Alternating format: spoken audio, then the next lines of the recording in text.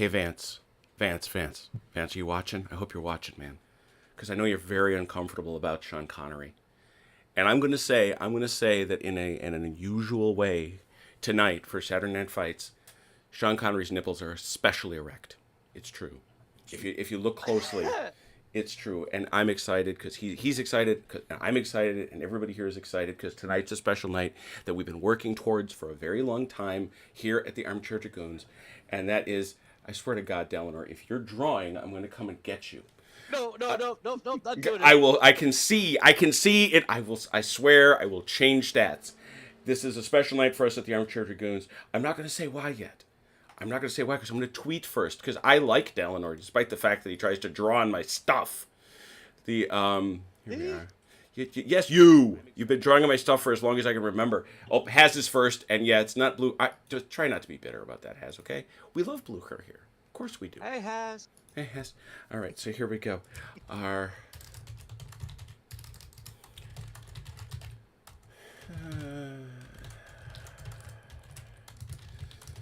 tweets are always so hard, especially when you're under pressure. Because tonight I have to do not just us but the company. Because we gotta, marketing is everything. I'm told. There they are, penguin people. Good. And now I promised that we would go over to the Facebook tubes and tell those folks too that we were getting ready to go. But it's not over at the company. Yeah, I realize I'm mumbling, but that's okay. That's not it. There it is. Yeah, sure. Just keep staring at Sean Connery. It's fine.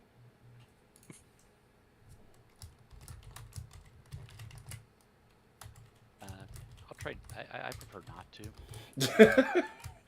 Yeah, you have no choice. Oh yes, I do. I can go stare at the Austrian. Yeah. I'll look at the other French. I'll go check out Futterman. Yeah, you're gonna love the names. It's good stuff. Oh my God. Man. Tom crashed. Who did? I did. I did too. So did I. Oh my God. Yeah, you all got ugly on me. Oh, is this me? Is this me? And Steam got disconnected. That's weird. I'm just grateful it wasn't just me. Okay, you all crashed. You all crashed except OJ. Yeah, that feels like a Steam crash to me. No, I crashed. Did you? All right. Yeah. Because I'm still here, which is weird. Yeah, my Steam's but we don't see the server. All right, should I get out? You're online. I'm online. You see me? Yeah. All right. Give it a second. Oh yeah, you're still in. 35 hours played recently. Yeah, well, that's. Oh, there I go. Now I'm gone. Yeah, I'm about to say it was just showing that. When I first looked in friends, it showed that there was 5 of 9 people in the game, and then all of a sudden it dropped to 1, and then bang, you left. Well, that's just what it is. Well, as I've said for some time, we are going to be right up on the hairy edge of what Tabletop Simulator likes to do. Tabletop Simulator was always intended for 8. That's why the achievements are the way they are. But they bumped it out to 10 because everybody wanted it to be 10, and so here we are. But, all right, back in we go. I'm back. Server's back. I hate this. I gotta zoom in. I gotta pick my color and zoom in because otherwise everybody will know what it is. And I want it to be a super surprise. Grr. All right, server's back up, or it should be, guys. David, I've sent you an invite. Daniel, I've sent you an invite. Velker knows how to get here. All right, cool.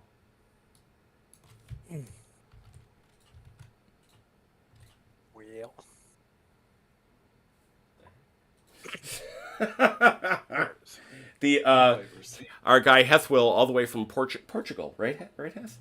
Our guy from Portugal is concerned because this game is advertising as having no results, and he said that goes against all principles of Napoleonic wargaming.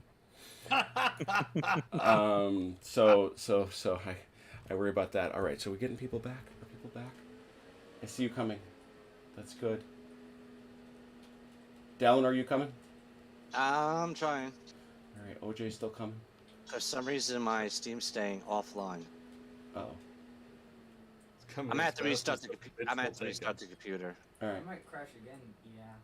Wait, yeah, I didn't. Your ping is good. Achilles is. I just disconnected. You never got in, man. You never got in. It was trying to. Yeah, but you never did. You never did. And the thing is, I'm not seeing the server in the browser list either. No, I got it. We're here. That's you. You got to go out.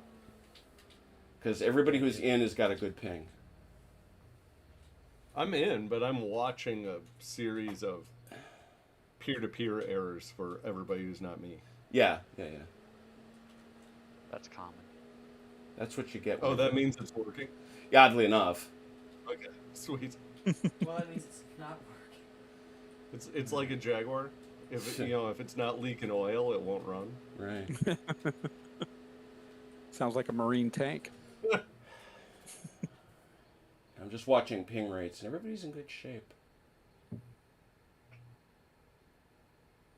This is so... All right.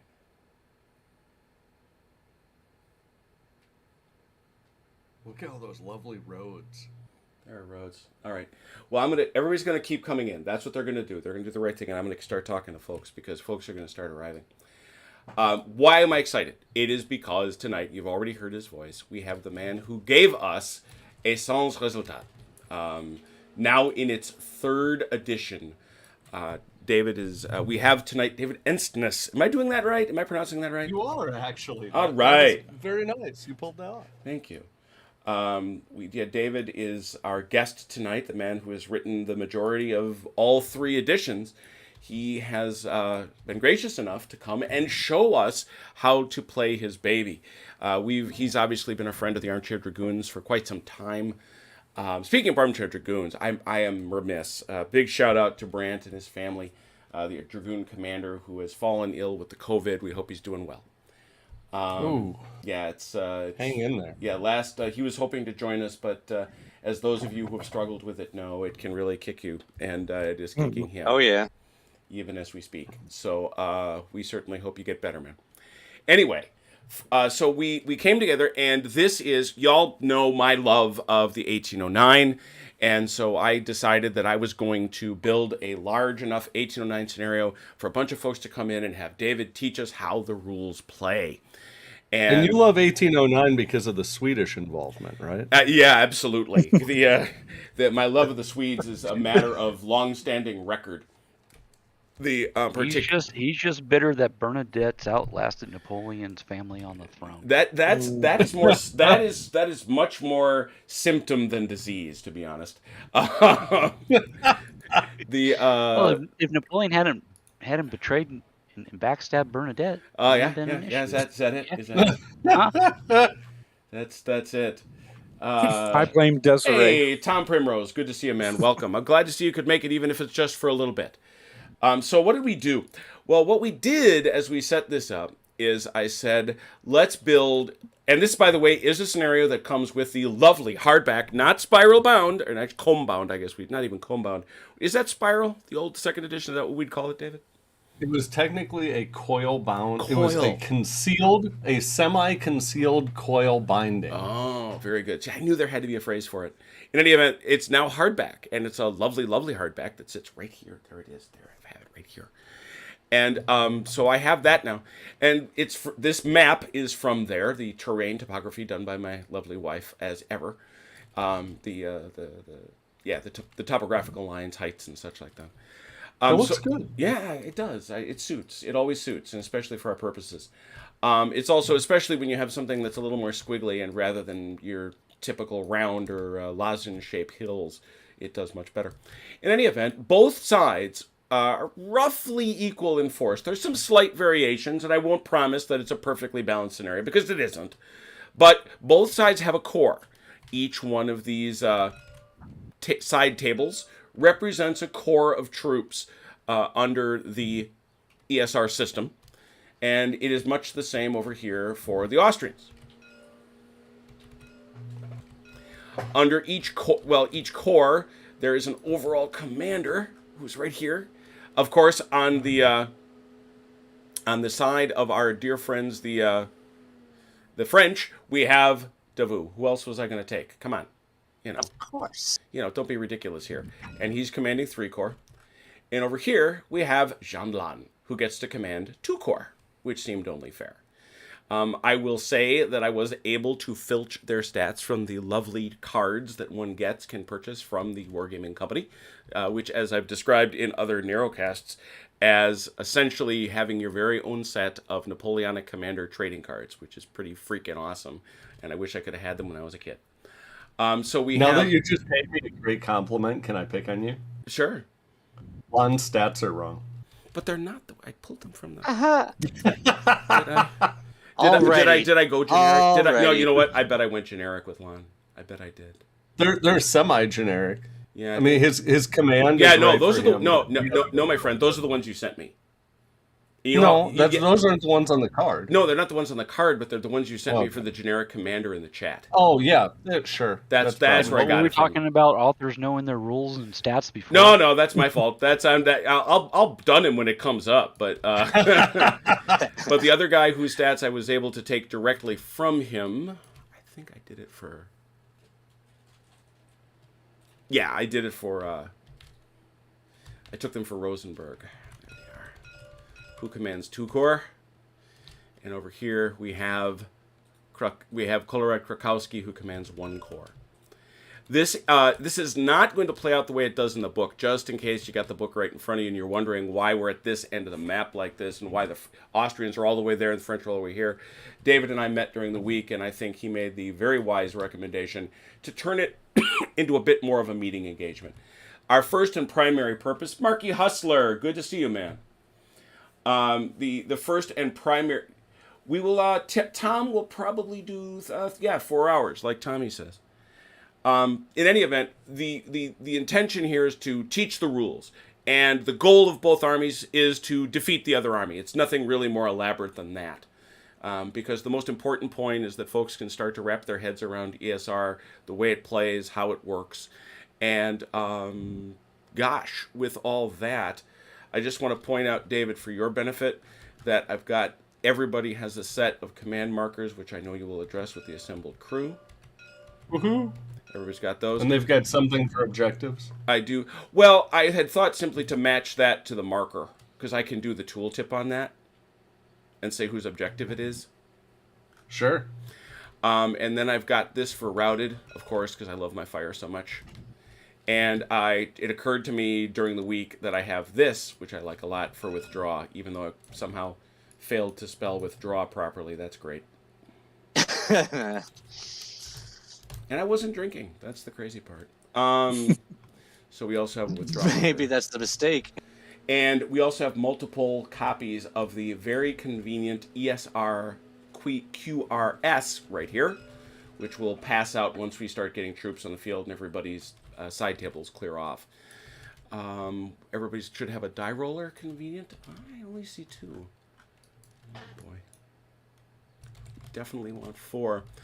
The one thing I will say is, before we divide up into teams, is we're actually 1 over our count, I think. Let me see who's in. We've got, let's see, 1, 2. Oh no, we've got the 1, 2. We should have 4. 3, 4, 5, 6. No, we've got, I got to remember to not count myself. Yeah, we have 6. 3 per side. Yeah, we have 6. So we've got 3 per side.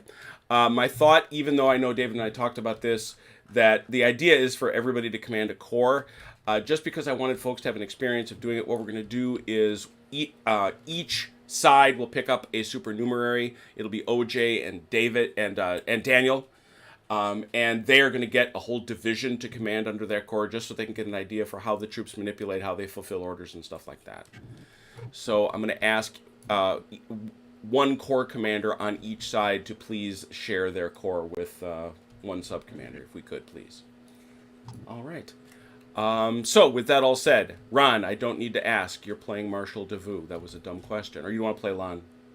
No, I wanted to play Davout, but I mean, I'll play either or. All right. Achilles, grab. Either which way, it's French. Achilles, you're good playing Davout? Sure. All right. Always. All right. And it looks like It's a tough one. It's a rough life. It's a hard knock life. All right, Velker, who we see here, you're gonna grab. I love the fact his name is Nepomunk. You're gonna grab Kolarad Krakowski. All right, and let's see here. OJ, can you grab one of the sidebar? Do you want to be French or Allied, OJ? I guess I can be either one. Okay, why don't you join up? Let's have you do something a little bit radical and join up with Achilles. So grab That will something be over radical. on the French side of the French side of the table. There's a side table right there, I think. Where at? Orange. Yeah, whatever is down on the French side. Cool. And Daniel, why don't you grab the one that's over here on the? How do I not? Who doesn't have an assignment? I know Daniel. There's only 5, not 6. It is 5. Okay, so Daniel, why don't you grab? Why don't you come booking over here and grab Rosenberg? All right. There we go. Okay. Now I'm going to urge both sides to form teams in the usual manner, please. And David, if you don't know, this involves the two sides going up and opening up their own chat channel inside Tabletop Simulator. Oh, sure. Okay. Just so they could discuss strategy amongst themselves. Whew. Well, all that by the way of preface. David, it's all yours. Teach them Wonderful. stuff. Evening, gentlemen. How's everybody doing? Doing well. Good. Lovely. Give it up, France. Oh, there we go. Okay, so I'll ramble a little bit so that the people watching and listening have a clue. Hopefully everybody participating has some general idea of what they got themselves into. We're playing ESR Series 3. ESR Napoleonics is an operational level Napoleonic game. So what's the ground scale here? We're at 1 inch is 75 yards, Jim? That is correct. It's one of the things that I've determined in my life, which is I always want to play with the soldiers a little bit bigger. So yes, Sure. This is not 150. This is 75. Bigger when they're digital and you can zoom them to any size. Understood. Precisely. So, so you can play ESR at any ground scale you want, especially when it's digital.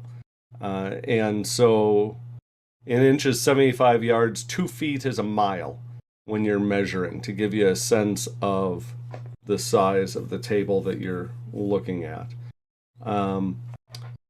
It's a command-focused game. Everybody is going to be struggling with managing where their troops are going and how their troops are doing in terms of the macro, right? You're concerned about coordination of your subordinate formations and the timing of that, and then you are also concerned about how they degrade over time, suffering fatigue. Fatigue represents basically all bad things. So whether it be command and control confusion, whether it be actual fatigue, whether it be casualties, exhaustion, doesn't matter.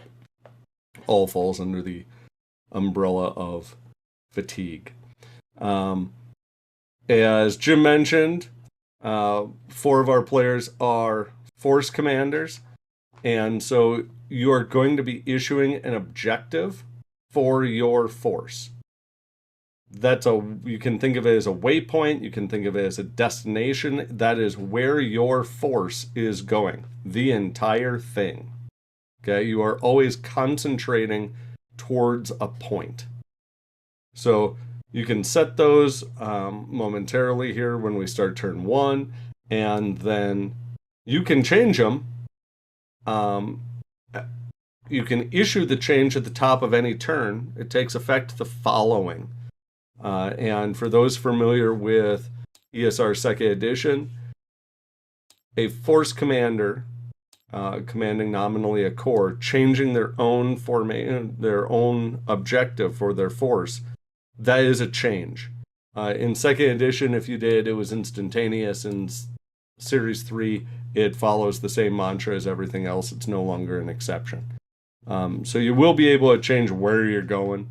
It's not terribly hard, assuming that your army commander's not there, and we don't have any army commanders in this scenario, so that should be fairly straightforward. Everybody's marching on today. The French, I believe, are coming on via this road here. Am I pinging, or am I not pinging because I'm a spectator? Grab yourself. We have a spare color, David. Why don't you grab it? Oh, where am I looking? You want me to sign it to you?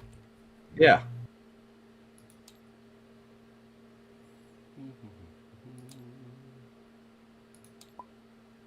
Now you got a color. Ooh, I'm yellow.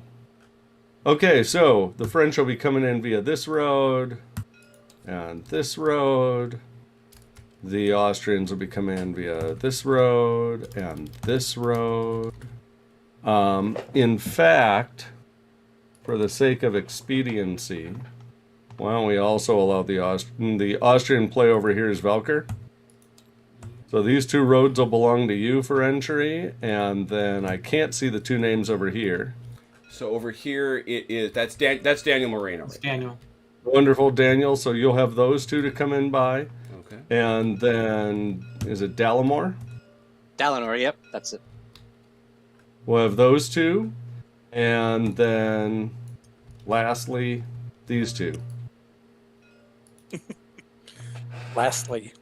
You're lastly. So, I'm lastly. You didn't ever lastly in my book, Achilles. It's fine. it was Achilles, okay. It's Achilles and OJ, our two-headed There we monster go. over there.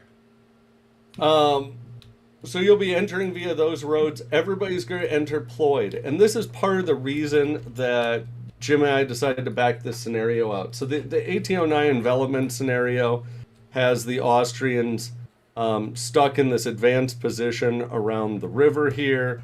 And then the French are flowing in and the Austrians need to pull back. And it's a semi-inspired by 1809 problem that the Austrians, the left wing of the Austrian army faced. But for a first time through, a whole bunch of people hopefully are going to watch this and want to see how all the different parts work, rather than dealing with a more interesting strategic problem for perhaps the players getting away from the riverbank. We're going to back everybody out so that you can see how all of the mechanics work in the system. So everybody's going to march on ployed. Ployed means to be in a column. It's a real word. Don't listen to Jim. You ain't going to get half as much grief about that as you are against it about embarrassing, but you go on. Oh, yeah, about the terrain type, but let's... So, to be ployed is to be in a column. To be deployed is to be not in a column. So everybody's going to be marching onto the field. They're going to be marching on employed columns.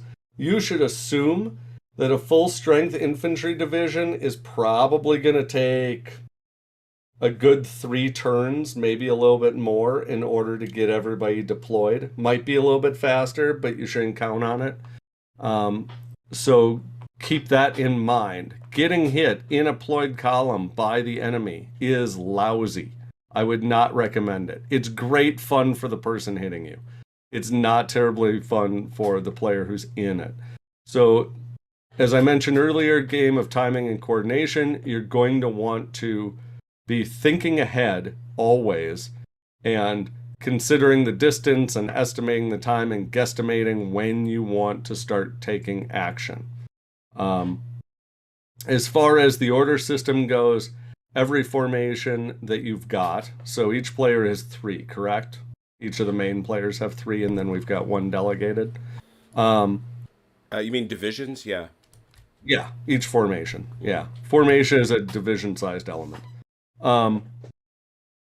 So each division is going to be operating under a directive, and that tells them how to behave. And they're going to be moving towards that objective that your entire command has. I changed my mind. I can't live without a marker, so I made objective markers. Woohoo! So, if, for instance, this crossroads here is Davout's objective, then all of the divisions of Davout's force are moving towards that objective, assuming that they're given orders that require them to move, which would be an attack or a move. Anybody who's taken a peek at the quick reference guides, the directives are listed at the top. Withdraw, attack, move, defend, reserve, and support.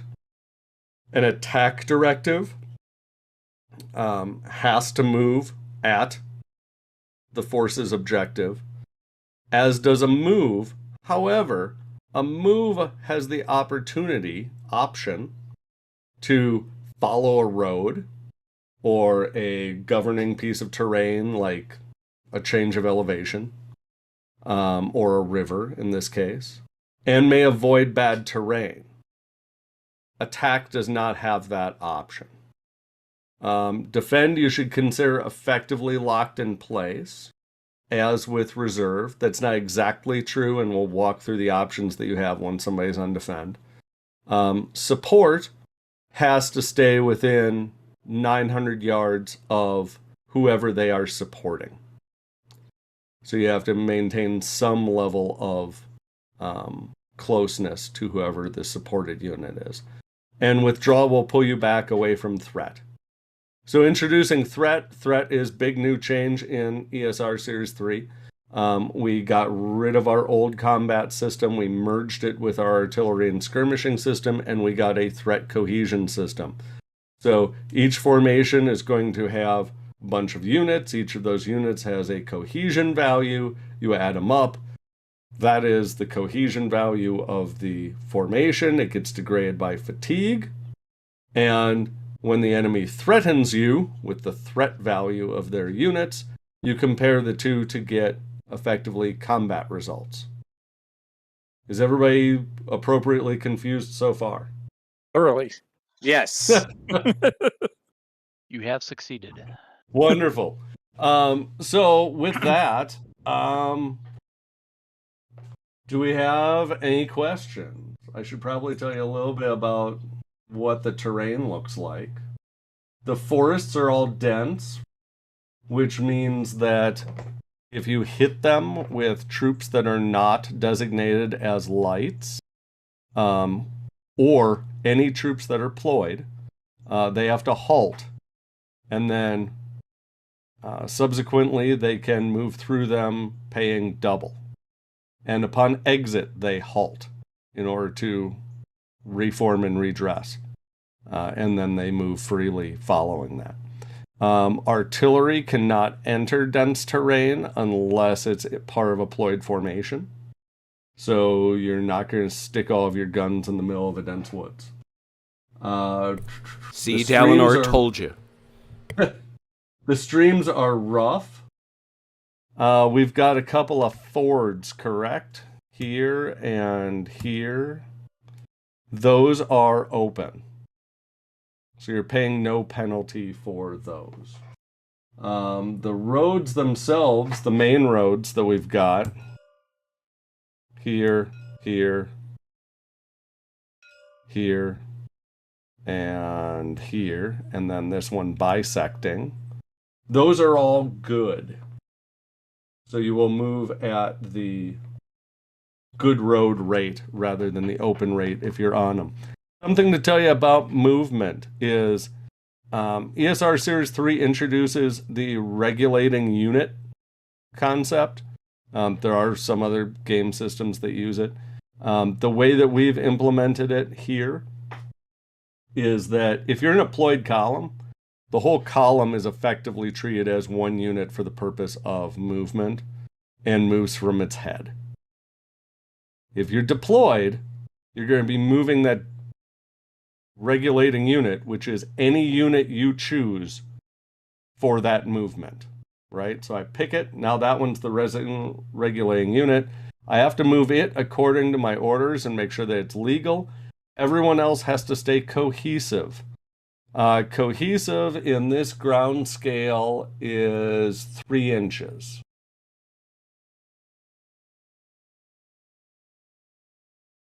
Did that get more confusing? The silence is everybody's happy. I love that rule a lot, actually. So one stand is the regulating unit, and you move everything else around that one stand, right? Yes. And they daisy chain, so you can stretch out. Lightning strike. Any questions? If not, the hills without any woods on it, is that open terrain or rough terrain? yes, it is open terrain. Oh, it's embarrassing. So embarrassing terrain is, from a technical standpoint, embarrassing terrain. From It flushes a lot. I understand. An out of game concept.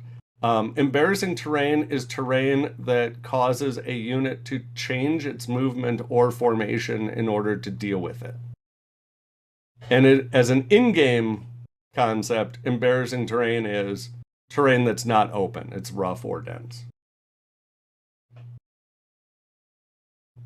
So with that, players need to issue their objectives. So each one of the 4 force commanders should put out their objective, marking where it is that they are going. And we don't have dummies, correct? We just have live ones. We got a Man, table full. well, of Yeah, I was you gonna can say look at you the got a table, table right? full of dummies. No, we're not using the dummy rules. That's fine. So for those in the cheap seats listening, in order to stop the staring contest of I want to watch where my opponent is going sort of thing, Series 3 allows you to have both a dummy marker as well as a live one, and you put them both out, and then once it activates, you remove the dummy, but that way you don't have to worry about, oh no, I want him to place his first, I want her to place hers first before I do mine.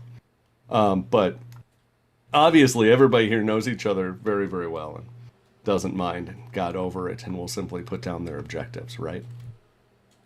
Okay. Right. Should I have a question. Yes, please. Okay. As the force commander for this corps, one Yeah. of these divisions is going to be OJ. I don't know which one because he hasn't told me which one he wants yet. Is whatever objective I give, is he going to have to conform to that objective as well, or can I give him a separate objective? No, he will have to conform to it. Okay. But when he gets himself into trouble and has to roll all sorts of dice in order to manage a situation, that'll be his problem and you won't have to deal with it.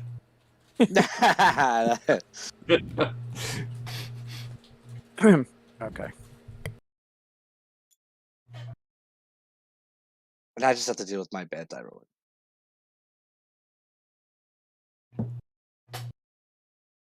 One piece of advice I would give you is you want to make sure when a formation gets within 450 yards of the objective, which in this ground scale should be 6 inches, it's likely to convert to defend. And so you want to make sure you are thinking forward. It's a game of maneuver. So you want to put your objectives forward of where you want your elements operating. Don't put it where you want them to land. Put it forward of where you want them to land. You do realize you just told my son to advance, which, is sort of his his idiom. So he plays a lot of 1813 Prussians. So the entire force should just have one objective, right? Correct.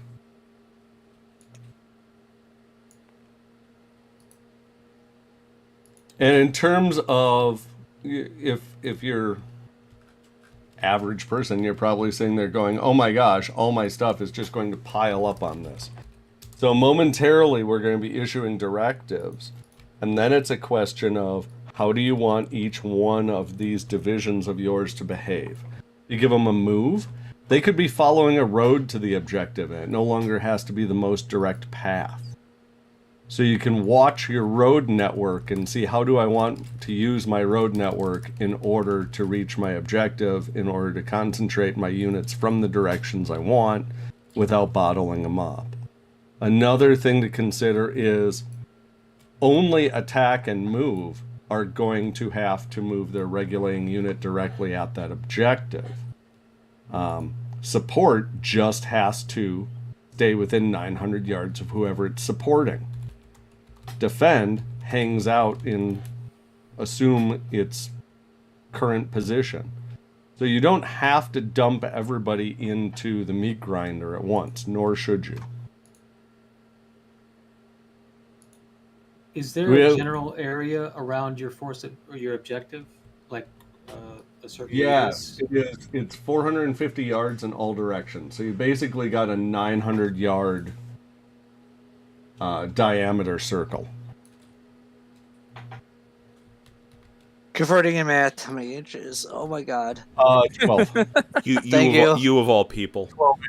I know, right? Me of all people. I That's think the OJ? plumber would know that. and that's is that what's your? You told us this already, David. How many inches to the mile in this scale? I know it's 2. one. Yeah, it's 2. Okay, it is double. Yeah. So it's 2 feet the mile. Okay. Yep, 2 feet to the mile. So when you think about your diameter circle, it's a 6-inch radius. If you're gonna draw out a measuring stick from the center of that circle and spin around.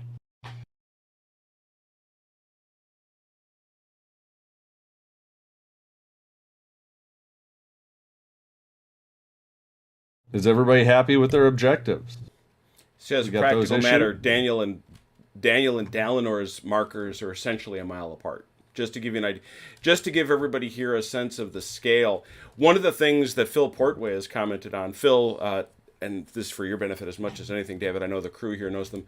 He's a British gentleman who plays an awful lot of Shaco 2. And he's wondered about using ESR to sort of do the campaign and then resolve the battles using Shaco, given the telescoping scale you're looking at. That would not be crazy at all. For if you're running smaller tactical actions as your actual tabletop games, that would not be crazy at all. So if I may reiterate David's question, everybody good with their objectives? No, I was trying to move mine, but I locked it. oh, that's why. Yeah, I want to. So when Jim says, "Are you good with it?" he means It's tough, you're Dougie. good with it because I've already locked. Yeah, David's He's been just here. punishing me because my mouth. David's been here before. It was a rhetorical question. Yes, Yes, it was. that's because I don't make it on Wednesdays. He punishes me. That's true. That's true.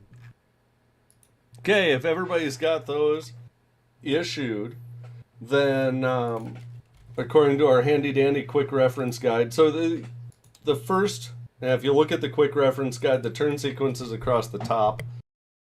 So we start off in the command phase with activation of orders as the first step. We don't have any to activate. We moved on to issue orders, and you issued those objectives. Unlike second edition, you must have an active objective before you can issue directives to your subordinate divisional formations. So for all intents and purposes, since everybody's off table, that ends turn 1, and we move on to the top of turn 2, and we're going to roll to activate. So, who's my guinea pig? That can be Mimi. Hey, OJ, you want to tell me which division you want? I was actually going to take Ron's cavalry. I figured it was safer for all of us. Hey. That's actually a very good point. Actually, I was going to take both. I was going to take both your cavalries and. What are you trying to say? I think he's pretty clear Oh, what yeah, he's trying to say. I know, right? All right, I you just can take my cavalry. I just reinforced what you stated. Yeah, earlier. why don't you? That is true. That'll be fun. Let's tear OJ's head in half. You can take both the horse, Kellerman's Dragoons, and the 5th Hussars under Marola. That'll be fun. It'll be like All right, now I gotta type what I was gonna armored think. cav. He's got one that he can throw away to learn how cav works, and then he's got another one that he can use subsequently. Perhaps actually use. Very good. It's perfect. Hey, The I got some Austrians minute, will guys. I'll be really right back. All right. Oh, and I just sent you a message. Dang, always disappears during messages. Okay, so who is my guinea pig? I think Daniel volunteered first. Yeah, I volunteered. Yeah, Wonderful. Okay, so looking at your quick reference guide, we are performing a command test, and everybody's going to do this exact same thing. It's simultaneous. It is step 1 of turn 2. You take your command value, and you are the force commander. So you are running. You're running Devu, aren't you? No, you're running Lon. Nope. No, he's I'm Span- running on. He's Other Austrian. side. Oh, I Other have no side. idea whose voice is whose. Okay. So, what is the command value for Plus your 2 force command? for 2? Rosenberg. Wonderful. You are targeting yourself. Okay. So, you are going to double that, so you are a +4. that takes care of your Sun Commander and target. As far as modifiers and the quick reference guide goes, you obviously are not full miles away from yourself.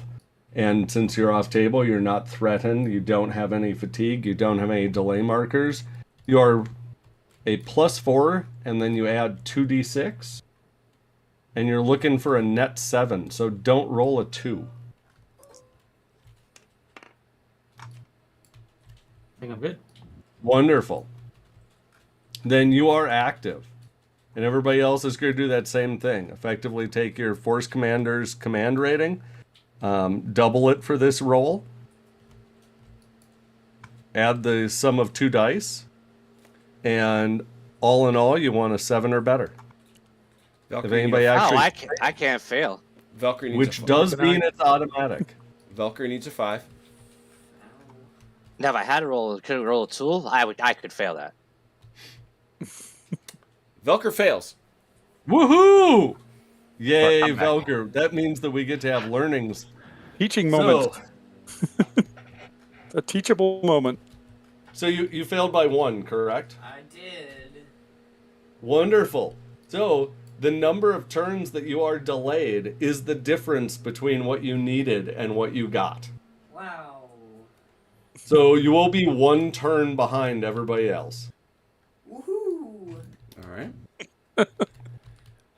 Let's see here. Dalinar, that's right. You can't fail. Yep. Yeah, neither can Thank I. God, or else And, I'd find a way. And Lon can't either. No, Correct. he's Lon. All right. The I'm friend No, I'm Devu. Lon. Oh, that's right. Yeah. And neither Devu or Lon can fail. Very good. Yep. Wonderful. So objectives are active except for Velker, who's delayed by 1 turn. So then we move on to... We make our cycle again. We are on the top of turn 3. Oh, excuse me. No, we're not. We're on step 2 of turn 2. Issue orders. So every formation gets a directive, which is that attack, move, defend, reserve, support. That's one of these little things, right? Correct. And I believe that Jim has them all properly labeled because he cares about detail. Am I moving like the whole stack of these? No, just one little marker to each. You just need one. Each section. I gave you a stack just so you could have extras. Uh-huh. How do I just get one out of that stack? Just pull it real quick. There you Oh. go. Oh. And there try not to we throw go. it around. Yeah, don't fling it Okay. at your guys. Uh-huh. Uh-huh. And, all right. Yeah, I have a question about the what these necessarily mean. Now, move. If I tell them to move, they're just going to go ployed towards the objective, right? Yes. Now, any formation on any order can deploy. So you don't have to worry about what to mark them in order to get them out of that column. You're going to have opportunity to get them out of that column no matter what. Okay.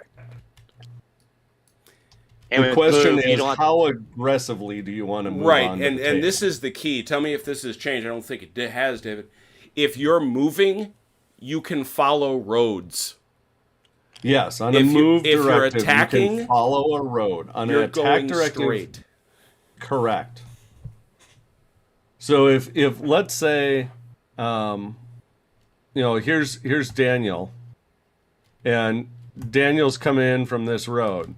He's got to draw a straight line from point to point if he's on an attack, and his regulating unit has to follow that. The rest of the units in that formation just have to stay cohesive. But the regulating unit's got to make a beeline through it, no matter if it has to go through crud or not. On a move directive, he can be more fancy. He can be like, well, we're going here, we're going here, we're going here, we're going here. I'm following a road. I'm still getting closer to my objective. I'm legal. So if you want to dance a bit more, you want to be on move. And frankly, probably coming out of the table, everyone wants to be on move. You heard that, Ron? Uh-huh. The other thing I will tell you is that so strictly speaking, and Jim, cover your ears, the table is not the edge of the world. So if you guys wanted, I would not recommend it for this game, but if you guys wanted, you could stay off table and deploy. For, we're looking at a fairly large battlefield. What is this, 6 by 8 miles? It's 4 by 12, 6 so miles? yeah, 6 by... 4 by 6 miles. Yeah, For 4 by 6. only Yep. 2 core via 2 core, you probably do not want to do that. But there may be other scenarios where you wanted to, and yes, you certainly could. I have a question regarding attack. If my objective is basically going straight down the road, can I use the entire road as when I'm under an attack directive? So you're asking, can I follow the road if my destination is basically at the end of it? Kind of depends on how straight the road is. Well, it's this road down here, so, and you see my where my objective is. If you're coming on that road, yeah, he's Yeah. talking here, David. No, actually, you'll end up following that exact line that you just drew. Yeah, you'll have On to go an through attack. those. The you'll one have to I go- just drew, yeah. You got to go through those trees. Okay. Interesting. Okay. Versus on a move, you can do exactly what you described and follow the road. Does everybody got their markers out? Indeed. Roger. What's Everyone next? but Velker should have their formations marked, correct? Correct. Wonderful. Okay, so then nobody's on table, blah, blah, blah. Top of turn 3, activate orders. You're going to do the exact same thing. First of all, Velker, your objective activates immediately right now. You don't have to do anything else. The delay has expired, right? Because it was a 1-turn delay. Yes. So, boom, your stuff is active, and you can move on to issuing your orders. Everybody who's not Velker, you're going to do that same command test again, except instead of doubling your value, you're going to take your command value plus the command value of the subordinate you're trying to activate, plus 2 dice. Is OJ here? Yep, I'm here. All right. I'm gonna try. What's your command value of this? Mac, 1 plus One. 1. So you're a 3 plus 1 plus 2 dice. Right. Mm-hmm.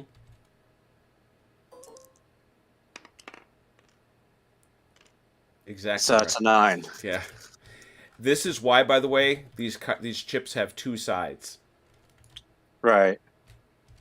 See, that's an issued order, but now, hooray! Want to try to order Saint-Hilaire? Me? I'm with Dalinar at the moment. Well, he doesn't have Saint Hilaire. I do. Wait. Who's Oh, Lon wait. and who's Davu? I'm Lon. Oh, never mind. Yeah. Confusing. That's all right. I'm looking So at the you're- wrong It's guy. okay, it's because they have French names. You're a +4. Hey. you're a +4. I'm a Francophile, so I make fun of us. Just enough. How about Thero? You're another +4. Mhm. Now it's your turn. Okay. Plus Let's 1. see. It's gonna be Plus 1. 4 Yeah. Let's see if you can wake up Kellerman. for Kellerman. Yep. Yeah, no problem. This is Morand at a 1. Okay. Yep. And this is Sabonnière. It's Goudin. So it's a 4. Yep. Okay. Going down to the Austrian side. We'll figure this out yet. All right. So, Daniel, you've got Orsini Rosenberg at a +2, and They're all +3. and Oscar Meyer at a +1. Oscar Meyer. Yeah, the Austrians I didn't have names for. That's good. And then I've got Klaus Dieter, also a +1.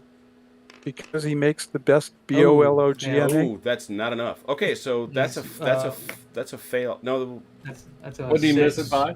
6. by so one. I missed it by so 1. it's a 1 So turn delay. that formation will automatically activate next turn. All right. And then over here we've got Dieter Ziegen, also at a 4. And he loves it. He loves it. Belker, you're waiting till next turn because you just woke up. Yep. All right. Those are the haps. Wonderful. So we move on to leader actions, and we're going to shuffle them under the table and deal with them once they become a little bit more relevant than being off table. Movement, threat assessment, we don't have any because everybody's far, far away. Conversions, we don't have any. Moves. Yay. Movement is by order of priority. On the quick reference guide, there's a movement priorities area. Withdraws, retreats, brokens, and their supports go first. We don't have any of those unless you guys have done something odd in the background that I missed. Is anybody on an attack directive? I didn't see anybody. Wonderful. So then moves, and anybody supporting them moves next. So whichever formation you want to move first, go ahead and do it. It can avoid bad terrain on a move directive. It can follow a road on a move directive. Short of those two options, it has to make a straight line towards your force's objective. And everybody sees your movement distances, yeah? The other thing I will point out is troops march at a measured pace. You don't get to move short. The formation moves its whole movement. Oh, yeah, I assuming forgot it's this. Yes. You can't short your move. OJ, you want to move this cavalry first on here? Can you interpenetrate on the move, on a movement? Oh, good question. You have to be able to clear, and you really don't. When everybody's ployed, you really don't want to try because you'll fail. So I don't want to bring these guys, my hustlers, on in a line, right? I mean, I probably Yes, want you to bring them do, on column. because you Oh, I want do. to. Yeah, you do. You want to. Not a line. I'm sorry, in column. Yeah. Yeah, everybody's marching on effectively in column because you are all ployed and you've all got active move directives. Elements are not forced to slam, and one thing that I can clarify for you is assume that you're just as stacked up on your entry road as you would be otherwise. But in terms of if you're bringing one on from one road and one on from another road and you would run into each other, then yeah, you would run into each other and one of them will end up veering off road in order to avoid. So, in this road's considered a good road or a bad road? If That's the good one. let's talk graphics, just so you can see clearly. It's a good spot to look right here. If it's one of the pieced roads, like that, that's a good road. These little roads that are drawn on, those are the not good roads. They're just All open. right, so I have 30-inch movement. Mm-hmm. So slap my hand if I do anything wrong here. I'm Do watching. I have you. to come up here and turn? No. It's just like in Okay. Blucher in the reserve move. But now you're gonna have to stop because once you start that bend, it's all pretty Yeah. straight until you get there. So we'll call it 11 to there. Yeah. This is exactly like it was in the Snappy Nappy game. You know, you gotta that's you got fine. you gotta do your segments.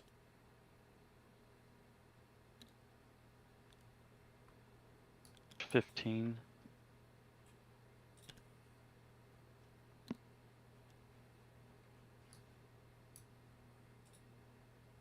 $19. And 11 more, pretty much straight.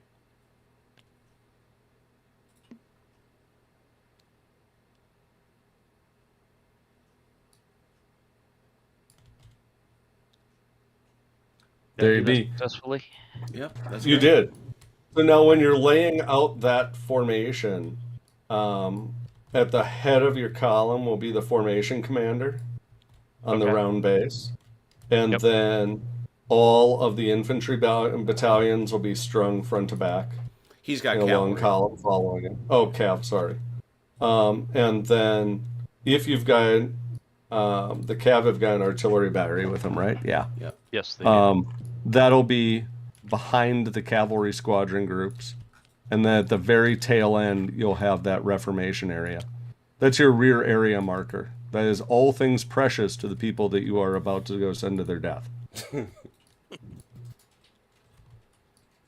So you don't have an option as to where in the column you want to put your artillery, for example. No. So your artillery is considered to be in reserve until it is committed. And then when it's committed, it gets a free move. Okay. And I apologize. Where did you say the supply wagon You needed did to it go? exactly. At the tail of the column. You're you're doing perfect. great. Okay. Okay. That's perfect. All right.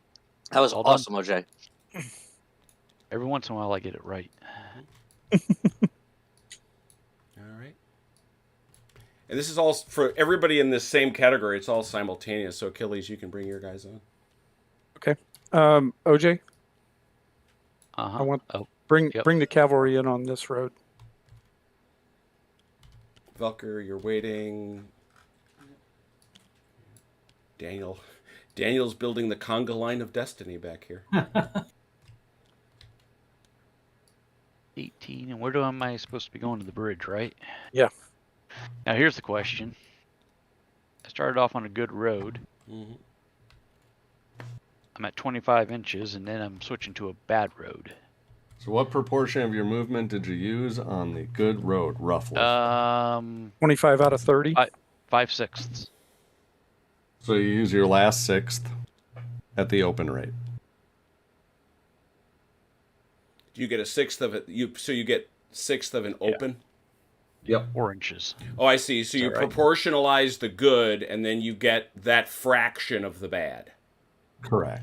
Got it. Or reverse if you Yeah, were yeah. doing it in the other Right. order. Yeah. Man, that's a lot of math. Why do you think Napoleon was best at math? It was his best subject. You would have fallen. Now, in my defense, I will say we only used math that we all learned in grade school. My whole group won't even fit on the board. Nope, that's right. Clearly- look clearly at you did- look at Daniel. You did not go to my grade school. Same thing. We were still playing with Play-Doh. Had you stopped eating it? A philosopher? No. Oh, Which explains why he went into armor. Yes, right. step one is stop eating the Play-Doh. I take that back. Could have been worse. That, Could you have been need to Marines stop- eating crayons. Yeah, right. You have to stop eating the crayons and you have to stop eating the paste. No. The paste was good. I like paste. I was They absolutely included little bottles of Tabasco sauce and MREs. Question: For Where paste. where do we place our force commander? The overall. Your force commander gets to move. I assume that they're moving off-road. Off-road in the open, they're moving 36 inches, and they move as you please because it's you. Thank you. All my movements are done. okay. As far as where to position your force commander, so long as you were within a mile of a formation commander that you're trying to tell to do something, there is 0 penalty. For every full mile, there's a -1 on those command rolls. So it's pretty lenient. If you're, and by full mile, I mean you're at 23 inches, it's a 1 mile penalty. You're at 24 inches, it's a 2 mile penalty. Well, how long these lines are is going to be a penalty. Well, and you know full well that that's what these lines would have looked like. That's one of the things I like. They would have been this long. Oh, yeah. Oh, I'm you done. know I like the formation deals. Mm-hmm. Yeah, and I'm done for the moment, right? With Yes. all my moves. Mm-hmm. Yep, cool. And it looks like, yeah, and I'm done with moving right now. I don't So have, I can't you've bring moved on those you intend to move on at this time. that I can, yes. Yeah. And that is permissible, David, right? I mean, basically. Well, anyone with an active order's got to move. So, for instance, if I okay. gave somebody an order well, to defend, look at this guy right here. This is a perfect example. He gave him an order to a support. where am I looking? French, Dalinor's side. My Oh, side. gotcha. The one has to be difficult. So it just has to stay within 900 yards of the guy that they're supporting. So off table behind them Correct. can be within 900 yards. Yeah, that's perfectly legitimate. Okay. Oh, sweet. Good enough then. Thank you. I gather, Achilles, you're still at it? I am indeed.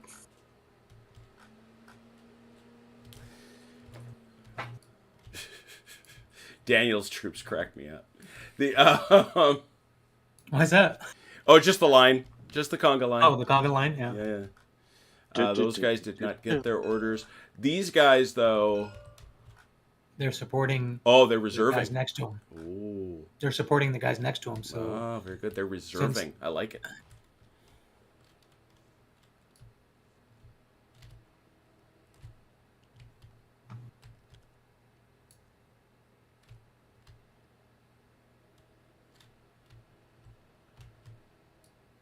Everybody done with movement? We got a little bit more going on yet. We got more going on. Got Achilles working it. You know, if the French wouldn't have brought so many troops into Germany, this wouldn't be a problem. Telling you what. What? I think we brought not enough troops. But just for the record, this is one where you can legitimately say the Austrians started it. That's very well. Actually, Yes. I'll blame the English because I always blame the English. Well, sure. Yeah, They're must have- paying for it. The Yeah. English paying the Austrians to start it. They try paying everybody to start it. They do. Joining in the true spirit of Saturday Night Fights, and I haven't seen our Ian Jackson this evening, which is always a slight concern. Marky Hustler says, your force commander is you, who we dig graves for. Oh, isn't yeah. But our gravedigger's not here. I know. It's of concern. Okay. I think We're I good did with that right. movement? So he brought on this. Well, first thing you got to do now is get your force, the commander. These are Moran's boys. Yep. Yeah, we need the formation commander in Put front him of them. there. We put There his we go. order right under his feet, so we know what. Remember, they lead from the front, not like today. Oh. And those guys still just didn't make it. That didn't make it, so they're coming on next. These boys here, they're behind. The theory is, I'm sure they're behind. I'm assuming you're telling me that Goudin is behind Kellerman? Indeed. All right, that makes perfect sense. David told me that was okay. All right, here they are. That's all of them. Wonderful. So, you can deploy on any order. So we just finished our movement phase. We just finished the moves phase, move step of the movement phase. The next and the last step of the movement phase is ploy and deploy. Does anybody want to start getting out of their column yet? Yes. Okay. Ooh. So, whoever just said that. That was That was Daniel. Daniel here. Wonderful. Mayor wants to deploy. So you've got a ploy-deploy table on your quick reference guide. You use the command value of the guy deploying. Which is one. Then, did your regulating unit move half or more? We know that it did because you were required to in Yes. this condition, right? So you take -3 for that, so you're net -2. Are you on a road? Yes. You get +2 for that, so you are flat, right? You're not deploying That's right. anybody into any rough or dense terrain. So Roll 7 2 up. dice. You get half that many stands. Okay. So There is a minimum of 2. Because he's not the only one that's going to need that. So when they move out, they have to stay cohesive, and they can move up to 225 yards, which in this ground scale should be 3 inches. and they have to stay within 3 inches of a friend, right? So the column is within 3 inches of one of them, and the other guy is within 3 inches of either the column or the other stand that deployed. And then the formation commander gets moved back to the head of the column, and that's how we know which units are deployed and which ones are deployed. That was my question. Ah, excellent. Very elegant. Like it. And anybody else who wants to deploy anything can go ahead and do that same Sorry, Jim, I thing. drew on your board. It's okay. Hit your eraser. Oh, it's okay with him. No, he did it on accident. You are a goof and do it on purpose. Got it. And he did it on the game board versus drawing we like him. nipples on Sean Connery. Yeah, that's what No, happened. I was going to draw my natural hat that I usually draw on Sean Connery. Jeez. So, in any event, now, Daniel, anybody else want to deploy to repeat David's question? That sounds like And no. we don't. Ron. I may want to deploy because if I get a movement, well, no, I can only go as far as No, my our objective movement, marker. our objectives here. Okay, because 30 inches will put me here into the just the other side into the village here. Yeah, and while So you need to move. Yeah, and you move towards your objective. Yep, there you go. So, what's Right. your movement on deployed? I mean, deployed. Deployed 16 inches, 20 inches. That'd put me right about here. Yeah, if you want. Yeah, go ahead.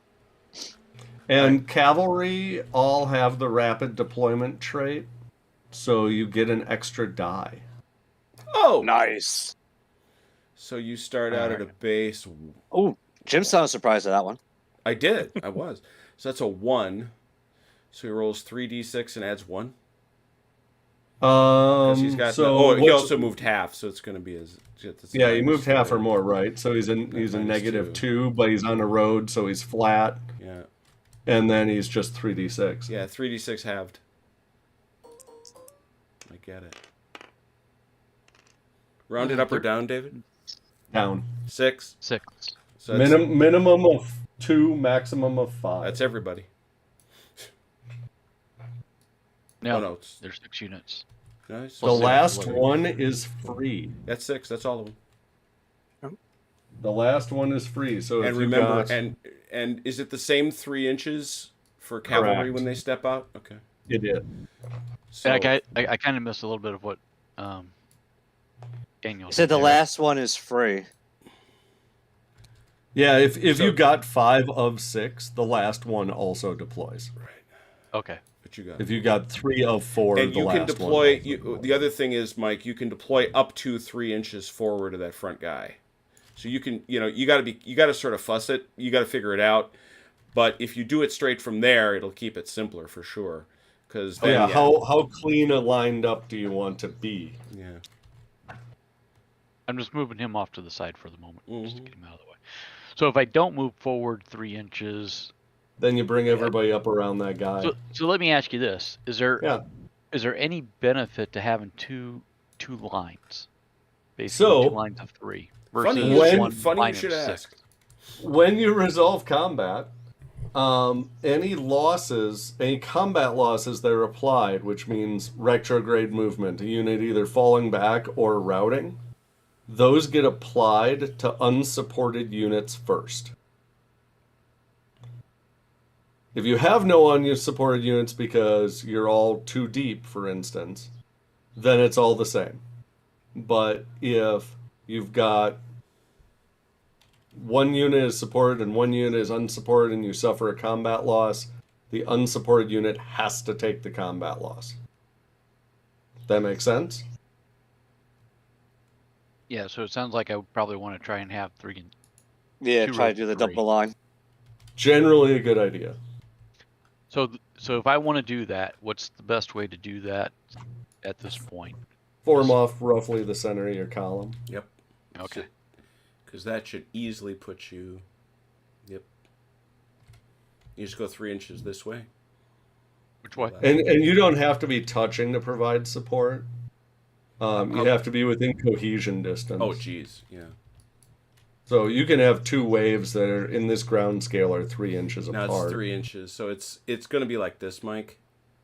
Yeah, your last wave will end up in echelon. Yep, Yeah, like because that. even the book says it takes at least 2 to 3 rounds to actually fully deploy, possibly 4 rounds. Those guys then don't. And does then our- your reformation area is automatically moved to 900 yards behind your rear wave's center. 18 inches. Yep. What about the gun? That snugs up right behind. It goes right. Yeah, that's considered your reserve area, I believe it is, right? Correct. And that is also where the formation commander goes now that you are fully deployed. And that's my entire movement for this turn. That's your entire deployment. No, yeah, no, see, that's the We thing, moved, Mike. then we deployed. We're still in the Gotcha. turn in which you moved. Gotcha. Okay. So now I can move my 20 inches. Is that correct? Or Nope, no? nope. No, That's that's the no. point. next turn. We're still in the We- turn in which you moved. Yeah, haven't you left that moved. turn yet. Gotcha. Then you At deploy. the end of the previous turn. Gotcha. Yes. Okay. We are effectively finishing. Turn 2. What was it? Turn 2? Mm-hmm. Turn 3. 3. 3, yeah, because 1 Turn is a 3. 0. That 0 turn you've built into all your rules gives me the itch, but I get it. You know, people ask about that. And if we had a pregame turn, it would be a lot like turn 1. Yeah, no, and I Because there's no difference. right. Anybody else want to deploy? Nope, I'm good. All right, deployments are done. Wonderful. We don't have any leader fate because nobody is within threat range. We don't have any threat because nobody's within threat range. And nobody's reached their objective and nobody has a target, so I don't believe we have any conversions. So we are on to the top of turn 4. I believe Velker has some orders he probably wants to roll to activate. Hooray! Yeah. All right, you're a 2, 3. You're a 1. Oops. 1. You need a 2. You need a 5. 5 for this one. You got it. Makes it. And they're all 5s. Yep. Yes, Yeah. I made them all. Got him. Wonderful. So they are all active and they will move during movement this turn.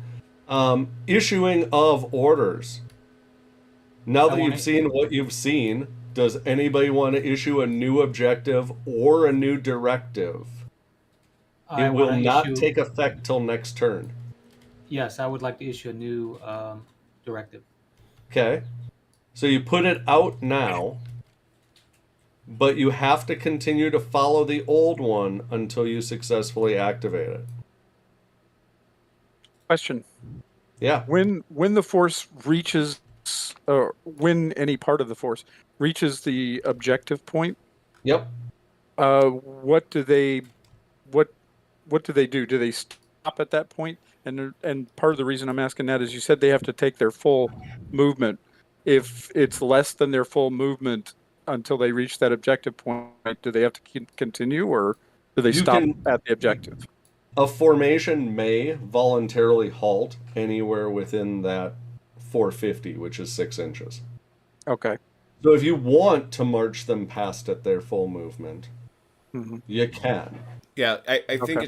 it's one of the biggest moments in the game, I think, is when you get to your objective. So I think it's best to explore when you get there. But the answer is you have a decision point when you get to within that 6 inches.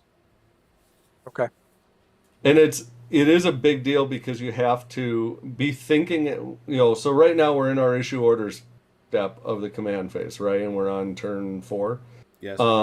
So before your lead formation is going to hit the objective, you need to be thinking about, do I want to move that objective before they reach it?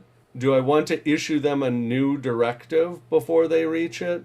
Do I want, because you have a concern about losing impetus, that lead formation will get there, and you can, let's say that their movement exceeds the objective by 6 inches. Okay, great. So I move them past at 6 inches. I'm still within 6 inches of it. I'm going to end up converting that formation to defend. Now it's just sitting there. If I want to be continuing to push, I need my objective moved. Potentially, I need a different directive for that formation. But all of those things have a one-turn delay. So you want to be thinking ahead and issuing those things ahead. Timing is very, very key to that. Right. Which is why I was asking. I didn't Yes. know whether I needed to be worried about doing that yet or not. So, okay, perfect. Probably not this turn, but probably next turn. Yeah, that's what I'm thinking. In fact, issuing it this turn, if you were going to move your objective, issuing it this turn would not be a bad idea. Something that everybody should know, when you issue an order, the following turn is your first opportunity to roll to activate it. You are not required to roll. That makes sense to everybody? Mm-hmm. So you can voluntarily delay as long as you want. So, my formation commander Dieter failed by 1. So Yep. there's a 1-turn delay. So is it automatic for his move this turn, or do I have to roll again? It is automatic. Okay. Now let's say they didn't get 1-turn delay. Let's say they got a 4-turn delay. The turn after he got that delay, it would tick down to 3, right? Mhm.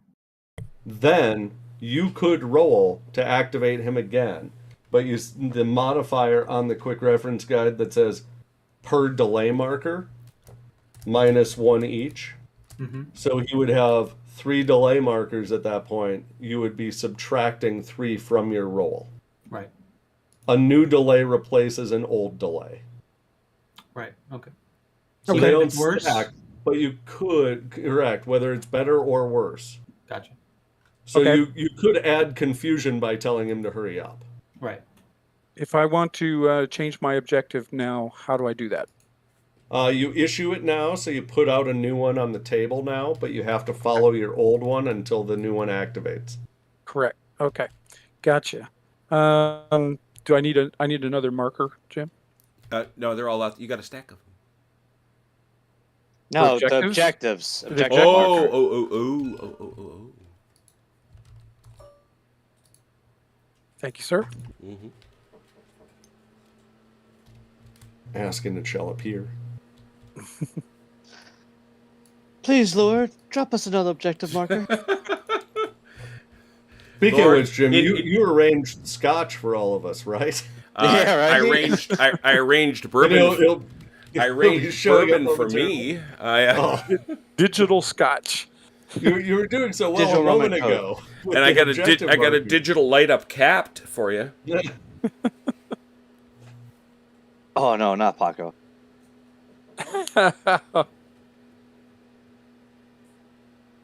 Okay, so anybody who wanted to issue new directives or objectives has done so?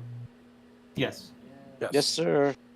Wonderful. Then we are on to leader actions. I don't think anybody wants to start doing these yet, but if you look at the quick reference guide, one of them is go take charge of a formation yourself. That's take or abandon personal command. Reform and reorganize is one that you'd be doing if one of your formations was screwed up, so you don't really have to worry about that. Create or absorb a formation is just what it sounds like. You could break one of your divisions into multiples, effectively breaking off a brigade, for instance. Create a grand battery requires a grand battery commander, and unfortunately none of you brought one. It's off with Jim's bourbon, apparently. I told you to bring the Grand Battery Commander. Rally a unit. We don't have any routed units, so you don't have anybody to rally. But this last one, commit, displace, or recall an asset. Artillery batteries are assets. So, you may not want to do it yet, though you could. If you want to commit an artillery battery, it is during this leader action step of the command phase. You, as the force commander, make a command roll. Assuming that you pass, the battery gets 1 free movement it has to land somewhere cohesive with the rest of the deployed units. If you leave it limbered, it will get to move again during movement. If you unlimber it, it is frozen. And unlimbering during movement in the future is free. Did that all make sense? Yes. Yeah. So if Surprisingly, anybody, I actually understood it. so our artillery, there are different schools of thought. Some people say, I want to commit all of my artillery as early as possible because that means I can drop it at any moment. Other people say, no, no, no, I want to keep it in reserve because I don't know where I'm going to want to drop it and I want to get the most out of that free move. Whichever school of thought you are, feel free to apply in the game. So does anybody want to do any leader actions? The obvious one would be committing guns. No. I really like that. I like the subtlety of that. Like, I do too, but I don't want to do it right now. yeah, well, I mean, it's the kind of thing like, with cavalry, for example, if you're commanding cavalry, you're going to probably want to keep pushing the guns forward with the horse. But if you've got infantry, you're more likely to want to put them in a more static position earlier. So it's an interesting subtlety. I like that. So that brings us to the top of the movement phase. Threat assessment, we don't have any because we're still, somewhere in the neighborhood of 2 miles away. Conversions, nobody's reached their objective yet, correct? Correct. No. So it doesn't look like, and when nobody's within close enough proximity to convert to any other angry things. So I believe we are at moves. Anybody on an attack order, which I don't think we had any, would go first. Has that changed? Valkyrie, you got anybody on attack order? I do not. Okay, then it is regular movement. Everybody who is on a move directive moves, and then followed by their supports. So the deployed cav here, you've got to choose a regulating unit, and it can be any of those deployed stands. You have to move that one directly at the objective. Everybody else simply has to stay cohesive. So you can arrange the rest of them however you want. They can move short, but the regulating unit has to move full and go towards its objective. But all of them can move full also if I so choose. Is that correct? Correct. They don't have to move short, but they can. Right. And which 30 inches is the full distance, which would put them. Remember, Actually, you're 20. Yeah, you're Oh, that's right. Because you're you are now deployed deployed. It's 20 inches. 20 Yes. inches. Yep. Yeah, we might as well go with the 20 inches here. And Velker, you could move yours if you like. My guys? Yeah. Be right back. And remember, you can enter on both these roads if you wish. We Right. gave you both. Looking at the road distance Mm-hmm. is 30 inches. No, that's horse. I'm sorry. 48? No, 24. 20. It's Now 24 the follow-up unit. on good. Oh, I'm sorry. Yeah. The follow-up of the cavalry, I want them to go shorter because if I want to get them all in line, is that right?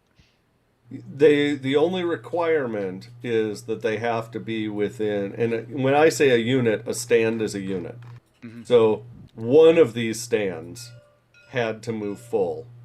The Right. other 5 can all move however you want up to their full movement, so long as they remain cohesive with the one you move full. Okay, and cohesive is how far? 3 inches in this ground scale. Okay.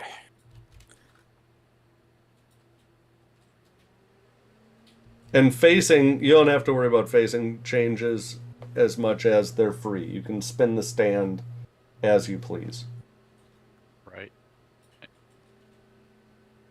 See, I guess that's where my question is I can't get within. Yeah, unit he can't get cohesiveness. there. So At that full stand can't. But can this one? Oh, I see. You daisy chain them together. Correct. All right.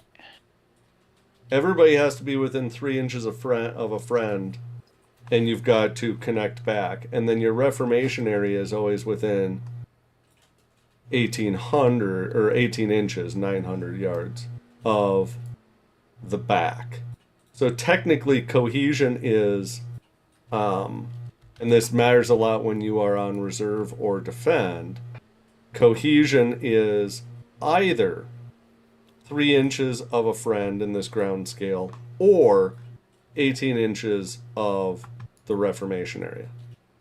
No, not 18, 12. 12, half mile.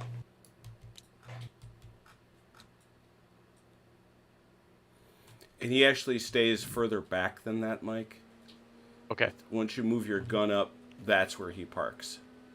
Yeah, so about, yeah. I think the gun goes 20 inches also, correct?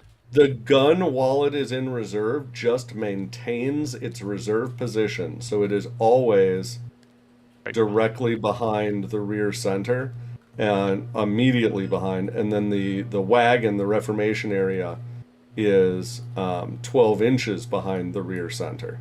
Right. So And the then my gun should be general- 12 inches from this point here that I'm marking. Or sorry, the reformation area should be 12 inches from this point Yeah, here. just a little back, Mike. Does it have to be? Is that a minimum or a maximum? That is a yes and yes. Okay, so it should just be 12 inches, period. Correct. Yeah, the wagon is always 12 inches back from the center of your rear line. Right about there. Gotcha. The only time that is different is on a defend order, your reformation is frozen, and everybody else has to stay cohesive with somebody who's within 900 of it. So it becomes an anchor if you're on defend or reserve. There are a lot of Austrians crossing all over this battlefield. Holy cow. All right. And then do I need to roll for Kellerman? My dragoons over here. Did they? There's another question I have though, and this concerns what Daniel did here. Interesting. He has deployed more guys. He had only the 3 that deployed last time, if I recall correctly. Oh, can I deploy? Oh, sorry. No, After you move, yeah, you got to stay in that. You got to Oh, stay in that oh, oh. column. and you roll to deploy. Oh, okay. Let me get back in column then. Yeah. Yeah, deploying can take a minute, Gotcha. and the Austrians So- are going to take 2 minutes. So, but it's 16, right? Open terrain. Open terrain for infantry that are ployed is What about the 20. Deployed? Deployed is 16. So these guys on the road are still ployed then. Correct. Ah, okay. So I can move. Now the it's all one element. Once any part of it is deployed, the whole thing moves at the deployed Right, because rate. otherwise the deployed guys would or the ployed Yeah, guys would right, outrun right. their own guys. Yeah. Okay, I got you. So you once some of them are deployed, you move your deployed guy. You choose your regulating unit, and move him 16 inches, and then the others The effectively 13th move up was to the stay regulating cohesive. unit. Yeah. Okay. There you go. I understand now. Thank you. No problem. Jim tells me that's why I'm here. It is. It's true. And somebody had a question about rolling for Kellerman. Jay? Oh, do I need to roll for him to move now?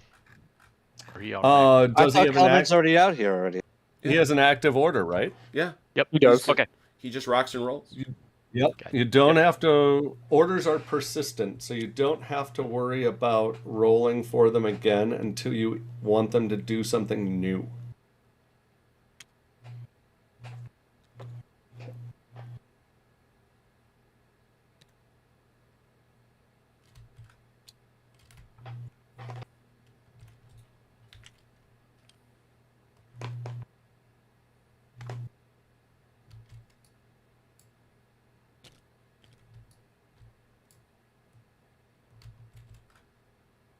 You want me to move that? I got it. Okay. Thank you, though. I always appreciate you. Well, thanks.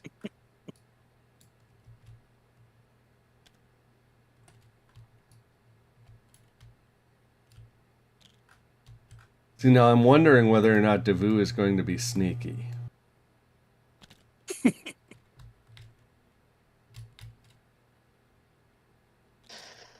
I Because guess he if- doesn't watch us our videos because we're never sneaky. If he's sneaky, he goes this way with his second formation. So Velker, your formation commander goes here. So Colorado goes here, with his order underneath him.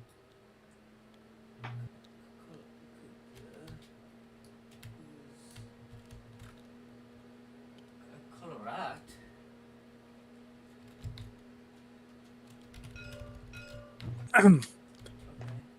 Okay, question about that. I was wondering about that earlier, what you just mentioned for Davu. Since my objective point is here, do I have to take the most direct path to it? Not in a move Not order. if you follow a road. Oh, sweet. Okay. The only time, correct me if I'm wrong, the only time you have to go directly to it is you're on an attack order. Correct. Or if you don't follow a road. So if Oh, you're if you on a don't follow move, a road. if you're on a move directive, the regulating unit, which when you're ployed is the front of the column, has to move full by the straightest, most direct path towards the force's objective, unless following a road or terrain contour or avoiding what kind of terrain, Jim? Embarrassing. Embarrassing terrain. I'm embarrassed by your terrain. I thought embarrassing terrain was Louisiana. But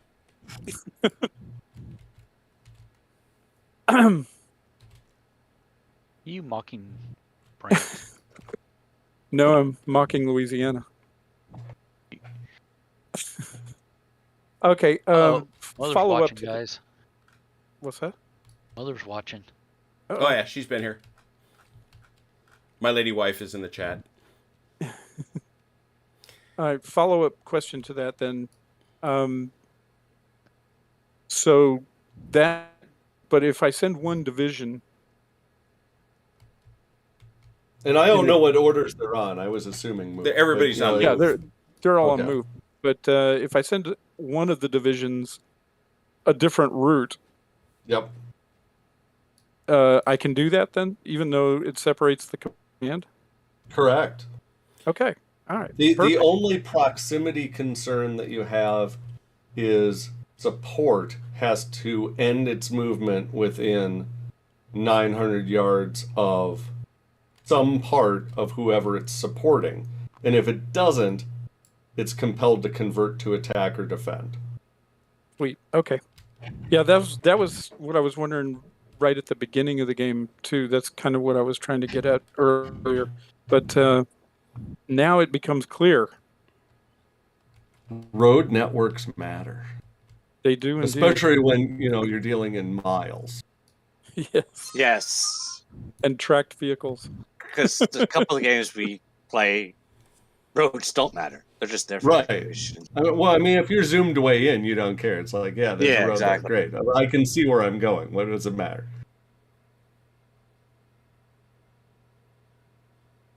All right. So Is movement complete? Is how's my conga line now? that's a great conga line. That's a beautiful. Yes. That's a big, beautiful bridge, and it's going to be there. It's going to be there. It's a beautiful bridge, Mariot. Okay. My problem Is- is going is- to be that the tail end of my cavalry is still going to be in the way. So what happens when I get to it? He means So, right here. there. Yes. It's blocking the road. So, yeah, you effectively would end up stuck behind it. Okay. You can't Let's see how that's going to look. in order to move through it, you have to be able to clear it. And he can't. and you can't. Yeah, he's not. So you're going to end up he's not gonna be close. bottlenecked for it for a turn. 10.8. Now, once I hit this main road, I've done 10.8 on that secondary road. I'm now would be on the main road. We got sound. So you've done about 11 inches of how much? On the secondary, which would be at 20 inches. Yeah, because it's the same as open. Yeah. And then I'm used to playing it double the ground scale, so I have to think about the measurements. So But it's just a so little you're over going to go 50%. Yeah, so you're going to go up to, your other rate is 24, right? Yeah. So you're going to get a little bit short of half of that. So about another 11. If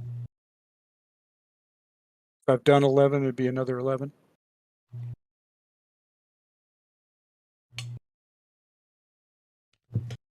Okay. Yeah, this is where it gets. Oops. So this is your problem though, is that you're going to be stuck here Yeah. because you can't clear him. So I can't put, like, if one of the units would clear, I can't put that on the opposite side. They all have to stay behind. When you're ployed, you're treated as one unit for movement. Okay. So I should move the commander then back to that position and then form Correct. And everybody then on next turn you'll have a free. him. Okay.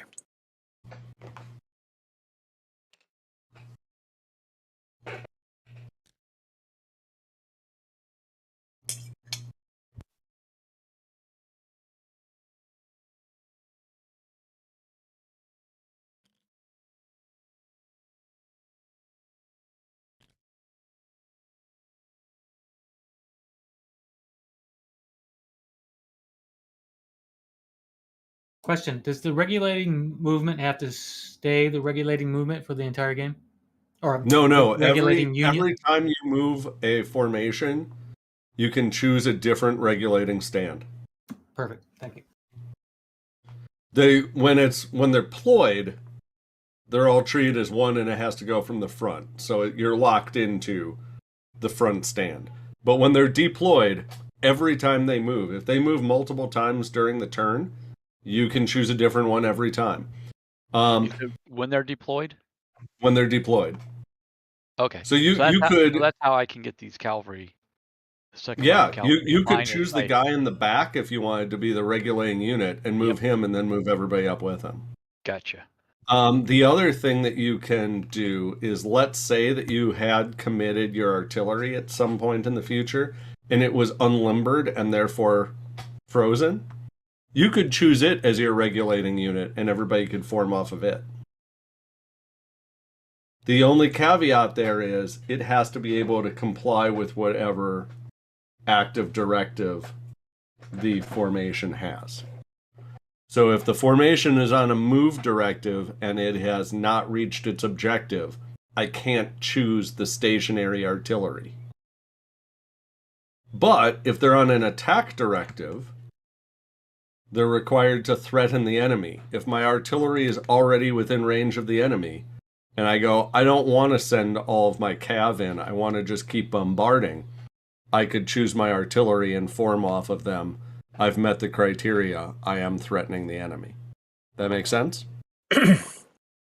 So Yes.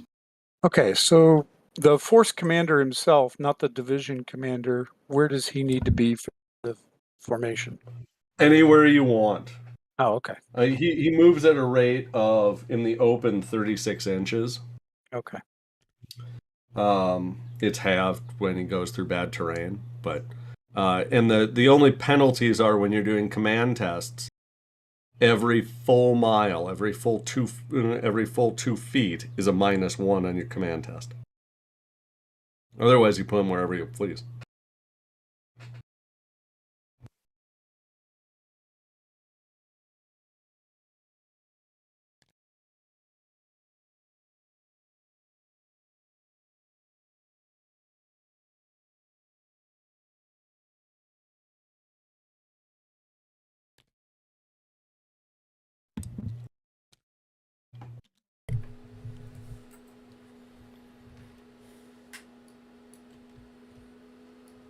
It's quiet. Too quiet. Contemplative. All right, so I see Is everybody done moving? I am. Achilles is getting there. Almost. Velker fixed his stuff. Well, as far as it's relevant. Once movement does complete, Well, we can let people Achilles can roll keep the- doing that because I know what needs to happen over here. sure. That's still. So OJ's got full deployment over here. He's just catching those guys up. Yep. Daniel's they gotta are roll- where they Daniel, are. however, has to roll for more deployment. Correct. Now he doesn't have to, but he probably I suspect wants. he wants to. I do. So I'm -3 for more than half, +1 for command, +2 for road. So I'm even up again. Yep. Yep. 2d6 cut in half, round down. 3. Another 3. And they move an additional 3 inches, right? Yes. Correct. Any direction, any Let me facing. get Meyer out of your way. Make sure they are cohesive at the end. Yeah, that's the big thing you got to watch out for. And anybody who isn't Achilles and is moving should watch this. This is one of the things that if there was anything in ESR that took me 100 years to figure out, it's how you maintain cohesion. Because you don't just... A lot of other rules, you just shoot into line. Here, you can't. You know, you've Question- got to be very careful how you move. The units that are already deployed do not get any further movement, correct? That is correct. They are stationary. They have already marched. So And I'm you done, get by the way. you get up to your 3 inches in this ground scale. You may not want to move everybody 3 inches in order to maintain that cohesion.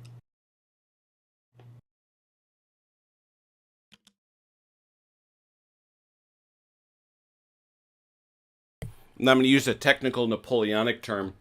Meyer's division has a butt ton of battalions. What is the French for butt ton? Think. Fanny.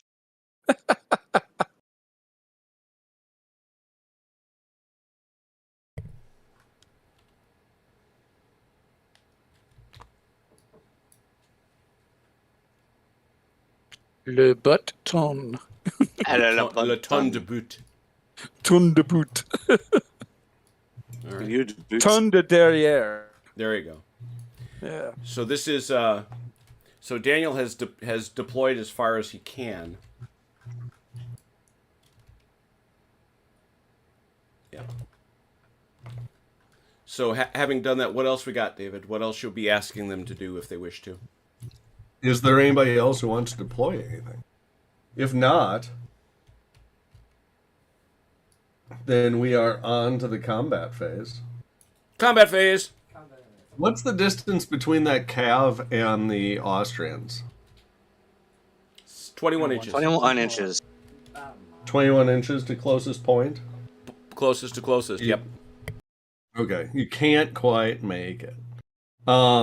So, the reason I ask is that you may notice on the quick reference guide, before moves during the movement phase and at the very end of the combat phase, there's a step called conversions. You may also notice that there's a table on the quick reference guide labeled conversions that has shorthand of a whole bunch of different things that can convert from one condition to another. Second one on the list is cavalry with a target, and a target is defined as within range and arc. Arc is 45 degrees off the front of any stand, and range is one full movement. May convert from anything that's not attack to attack. So these cavalry, assuming that this was 20 inches instead of over 20 inches, the Cav could go charge into that Austrian division. I would tell you that's not a wonderful idea right now, but you could do it. And it might even be funny. But But problematically, Velker calls out worth it. problematically, they are too far away, so you can't convert. I did take cavalry lessons from Velker, so it is quite possible that I would do this. We got a local friend named Jack, and he wrote a book. It's a couple pages long. It says, "Can you see the enemy?" And the next page says, "If yes, charge. If no, can you go to where you can see the enemy?" If you can see it, you can kill it. So with that, I believe we are on top of the next turn. Does anybody have any orders that need to activate? I do. Is it something you got to roll for, or it was just delayed? No, I have to roll for it. Okay, roll Yeah, away. he put out a new order last time. So just going through it, this is a guy who is off board. His now, this is going to be a thing. How far is he? Yeah, his force commander. He is. He is this far. He is 15 inches from where this road leaves the board. Yeah. Sure. But the head of the column is at that point. No, the head of the column is way back here. So Unless you're telling me, Daniel, you're bringing it on here. No, I'm not bringing it on there. Okay, so yeah, then in that instance, Orsini Rosenberg is, as the crow flies, 46 inches or less than 2 miles, but more than 1 mile. So he pays a 1 mile penalty. Got it. Okay. So he needs a 7. Dude is a 1, which gets washed out. Orsini Rosenberg is a 2. 2. Yeah. So you need a 5.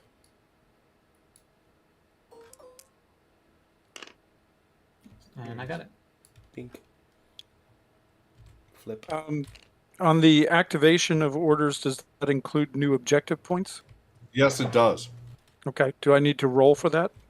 Yes, you do. the force commander who issued it rolls for it, and it is, unless you're really close to the enemy, which we know that you're not, it's going to be double your rating plus so he 2 can't- dice. So he can't fail. Correct. Yeah.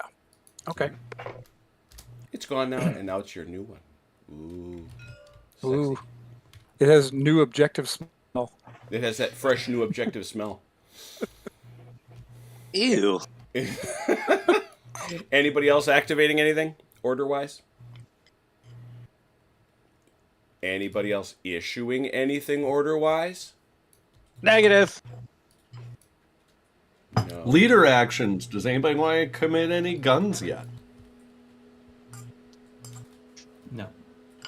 Sounds like I- nobody. can I Mike mean, help? I don't know if Velker could see anybody from where he is right at the moment. So I don't know if I have And to like any my guns on the cavalry gun back board. here, how far, or how, where does it have to be to deploy? Or it would French just horse deploy here. artillery it'll get a full move in the open. French horse artillery would move 20 inches. If it moves through any friendlies, it pays double for who it moves through. So if it moves through one of these bases, it's whatever the width of that or depth of that base is, it's going to get subtracted from its movement at double. Probably don't want to do it quite yet. And it has to I land don't know, 'cause somewhere they move up, cohesive. and you move up. You might want to. Okay. Yeah, I was just thinking about that too, Ron. Yeah, we'll deploy this gun here. So Unless the you wanna force, suggest- so learn us about that, David. Learn us. so Lon, because that's Lon's core, right? Mm-hmm. That's- Yeah. So Lon is going to roll a command test, Oh. and it's going to be basically Oh, the I same am. thing that we just did for order Orsini Rosenberg, activation. yeah. So you're going to take Lon plus who's the Cav commander there? Marola. So it's 4. Or, So he's plus 4, Mm-hmm. and they're within a mile of each other. They are. Correct. Yeah. Mhm. So it's plus 4. Roll 2 dice. you want me to do it, OJ? Since I am Yeah, long, but go ahead. are you sure? Are you You sure? you can fail, Ron. You can fail. I'll, This. Are you I'll sure? call CT to get the bag if you fail this. Oh my god! You just make it. Barely made I'm it. going through New Jersey tomorrow. I will stop and see CT. That's amazing. You are special, my friend. I know. Have good We've known this for how tactics. many years? I know, Ah, right? yeah, we've been at it. I think he's just showing off with the 3. If Well, only the you knew. artillery, the artillery gets a full move of 20 you of said? 20 inches, and you can move it around. I mean, you can either move it through friendlies, and then you pay double the distance through them that you move, or you can move it around them. You're subtracting When it- 5. If you shoot straight through, Mike, you're subtracting 5 inches. So like you're Or- still 15, Mike. Oh, I thought he said half. No, double. No, you subtract double their So you can go out to 15 depth inches. effectively, and you have to end somewhere cohesive, which you will. Right. And it's up to you if you want to be limbered or unlimbered. If you're unlimbered, it won't move again until Lon makes a similar roll like this to And limber so it where's up. the gun itself end up unlimbered? The gun goes behind the limber. If it's unlimbered, if he chooses to unlimber. Oh, if it's unlimbered, it occupies any part of where either two stands is. Oh, So if you want to drop it at the head of the limber, you can. there it is. I think that's what he wants to do. Yeah, I think So so. the move, the Mike. distance, it's probably slightly back because it would be the distance from the Well, I thought head the of the horse- limber to the head of the limber, right? Yeah. All right. And then the limber goes behind the gun Ah, very good. with the horse's face in the gun. Nice. Yes, that's right, because they can't teach horses to back up. Does not work that way. Also, you don't want to tell the men to pick up the trail and haul it back there because they're tired, and if you're doing that, you might be in a hurry. I love that rule. Guns to the front. Now, when you drop that, it can drop with any facing, and you want to be mindful of that because there's no pivoting. It has a 45-degree arc. I Once probably you wanna go drop it, there. it's frozen until Lon rolls to limber it up, in which case it's limbered until movement when it can move and or unlimber, pivot, whatever. Gotcha. All right. And its range is 900 yards, so it shoots a foot. 12 inches. We see you advancing, Austrians. You know, I'm thinking the law of averages says that Ron is going to have a streak of dice rolling that's going to burn down the house at some point. I'm thinking I 20. had that 20, one game 23. already. I had Division 20, tour through 20. the Russian. Oh, it'll be more than one game, Ron, because you've piled up the karma for quite a while now. I pass it So- around. I'm thinking 2023. Nobody's going to want to play you. We had a pal at a convention game, and I don't remember the circumstances because I wasn't there. I heard about it afterwards, but I want to say he rolled 72 six-siders. And I think he hit on 5s and 6s. It might have been 4 or 5. I don't think it was 4, 5s, and 6s. I think it was he's hit on 5s and 6s. He didn't hit anything. That'd be me. That would be me. That would be Canadian impressive. French cavalry against I'm not- Oklahoma. I'm not really sure how you do that. I mean, with defective dice, you know, I'm that just telling don't you, have just 5s go and back. 6s. If you want to see that performance, go back to the first day at Leipzig with elite French cavalry charging Russian Opolchenia. Mm-hmm. And Yeah, I watch do that and one. watch the cavalry lose. Multiple times. Yeah, Multiple times. So, all right. Uh-huh. So we have We could bring that up. So OJ, of course I am. OJ has deployed the gun. Anybody else got any? These are leader orders, right, David? Leader actions, yep. Leader Command actions. phase. Anything. I hear Oh, silence. No. question. I have a question right now. Yes. Yeah. See how far back his reserve is now, considering Yeah. his artillery is only up here? Does that have to move up now? No. It always is stays a 12 inches. foot- Always 12 a inches. foot Oh, from the 12 rear. inches. Okay. Yes. I've been checking that. I don't know how I failed From it. the horse's rear. The middle rear. So they don't step in the Yep. horse pies. So we're on to threat assessment, but the guns are outside of a foot, right? Yes. So we don't have any threat at the moment. Conversions, the cav we know don't have a target; they're just outside of. So we're on to regular moves. Wee. All right. So I'm going to take this back cavalry unit and make that my. I'm sorry. What was the term again? Regulating unit. Regulating unit. Yep. So he has to move his full 20 inches. Now something that the two of you A thing is should be happening. thoughtful of. So, on a move order, you have to stop when threatened. You may stop once you start threatening the enemy. So, what's going to happen here is the Austrian infantry have a threat range for skirmishing of 450 yards, so 6 inches.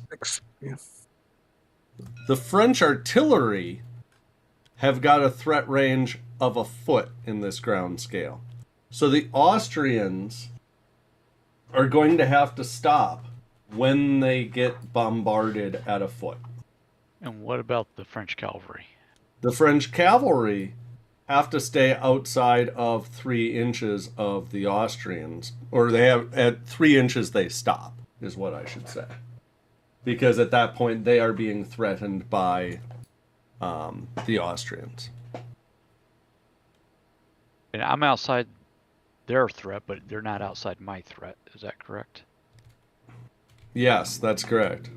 Now, so Well, he's out. the thing I'll tell the Austrians is the important thing is move your whichever unit's going to be a regulating unit, move it first, and it's the one that's got to move towards your objective. But once it hits a foot from here, okay, so it halts nominally there, and then everybody else moves to be cohesive with it. And the cavalry halt at 6. 3 inches Oh, or 3, yeah. or anywhere within 6 inches of their objective. Which they're certainly inside. Yeah.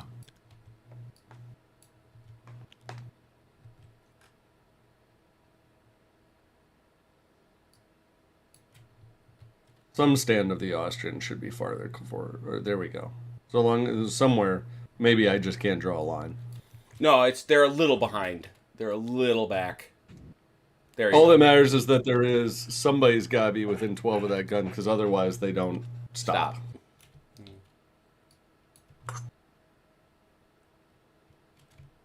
There you go. All right, That's so supposed those to be guys right. have moved up. Those guys have moved up. There's some less aggressive moving that can happen now.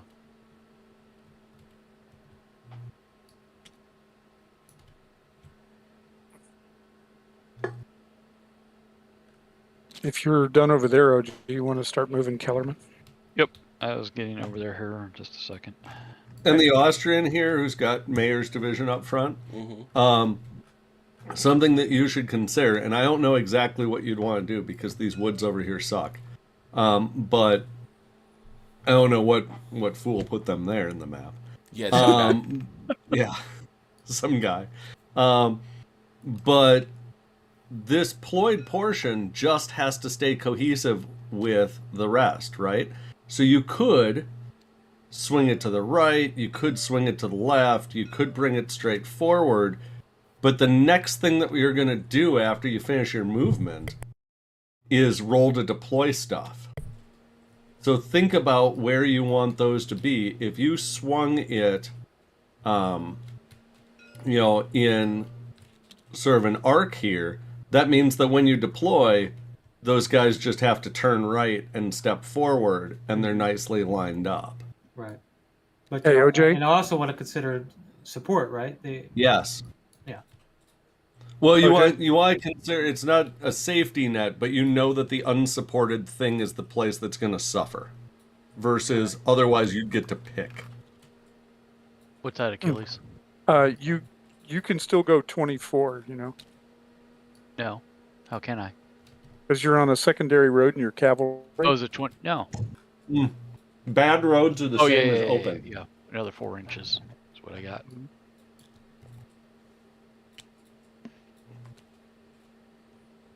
So he gets to hear and switches automatically to defend.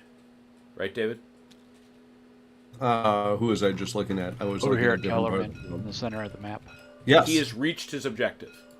sure, and he has chosen to halt somewhere within 6 inches of it. So during the next conversion step, which will be at the bottom of combat, he will convert to defend. Okay.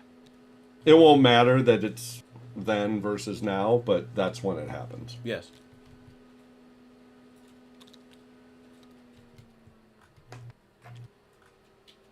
Okay. Kellerman's all moved. Where's that lazy infantry at? Why aren't they up here in support yet? I'm coming. I think he's talking about mine. Oh, over Talking there. about both of you lazy bums. Man, We're we don't going a little move as slow fast. here. We don't That'll be move a as I had, fast. problem. I You had get something up on the here. road blocking me. Uh-huh. Looking up a horse's butt. What, an Opal Cheney? Oh boy. Oh man. Oh, no, it wasn't an Opal Cheney. We're not in Russia. It had to be a velvet-lined burlap sack. This ain't the Emperor. Ooh. The Austrians have chosen not to be sneaky. Who pinged my leader? Sneaky and subtle is not in Velker's vocabulary. That's right. Those are two words he has yet to learn. he is a hammer in the anvil all in one. What do He you is- do? I solve problems with rocks. Velker Martel over there. What do you do when you find a problem that you can't solve with a rock? I find a larger rock. I am a very large stick among knives.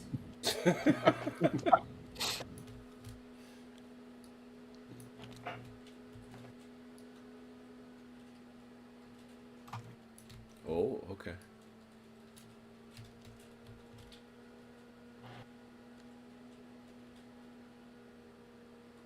I like how over here we've got the French forward and the Austrians forward, right, with their objectives. And over here, we've got the French and Austrians are like, we want to just get together and have a picnic, and we're going to stare at each other. And you're going to sit there, and I'm going to sit here.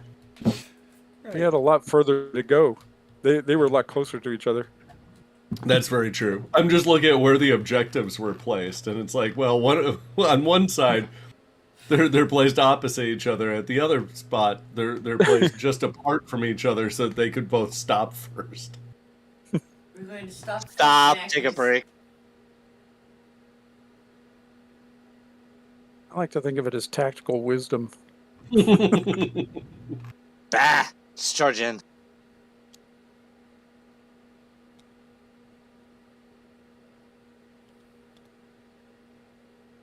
I just like how we did opposite tactics. We sent cavalry first. They sent infantry first.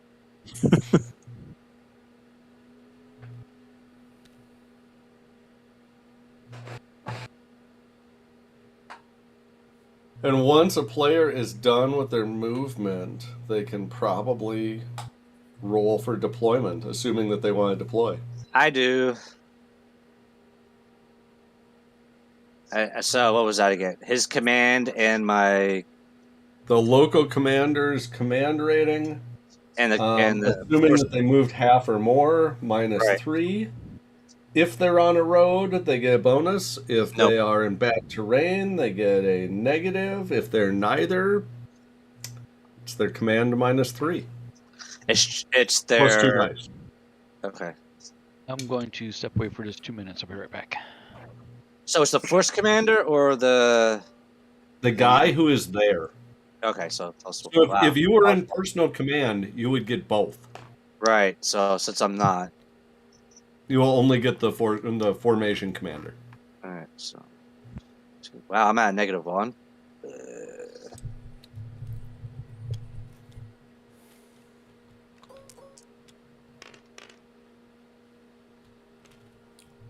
3. So 3 turns is an hour.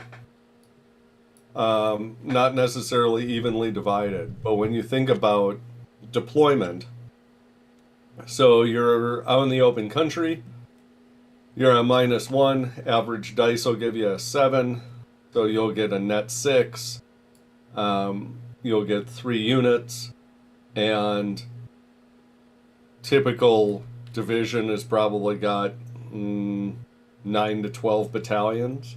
So you're looking at approximately an hour to an hour and a half to get deployed.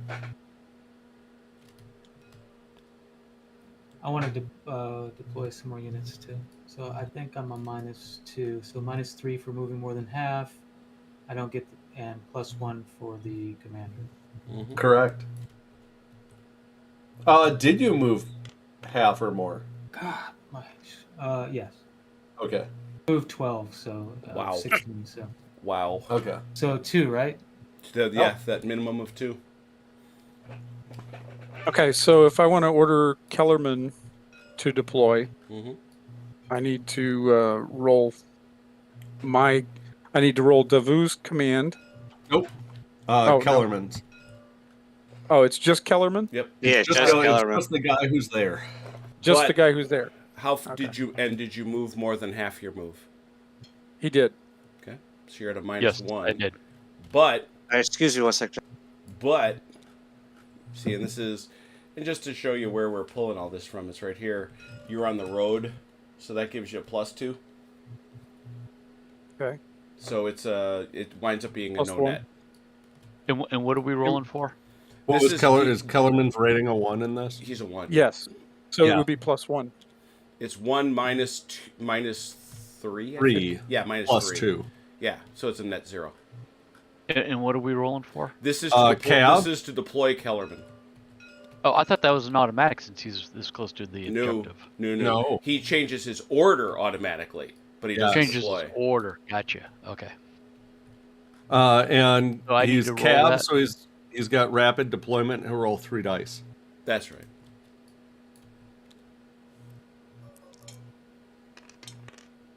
Got it. Ooh, 6. That's everybody.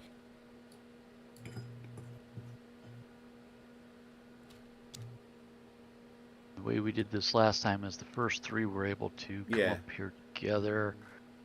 But then the next 3 could only move 3 inches, so they'll be staggered to start with. Question regarding support. Does it matter how close your support is behind your front line? They have to be within cohesion distance, so 3 inches. But there's no other benefit for being closer or for further No. or closer. You're either close enough or you're not. Gotcha. The facing of the supporting unit matters a tiny bit. They don't count as supported if they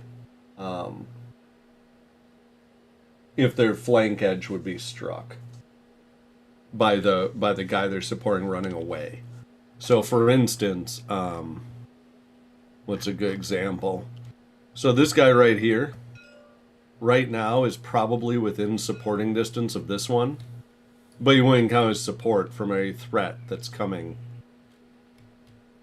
from this direction because it would not go into his front facing. But if you were just turned, he could be support. Aha. That makes sense? Okay. Yeah. That look I right, get it Jim? now. Yep, this just comes It was back a not little that bit. Changes for Yep. Yeah, I guess I a meant better, a everything better else. I had example it. would be this Yeah. guy, right? Because this one will be, it would go back from him. But if you go through this one here, Just a little bit.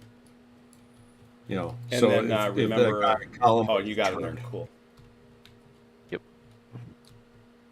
perfect. And one stand can support more than one. So, for instance, you know, you've got one of those guys straddled between 2 of the battalions in front. Then he is considered to be supporting both of those. How many minutes to the turn, David? 3 turns are an hour. Jeez, 20 minutes. Wow. Well, it depends on. Some turns might be short. Some turns might be long. These. Oh, I see what you're saying. They might. Okay. But either way, these Austrians are going to take a couple hours to kick out. Jeez. Yeah. Yeah. How big of a formation is it? I think it's 12. Yeah, 12 battalions. And, average dice, it should take about an hour and 20 minutes to get them deployed in game time. Yep. Less than average dice, So Dalinar dice. it could take longer. So, Velker, did you get your guys moved? Yes, you did. Those guys are coming in behind these guys? Yep. Got it. Let's see what Daniel's doing. Let's see what's going on here. All right. Achilles, you've moved everybody? I did. Cool. We're on leader actions right now, aren't we? Yeah, I'm just making sure everybody moved, though. Oh, okay. no, we're at the end of... We were deploying. Yeah, we're on deploying, but that was End because of the movement. that was phase. because I knew everybody wanted to do it. So we're done with movement. Great. That's all I was concerned about. Yeah, so then we are on to the top of combat, and we have stuff happening in combat now. Awesome. So, the first thing is leader fate. This formation here is threatened by this artillery, See, which boo. means See, take that, boo. this commander has to make a leader fate roll. Because he's somewhere in this formation. We don't know exactly his location because we're not there. But he's there, so he's at risk. So Mayor needs to roll 2 dice. And snake eyes are bad.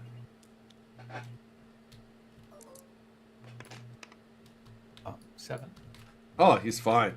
Now, the cavalry here, the French cavalry, are within 3 inches of the Austrian infantry, right? So they are also threatened. They also No. have to... Oh, they're not? No, They're no, within. they're. Because they stopped short because their objective is there. Okay, fair enough. They don't have Oh, they to roll. stopped short too because they were. They were on a they'd move. gone their max. Oh, they were out sure. of movement. Well, in any case, that they don't have to roll. Okay. So then we are on to threat. So the threat assessment in the combat phase. Threat gets handled both during movement and during combat. During the movement phase, the threat assessment is only ranged stuff, artillery and skirmishers.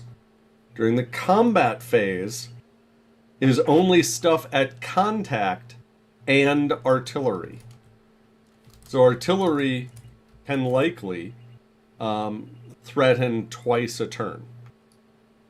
Right now, there's nobody at contact, so the only threat is this artillery battery. What's it got for a threat rating? 222. So the first bracket is 900 yards, the second bracket is 450, and the last bracket's at contact, but since they're all the same, it's 2 points. Does the French formation commander have any bonus? The formation commander, wherever there he is. Right here. At long No. range, probably not. No, he does not. Okay, so it's a 2 plus 1 die. So real quick though, his threat is 0, 2, and 1. So the 0 is Long range. 900 yards. The middle one, the 2 is at 450, so 6 inches, and then the last one's a contact. Gotcha. Okay. So he won't add anything to this. A formation always gets 1 die against a target, and then it earns a second die for every 9 threat. So you've got 2 points of threat going into the Austrians plus 1 die. If you had 9 points of threat, then you'd have 9 points plus 2 dice. So you're rolling. That makes sense so far. It does. So roll 1d6 And add 2. and add 2. And then Net we'll 8. see. Net 8. Net 8. Okay, so now we need to consider what the Austrian cohesion is. Of the entire formation? Of the entire formation. Now you're counting deployed units only and the cohesion value of the commander who's there. So we add up the cohesion value of each of these. 6, 8, Plus whatever he is. 0. For cohesion? I thought so. Oh, that's threat. Sorry. 1, 9. Plus 1. What? 9 total. 9. Okay, so it was 8 to 9. Mm-hmm. Your result is you do less than one multiple, right? We're concerned with multiples. So 1 to 1 is a multiple of 1. 2 to 1 is doubled. 3 to 1 is tripled. The least that you can get is assessed, which is plus 1 fatigue. So this Austrian formation takes 1 fatigue from the artillery battering them. And where do we see that? The first On number here on threat cohesion is assessment. +1, and it's a slash plus 1.5. Is that plus 1 range, plus 1.5 in contact? That's I know what that is, but go ahead, David. The 1.5. It's a divider. So you've got your cohesion in the open terrain is the first number. The second number is your cohesion in lousy terrain. You've got a cohesion of 1 in the open, and you've probably got a cohesion of half in bad terrain. He's actually got a better cohesion in bad terrain. Unless that's wrong. I think that should be 0.5 instead Is of that 1.5. 0.5? Yeah. All right. I have to correct that. Oh, I just read that. And when do you use the? Would you use the corps commander's threat numbers only if he were personally commanding that particular division? Correct. In which case you get him and the formation commander. Okay. Yeah, it's 1 in open and 1 half in embarrassing terrain. That sounds right. Yeah, I'm looking at the your PDF sheet here on my second screen. All right. So I marked a fatigue back here. Wonderful. So that's that in all of its glory. The other thing to know is that, so the threat value of that battery is 2. They cannot increase the threat of a target formation above the fatigue of a target formation above their threat value. So this turn they put 1 fatigue on them. Next turn they will probably put 1 fatigue on them. Following that, they can't cause it to go up. You have to bring something else. Skirmishers, the cavalry charge in, you get more guns, something has to elevate the threat. And that is an artillery specific consideration. It's so that you can bombard someone to death with 1 battery. So the maximum fatigue that battery could hang on these guys is 2. Correct. Okay. After that, something else will have to contribute. Right. I imagine it probably will. Yeah, I don't think it'll be a problem. Well, OJ rolled the max you can, Yeah. right? So And then we are at conversions for combat, correct? Yes. yes. So the question is, these cavalry halted within 6 inches of their own force's objective, correct? So they must convert to defend, and that happens right now. Okay. These cavalry halted within 6 inches of their force's objective, so they must convert to defend, and that happens right now. Okay. That's important because if they were already on defend, if these here were already on defend, they could choose to convert to attack and go hit this. But they can't because you can only do one conversion during a conversion step. Well, And they have a mandatory one. let's be fair to OJ. He got here and stopped because he ran out of move. Yes, but it is if you are halted within. Okay, Yes. so it doesn't matter whether you stop You because chose within... to, or correct. Okay, got it. Just want to make sure. I believe that's correct. I'll double check. So Because under as conversion, John Hill said, there's a reason I wrote this stuff down. so under conversions it says under move, if threatening may, if threatened must. So does my infantry have to convert to a defense? Correct. Yes. Because I'm threatened by the Yes. Yes. Mayor who stopped because they were threatened. Yes, they must.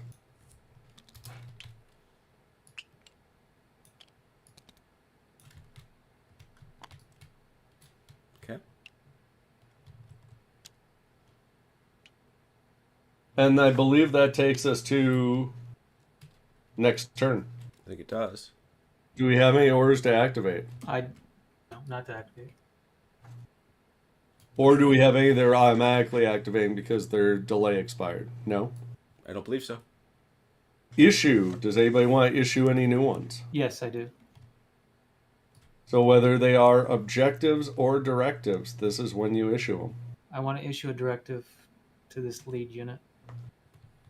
So you mark it now, but they don't start following it until they have to continue to follow their current one, which is now defend. Mike, do you want me to change yours? Or do you want to Until you stay? activate it. Mike? OJ? Yeah, I'm sorry. What was that? Do you want to change yours or do you want to stay? I'm what, on move? You're on defend. Defend. No, You're on I'm on defend now.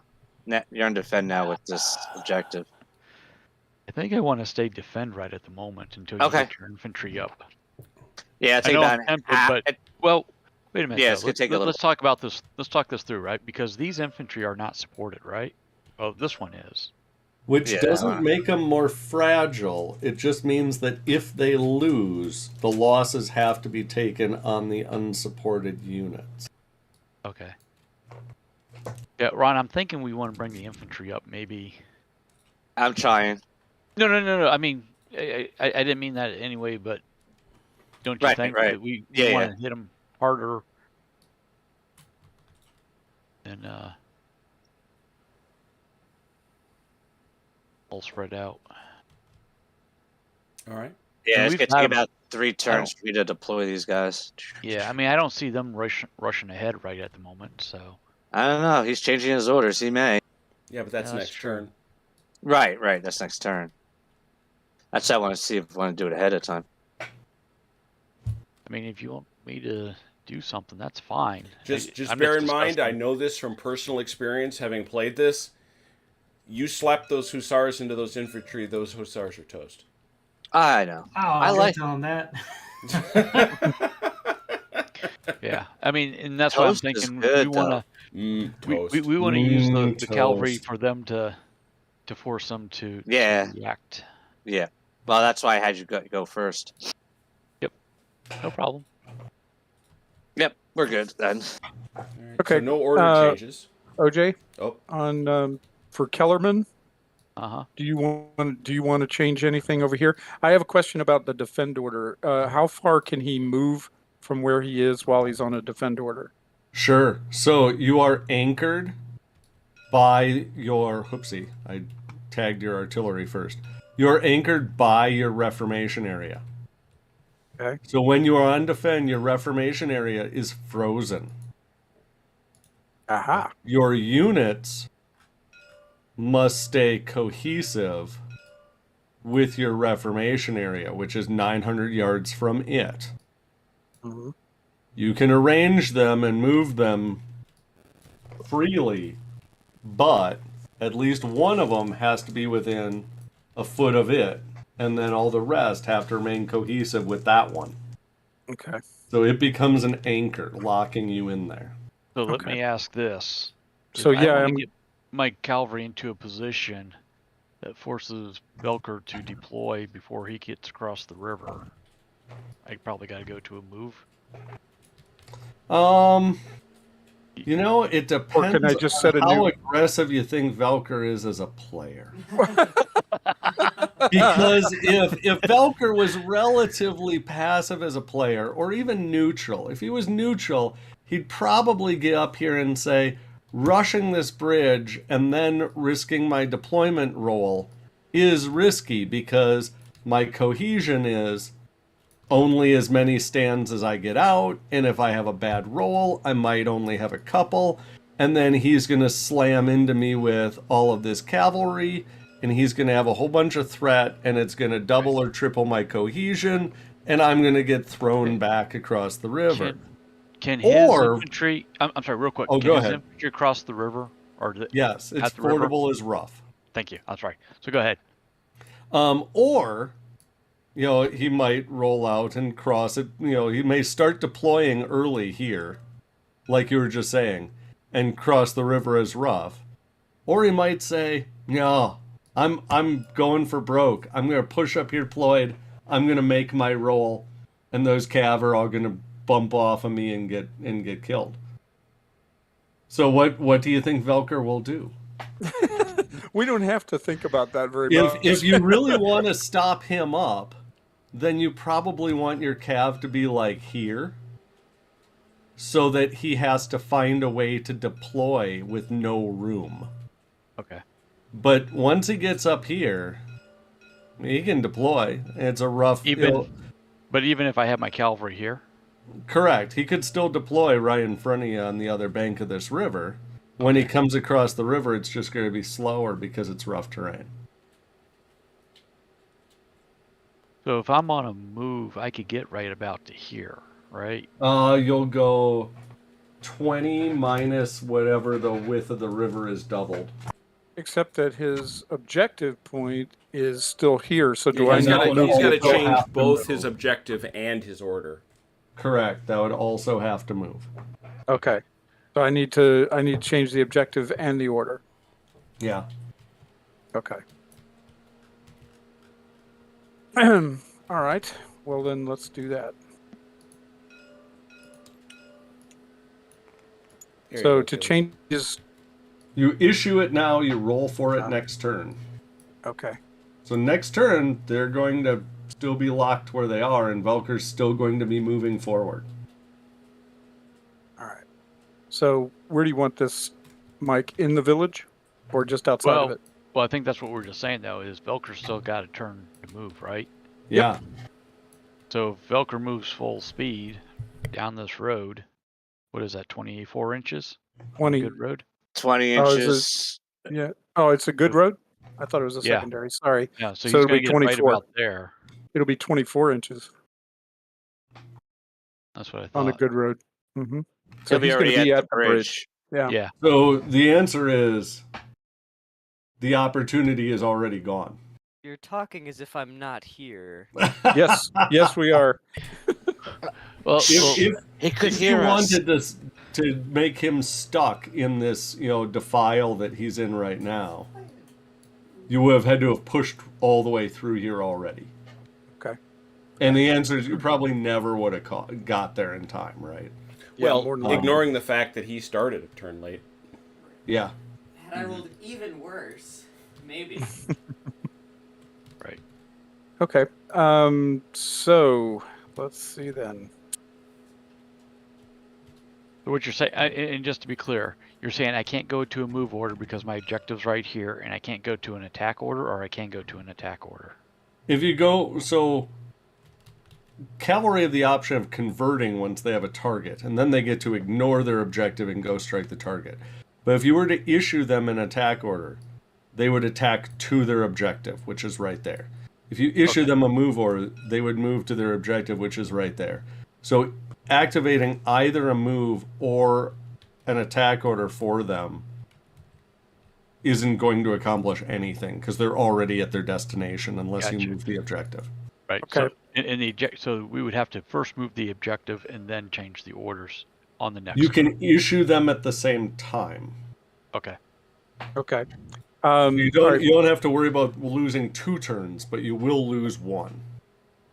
All right. Now, part of the problem here is I do need to get that cavalry out of the way because my infantry can't cross the bridge.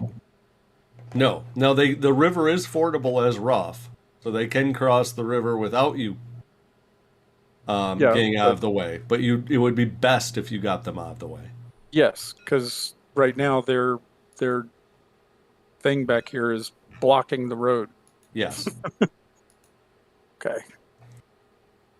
And to do So- that, you will need to move the objective and get them off of defend onto a move. Okay. So let's move the objective. Right. Yeah, I was gonna say right Yeah. about there. Mm-hmm. And we'll try to change your orders to move. Okay.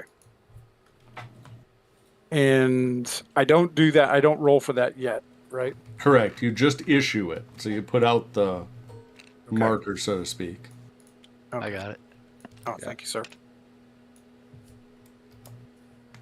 Oops, somebody else already got it. Flip it. Yep, I was going to, but you already had one there. Jim's bored. He's actually in the chat tonight talking to people. No, He's what are you not having talking to run the about? I game. got David handling the rules, so I can check I it I out. took That's Jim's what I'm saying. job. Doing it better than I I am. mean, Just they're watching talking For about our dessert. gerbs. He's watching from a balloon. I am. All right, so these guys got this thing going on. We know that's going to happen next turn. Anybody else want to change an order? Negative. All right. Okay, wonderful. Then we are on to leader actions. I have Now, one. who is that? I missed This somebody. is Daniel. Sounds like I Daniel's have- got one. Wonderful. What you got? Commit my artillery. That is a good idea. So looks like I'm just even up, right? Well, I'm +1 for the +3 for my leaders. I have What's my your rating? You're a 2? 2 and a 1 to my. Yep. And does the target formation they've only got 1 fatigue, right? Mm-hmm. So Yes. you have a negative, you would have a negative for every step of fatigue to cohesion ratio. It's the amount of fatigue you have compared to the amount of cohesion that you have. There's a -1 at 25%. There's so effectively a quarter. There's a -2 at a third. There's a -3 at a half, and onward. You haven't reached that yet. So while you have fatigue, you don't have enough fatigue to care. Okay. So it's just a You +3 then. do have a the target is threatened, right? You're within this mayor's okay. formation Yeah. is within the threat zone of the French artillery, Yes. and that is a -2 on the command test table. Gotcha. So I'm a +1.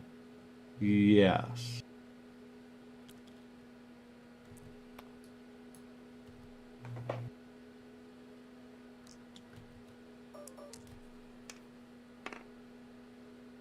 Whew, On the just made numbers. it. He makes it. So I want to deploy. It's 20 inches, you said, right? For you are you're an infantry formation that is deployed. Foot artillery moves in the open. Oh, it's foot artillery. So this is 60. a horse gun. Oh, is it a horse battery? Yep. Oh, well. Okay, so it's there you 20. go. So it is 20. I Now have- the woods are dense terrain, so they can't enter them, and they will halt when they hit them if you move them that way. If you can move them through the infantry, and only the gun stand would have to clear. So if you wanted, you could drop them here, and then the limber would go immediately behind the infantry, and the infantry would support the gun. So that's also an option.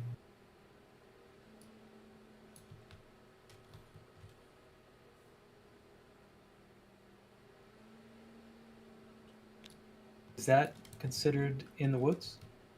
N- No. We will ask Jim, but I don't It think is so. not. And does that have clear line of sight to the cavalry? I think so. Or is my infantry blocking it? I mean, if it's what is the criteria for that, David? It is the width of your base. So does The it width have of to be the clear of artillery any? Because it's not. Correct. It is Okay, then it is screened by the infantry. Okay, so let's change. Now they've got a 1 foot range, so you could, but you're going to run into arc problems, right? Yeah, I'm going to put them down below here. Yeah, Sure. that's what I thought you were gonna do. Yeah, I was trying to squeeze them in between the woods so they had some flank protection, but The other option you've got, so they've got a 20-inch move, is you could drop them directly in front of this battalion. okay. I mean, or any of these battalions, I suppose. And if the cavalry contacts them, If the cavalry hits them, then we're going to resolve threat the same as we did for the French artillery fire, where we are taking the amount of threat that they've got against you against the cohesion of your formation. And if the artillery loses, then it's either going to rout and be removed, or it's going to fall back to the Reformation area. I think I'm going to play it safe and put them on down here. Sure. Just make sure that they have arc to where you think the cavalry will be.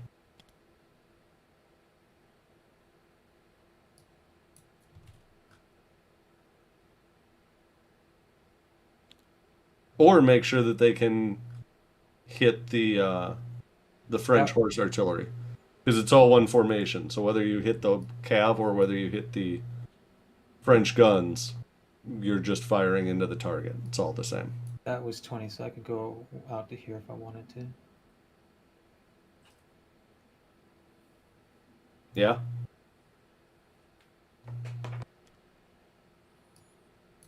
And that limber goes there.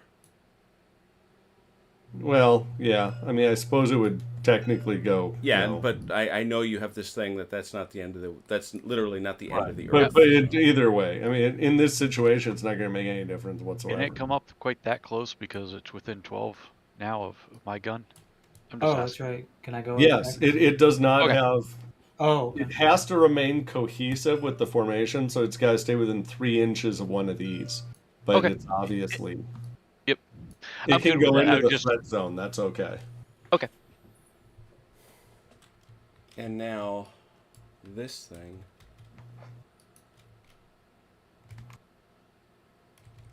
Comes to there. I just have to say 12 inches. From No, the nearest unit. it's got to be It's at behind the end of the ploid column. Yes, the ploid group. Until the whole column, until the entire formation is deployed, it's at the tail of the column. Is it so? So it is the ploid guys. Okay. Yeah. So he's way too It far. is the end of the ploid column. So Well, he's no, it's far too far forward by that logic. no. It's not behind the. It's at the tail end. Oh, I see what until you're saying. these are Got it. deployed. Yeah, it is the tail. Thank you. Once they're deployed, then they sit a foot behind. Yes. The reason for it is that way if your line breaks up and the enemy drops artillery where the back of your line used to be, your reformation area should be just outside of range of it, because that's where all the people running away are gathering, and they don't like to gather under artillery fire. I have a question regarding Yeah. the Reformation area. So the Reformation area, does that block other formations going through it?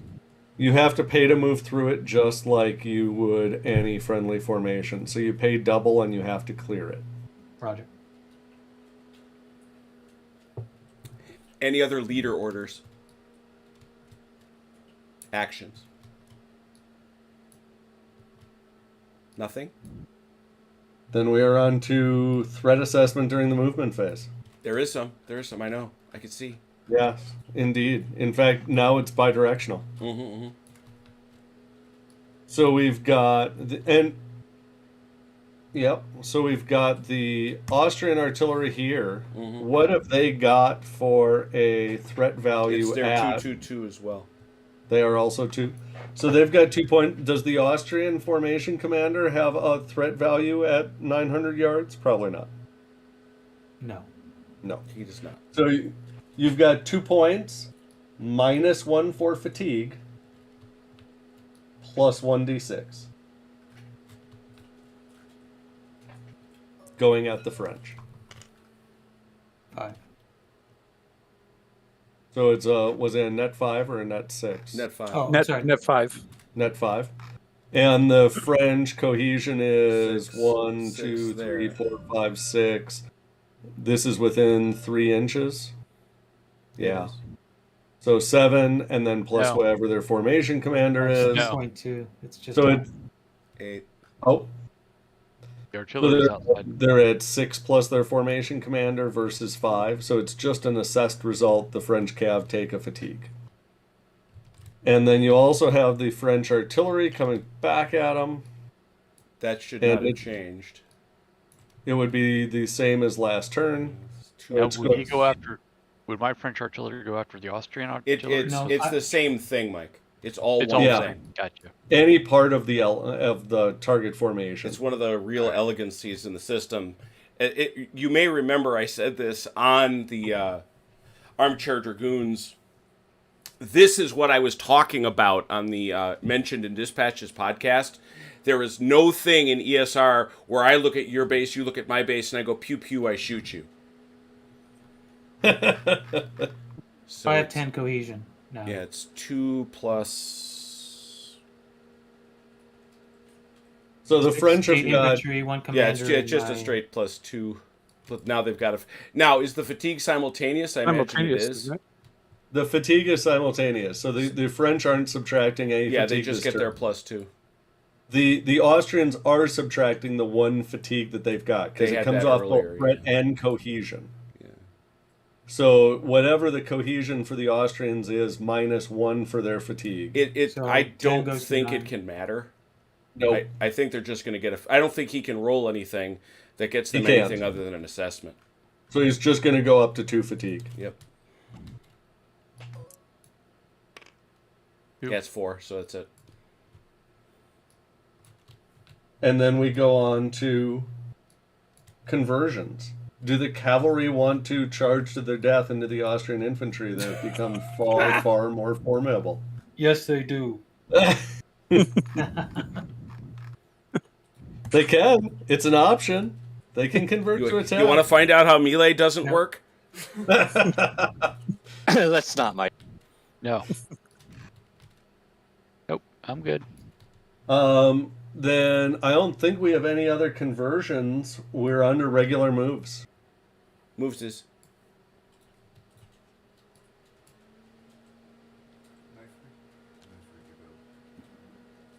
So, in a defensive posture here, can the deployed units still move?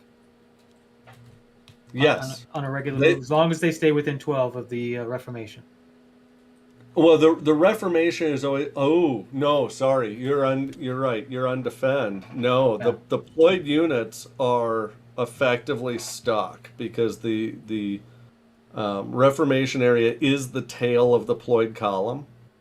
So the deployed units can move however they want, so long as they remain tethered back by cohesion.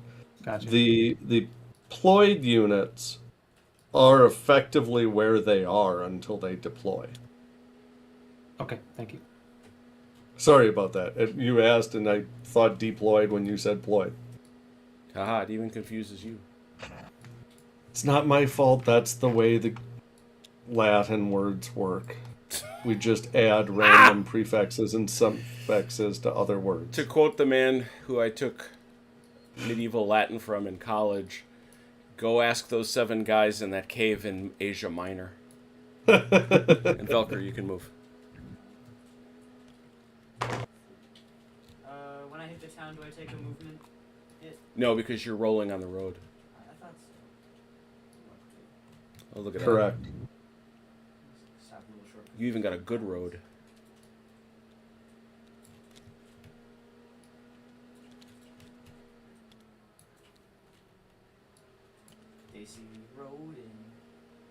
They laughing.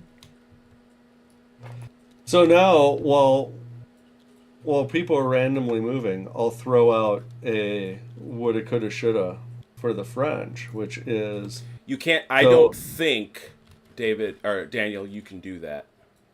oh, what'd I miss? You've got to go straight at that target. You can't veer. Yeah. Which is right there. Yeah, you gotta That's pull good. yourself up behind these guys and stop. Oh, I see. I'm sorry. I keep forgetting you're not blue. Continue. Okay. Yeah, he's good. Yep. I'm sorry. I think he's looking at good. the I'm blue not marker. sure quite where he's But starting. if I'm gonna move, I can use the road as long as I'm still going to the target. Absolutely. Yeah. That's correct. That I know. So now, put thinking about myself- how to use objectives and directives in order to do fun and interesting things. So right now, Devue's Corps has got an objective here. In a couple phases, they're going to be moving it to here. Let's say they didn't do that. Let's say that they moved it to, let's say they moved it to here. These guys would be affected basically not at all by that, right? Because they're going to get, what's going to stop their movement is Velker's lead formation, right? But that would allow these guys to come to this juncture and then make a choice of, do we want to follow this road that way and cross the river, or do we want to begin pushing this way? You can't say you're using the road, David, though, unless you're Daniel, unless you're paying for this. I only used 16. I used off road since I. Yeah, but you got to get that whole column through there, and I don't think you can. Okay. Well, David, Yes. That's I what buggered up think the Vu back here. I think I'm still. Yeah, I think I'm still in position to actually still do that. So Well, it's a question of, so they've got to go towards, they got to go towards this objective. well, they've got to go currently. towards this one this turn, yeah. Yeah. And then Yeah. so next turn you'll assuming you activate this one. Mhm. They'd have to move towards that. Yeah. But they're and- only going to get to like only Here. going to get there like right in here somewhere, Correct. So you could then and then I can next turn change when it you again. activate this one, you could set it out there. Correct. Yeah. Good, because Yeah. The opportunity is not entirely gone. No. Yes. Correct. Okay, so if I go through this for reformation, basically, when I get to it, I cut my movement in half, right? You pay double for moving through it. So you're gonna pay about 8. You're gonna pay about 8 inches. So it's six, just it's 6.5 inches there. Mm-hmm. I have 24 So- inches on the road. Which is gonna cost you 8 more. So that's 6.5, 14.5, and your column is How long? really long. You can't get Is it. it longer than 14? Yeah. Can't get through. Yeah. Because all of your column has to make it past. Right. You can't have one unit here and one unit here, so to speak. So, question: does that Yeah. reformation have to be on the road? Yep. It has to be it is frozen wherever it was when this formation went on defend. And it moved up. Okay. Well, it filled the gap that the artillery had taken place. That's true, because it's Right. always at the end of the plug column. Yeah. Um, So if I go off road, can I yeah, go back on road? yeah, Okay. yeah. So you could go to here, and And then pick up the. Now this is a poor road, right? Right. Yes. So it's the same as open terrain. Okay. So it's 20 inches for the cav and 16 for infantry. Okay. As I told David when we met earlier this week, there are many things I like about this system, and I don't know as I like anything more than the fact that it really shows you what a pain it is to get to contact. I look at it as opportunity. I mean, this is the we read about when we read history, we read about two different chunks, right? We read about the brilliant strategic maneuvers where you've got, some cav are controlling a river crossing, forcing the opponent to deploy so that this wonderful flanking maneuver can execute, right? And then the other part that we read about is all the battalions bouncing off of each other and going into square to save themselves from cavalry and blah, blah, blah, blah, blah. And there are tons and tons of games that let you play out that second part. Personal opinion, strong enough that it caused me to develop a game system, was there aren't very many options if you want to be developing the battlefield and managing those strategic maneuvers. Considering If you the wanna fact do that all the tactical stuff. Velker has almost exactly 3 miles of Austrians. So many Austrians. In such little time. So, Dalinor and OJ, are you done with your moves? Yes, sir. I have been. Well, yeah, because we don't do anything with the new objective or orders until after, right? Yeah, you're camped. Yep. You're gonna probably finish your deployment, I imagine. OJ? Oh, yeah.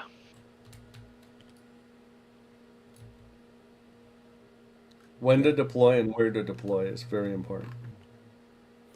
So now that those guys have deployed, the gun comes up here. This is me talking to myself. The gun can come up, but the Reformation stays Well, no, the where it is. Reformation goes Yeah, back and 12 this- inches. This is so they convert to defend, right? Right. Right. So that's frozen wherever it is. Oh, that's at right. the So they time can't convert to conform. defend. Yeah. And then some stand here. Yeah, you're gonna have to put those guys back, OJ. I led you Some astray. stand here has to be Yeah, within you got to 12 drop back inches into of them. echelon like you were. Well, I can conform. It just I can't do it that way. I have to Yeah, bring it that's back. true. Yeah. You could just pull one of them back 3 inches from the. That's Well, true. let's get them to 12 inches first. Let's see where some things line up. Here real That's quick. about right there. Okay. Yeah, you could leave So I effectively can leave them like one. this because this front row's 3 inches, Mm-hmm. Yep. within 3 inches. So that's what I was getting. You at. could also put them in 3 waves. Right. I mean, But you I can can- arrange the stands effectively however you want, so long as cohesion is maintained. Now, the artillery, to Jim's original point, the artillery should actually be directly behind those, and that's where the formation commander. Oh, yep, there he is. Should be as well. But the Reformation area is anchored, sitting there, blocking that bridge. Almost, Jim. Maybe when these things are set, maybe we ought to lock them in place until they can move again. Suddenly catching up on a lot of chat. No, I mean, I'm going to build a battle for this. I've got Teugenhausen built for this, but I've got to convert it for the new stats. Just depends how quickly David can get me Austrians. Yeah, there's a couple of people asking me that question. I Kind think of the stats daily. are there, right? So when can you get us A on? lot of them. Not all of them are there. There's a sort of the core group is there, and we haven't published command stats. I was about to say, I'm talking leaders, amigo. Yeah, we haven't published command Oh, stats of okay. the Austrians yet. Yeah.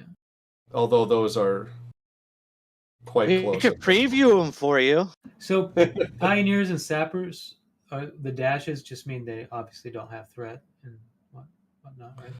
Yeah, so pioneers and sappers can be, and what they all can do depends a little bit on the nationality. But for instance, French sappers, if you commit them, they're an asset. So you commit them the same way that you commit artillery, except they get committed to a stand. So they get committed to an infantry battalion. And then they effectively give that infantry battalion shock, meaning that its threat is normally reduced by hitting a strong point and various other types of highly defensible terrain. But if you have shock, you ignore that and your threat is normal. If you have sappers with you, you ignore that and your threat is normal. So they effectively keep your threat effective in conditions where it wouldn't be. So did we get everybody? Did we get everybody to move? Who needed to move? Regular moves. Yep. Okay, cool. Deployment? Deploys. Deploy. Deploys. I got a negative one. I know Daniel is still trying to. I think I. Yeah. He is still Dang it. eagerly trying to. Okay, you haven't checked for your modifiers, Mr. Man. I just I said have a negative +1, 2. since And I it's didn't 2d6. move What are you doing? I know. That's what I'm redoing. That's why I said oops. So 7 halved, or 8 halved is 4, which 4. is the last 4 units. That is correct. I got 2. I got a rock.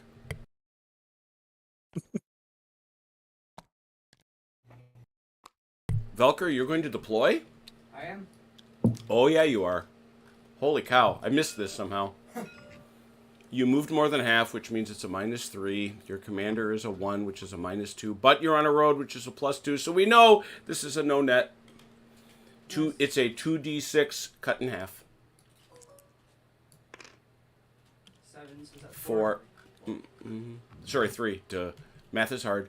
So you get to deploy 3 guys. You can grab these guys in the back. So can I just? 3. It's 3 inches. Yep. So I mean, yeah, that's pretty much that. And now you got to measure everybody. You get to do 3 guys, and everybody's got to stay within cohesion, which is also 3 inches. You're doing well. I moved that guy up for sure. Well, this guy moved 3. Yeah, and you got one more guy, so you can move him 3. Do you get 4 or do you get 3? 3. So 1, 2. Oh, does he? 3. Oh, he counts. Okay. Count? Yeah. Oh. Yeah. Everybody who gets out of the column counts. Okay. Even the guy that doesn't move. Correct. Got it. It's a question of whether, because they're, in reality, they're in a road column of like 4 men wide, maybe. Mm-hmm. So it's really not so much a question of how far they're moving out of the column. In reality, it's a question of them deploying the formation into something that isn't a road column Affirmative. or column of route. All right. So Dalinar is deploying. Daniel is deploying. Anybody else want to deploy? Anybody else feeling it? No? I'm done deploying. Velker's done deploying. Daniel, you done? Yes, sir. All right. All right, everybody's done deploying, David. Wonderful. So we are on to combat. Ooh. Do we have any formations that are threatened? These Because I guys. ping the board a whole bunch. We know these So guys. those commanders have to check for leader fate. Oh, both of them do. Don't roll snake 'Cause eyes, they are- kids. Both of their formations are now threatened. Good. I'm Nope. good. They're all good. Okay, and then I'm guessing that this is just going to be Yep. both of them rolling up another fatigue. Yep. Because so the OJ can't though because he already maxed it out the +2. yes, that's correct. Very good. Very good. Dalinar, well, good.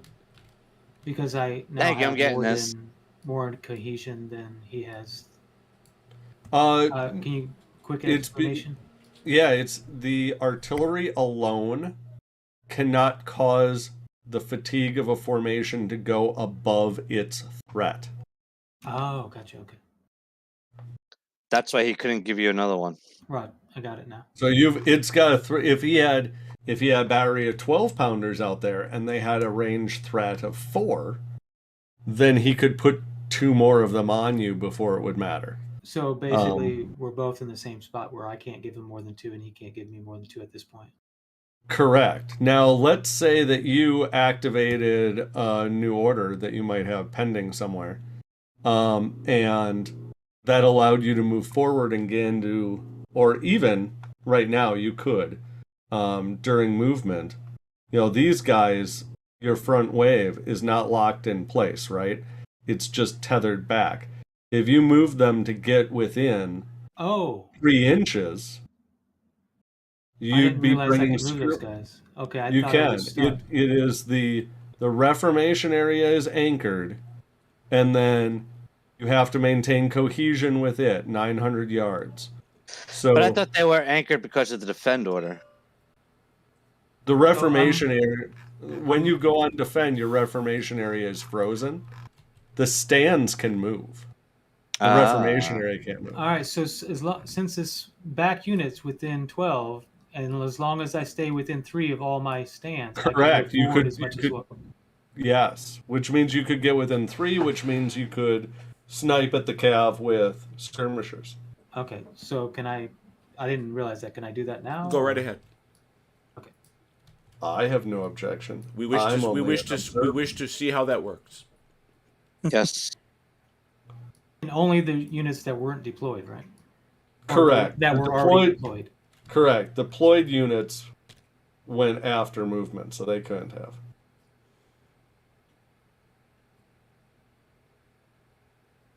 And make sure you don't screen your artillery. Good call there. Yeah, he's not going to be able to move everybody up because that's 3 inches right there. Yeah, but he doesn't necessarily want or need to. No, I understand. I'm just Oh, okay, I see. because you're still not there. Right. And it's not going to make a whole lot of, because you just put him at 2. That you would have just put him at 2 at this turn if we weren't mulliganing it, right? So it's not going to make a substantial difference this turn. What it allows for the future is that you no longer have that ceiling of 2 fatigue on him. You can continue to put more. And besides, only these 3 are within the 3 inches. Yeah. So that's going to buy you an extra 1.5. Mm-hmm. So you're going to be at 3.5 plus a die. Which isn't going to be enough. So it's still, he can only bounce his fatigue up 1 more point. Which you already did. There's no ceiling once you have multiple arms. No, I understand, but given his cohesion, he's only going to be able to roll. Yes. He's got enough cohesion to govern that. So, yes. Okay, so. But still, we're in the same spot. But yeah, okay, good. This here is fascinating, folks. Everybody, pay attention to that. That's legit. I actually really like it because to me, it perfectly represents, hey, everybody, these guys are shooting, get up behind them and back them up. That's I think what that looks like historically. I truly do. Awesome. Yeah, I agree. Now, one thing that I should point out is don't correct me after I said something nice about you. So the cavalry get assessed against, right? And they take their 1 fatigue and they go up to 2. The cavalry may evade. It's voluntary. So the cavalry can choose to move backwards outside of the threat. It's not going to get them outside of the threat zone, right? Because the French artillery is still where it is. And it can't move. But the cavalry stands, it would give them the opportunity to fall back behind this village so that the Austrians would have to keep moving forward and chasing them if they wanted to try and put on skirmish pressure. Does that make sense? Okay, I'm going to need you to hit me with that one more time. Okay, so if you get an assessed result, right? You don't get the multiples result. Which they just did. Right. They have the option in that result, threatened cavalry may evade. Mike, did you catch that? Yes, I can evade. So I'm looking at what? 4, maybe 5 stands, maybe all 6 stands of cavalry are within the threat zone Oh, of sure. some Austrians. Mm-hmm. So they could fall back until they are outside of that threat zone. Yeah. Now think about what that does to the battle down there as it develops. It means that so the Austrians obviously want to bring forward their infantry like they just did, so that they don't have that cap of the amount of fatigue that they can put on. They want to keep building the pressure on the cav and wear them down further to make them useless. The cav, since they're threatened, can fall back, forcing the Austrians to chase them if they want to keep doing that. So what the French need to ask themselves is, do I want to draw the Austrians forward as much as possible? And that's a terrain question. That's a, how do you develop the battle question?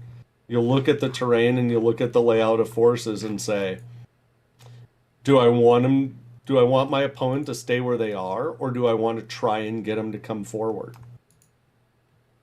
Mike. Does that make sense? So okay, just to be clear on a couple of things here before I make my final decision. Yes. So what we've said is cavalry is basically useless in melee against infantry, right? Yep. Well, I wouldn't say useless, but I wouldn't use it if you use cavalry the way most people use cavalry in Napoleonic games, you're going to get them killed. They are a glass cannon. Right. They're going to hit once, and if they're heavy, they're going to do damage. They can also pin guys in place, and they're great for looking for flanks. Yes. Okay. So if I retire back outside that 3 inches, Yep. I'm sorry. Let me back up to my other question. Is there a way of getting rid of fatigue? Yes. Every turn that you are not assessed against and not in contact with the enemy, which normally is the same thing, that you spend outside of threat, basically, you drop a fatigue. Okay. But it's the whole formation. Right. So your artillery battery is Yep. inside the Austrian threat zone. Right. Understood. So even if you pull the cab back, you'd still have to get the artillery out first. But yes. And I just need to get outside of 3 inches for the cap. No, you got to get outside the 12 of the gun too. No. Yeah. If they evade, they pull Well, outside. no, because the gun itself can't do any more. No, but you're still no. But a threat. if you choose to evade, you evade all threat. So everybody who's within threat range of any Austrians falls back to be outside of that. Which I was measuring, which actually isn't that hard. No.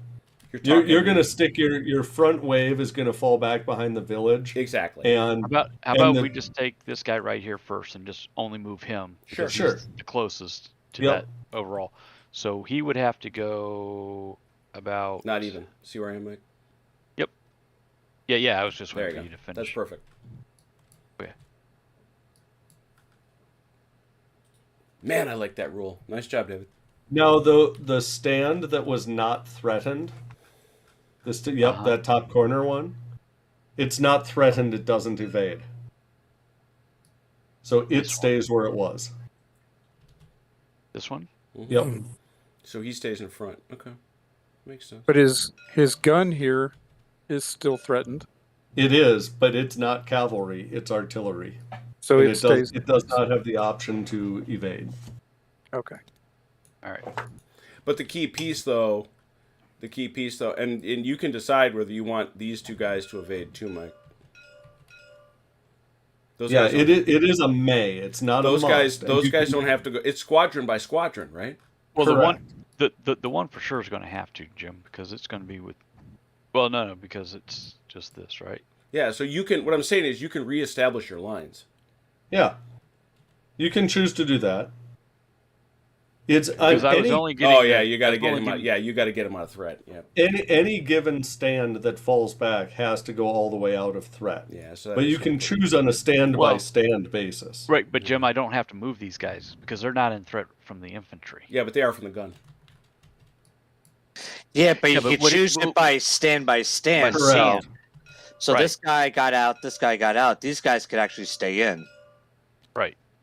Oh, I then see they what you're stay saying. I all see the what way you're saying. in. They don't move at all. Right. Yeah. That makes sense. Right. So Yeah. they can stay there. We Correct. pulled these guys back out of the threat of Correct. everything for the moment. Okay, I like that rule so of that's boatload. done. I like that rule of boatload. I really do. Now over to Ron. Ron can continue his deployments. No, Are you- that's done. We're done with the deploying. Yeah, we're done with right now. deploying. Oh, we yeah. were doing combat. Yep. Anybody else got combat? I don't think so. Conversions. Do they, now that the cavalry have evaded, do they want to convert to attack and charge in the Austrian infantry? No. Look at that! Look at that! He has figured it out. No, he does not. Charge. I mean, no. And cavalry is not impotent in this game, but they don't have a lot of staying power. They're fragile. So, you throw them in there, you'll do something. But will your cavalry be useful? Probably not for a good long time. So we are on command, activate orders. Do we have any pending ones? I think we do. We do. Yes. Yes. Roll for those activations. Okay. Let's see. To change Kellerman's order. Oh, we're back up to the top already? Holy cow. So to change Kellerman's order, I roll 2 dice. And you add your rating to his rating, and So he's got plus 4. and he's got no fatigue, and he's not near the enemy, right? That's correct. And are you within a mile of him? He Yes. is. Okay, then yeah, it's just your dice plus your ratings. Okay. So it's going to be a plus 3 plus 1, so plus 4, Mike, I sent you a message. and I think that's enough. It is. You need a Yes, 7. you need a 7 or better with the addition. Okay, I have to change a command. So I'm It may not plus be a 3 bad for idea, commanders. Ron. What you doing? Sorry, what you doing, Daniel? I'm changing my command or my order. You are seeking to change your command. Seeking. Oscar Mayer at a +1. You are, Plus however, he's in range of the enemy. Yes, so I'm plus 3 for command, Yep. minus 2 for threat, minus 1 for fatigue. Yes. I'm 0. Yes. You need a 7. Look at the man doing math. Love it. Wish I could click this thing. Oh, of course, 5. So that's Oh. a 2-turn so delay. delayed by 2. Yep. Okay. In 2 turns, they will do what you want. So what I have done, and we're going to do this consistently with ESR folks, is I've stacked up 2 issued order things. Remember to pull one off. Oh, good idea. So you got 2 Oh, there. sure. Okay. Question. For the change of objective, do I need to roll for that? Yep. Okay.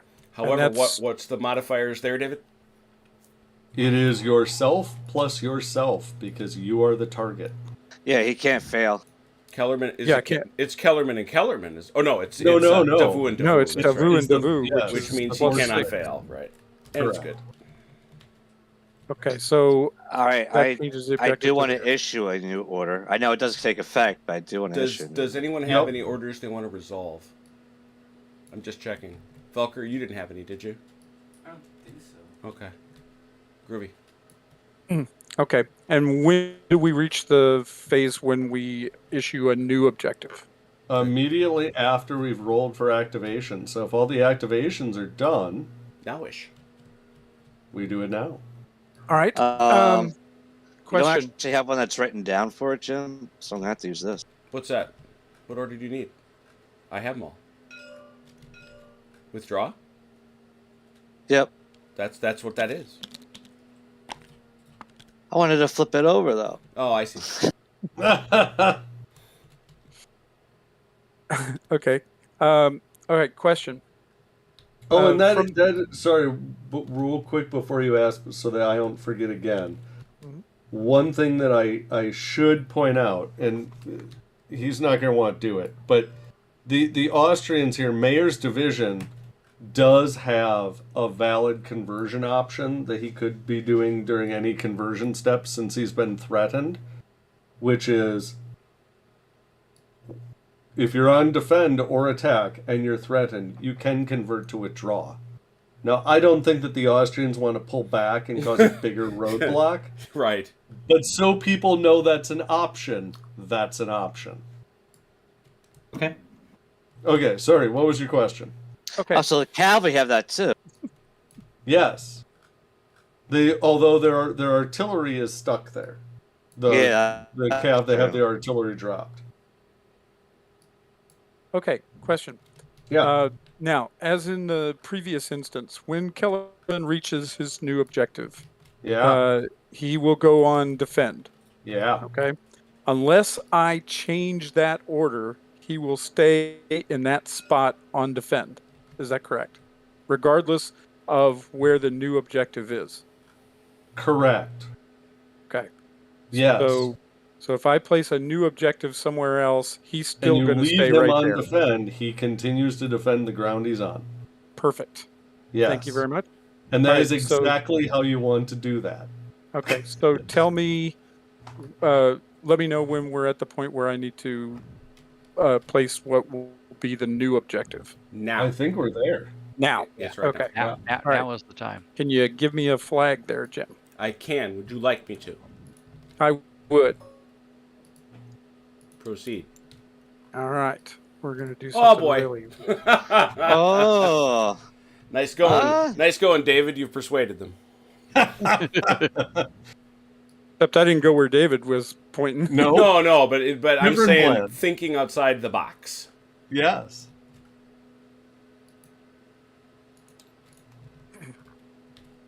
So we get, the use of directives and objectives is a relatively unique thing in ESR, and we get questions all the time about, wait a minute, how do I get my head around?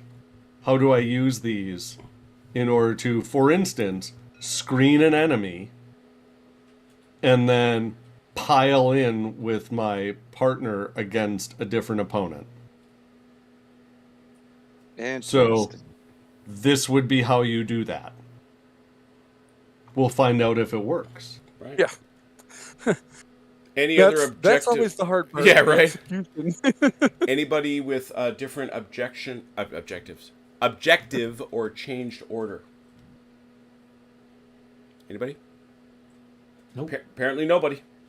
Okay, leader actions. Does anybody want to command artillery? Does anybody want to take personal command of a formation? Does anybody want to displace their artillery that they have unlimbered right now?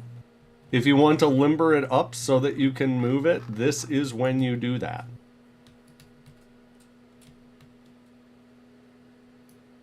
I sense no enthusiasm for any of these things. Oh, So they're outside of range of the cavalry now, yep. and they can't give any more fatigue to the.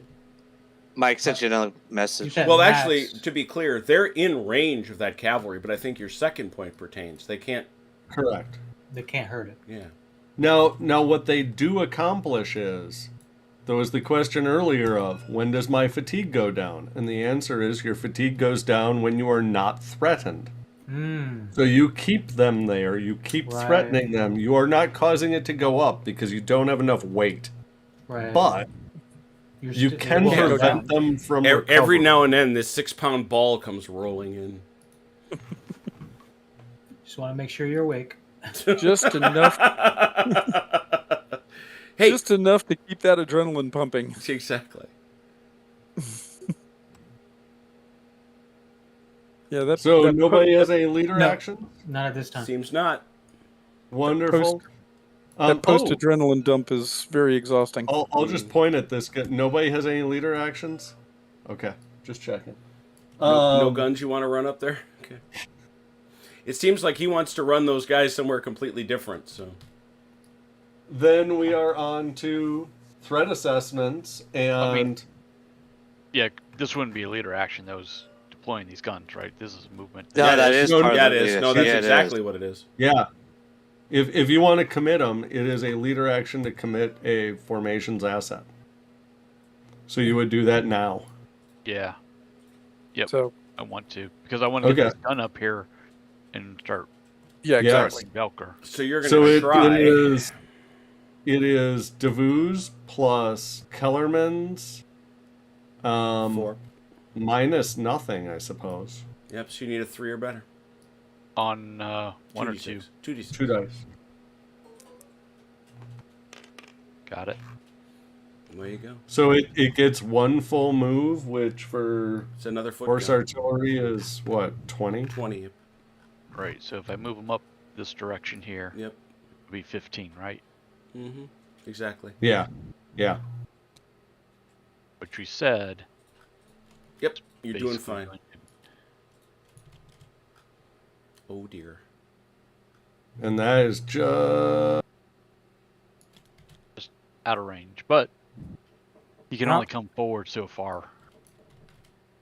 How far can you move that gun up? Because That's it. right well, now and you're, he could go around. He doesn't have to go in a straight line. He can go around. Yeah, his- but by the time he Yeah, does but I the- only lost 5 inches. Yeah, I by the don't. time I don't know if it loses him that much. It probably loses him close. Yeah, I was gonna say by the time he gets done with the geometry. That's true too. It could Oh, be the reason- tomorrow. the reason Well, I I'm mean, you asking. got to think about it though. Is I mean, Velker's only Yes. he can just stay just outside. Actually, yeah, he could stay just outside, but Well, and you've got to ask yourself, one, he's probably not going to do that. But two, wouldn't that be okay? Yes, it would. yes, yeah, For what I have in mind, it would. yeah, absolutely. Now, my question though is the reason I'm asking how far up you can move them is, I don't want them blocking that road if I can avoid it because there's another unit that's going to be using that road. He can't get him that because the limber goes behind, and the Yeah. limber is just as much of a pain to move Right. through as the gun. So he could move him a little bit shorter. How much will I lose if I have to go through the gun? Double the width. Oh, okay. Well, that's But you have to get the whole column through Right. in one Okay. move. So you could Okay. wind up being stopped for a turn. yeah. Right. It's Do something actually like this, though. it's probably not that much of a problem. Go ahead and move them all the way. As You could as also far as go you wanna off move 'em. road. Yeah, it won't be that much of a problem. It's actually this unit that's more important. This one's going to Yeah. take a while to get there anyway, and in a sense, Okay. they'll be supporting you as they do. So All right. So the gun's in place. All right, so you're on a move order, which means these boys wind up here again, 900 yards behind the rear wave. even under a move. Yep. Okay. Yeah, they got to When stay. when 6. deployed, they are 900 yards behind the rear wave. 12. There we go. Okay. But and these activated their move. no, they yes. haven't moved yet. No, they active- activated the order. Yeah, yeah. Okay, They've gotcha. activated the Yep, order. yep. So during movement, they'll move forward, and that reformation area will move forward. Right.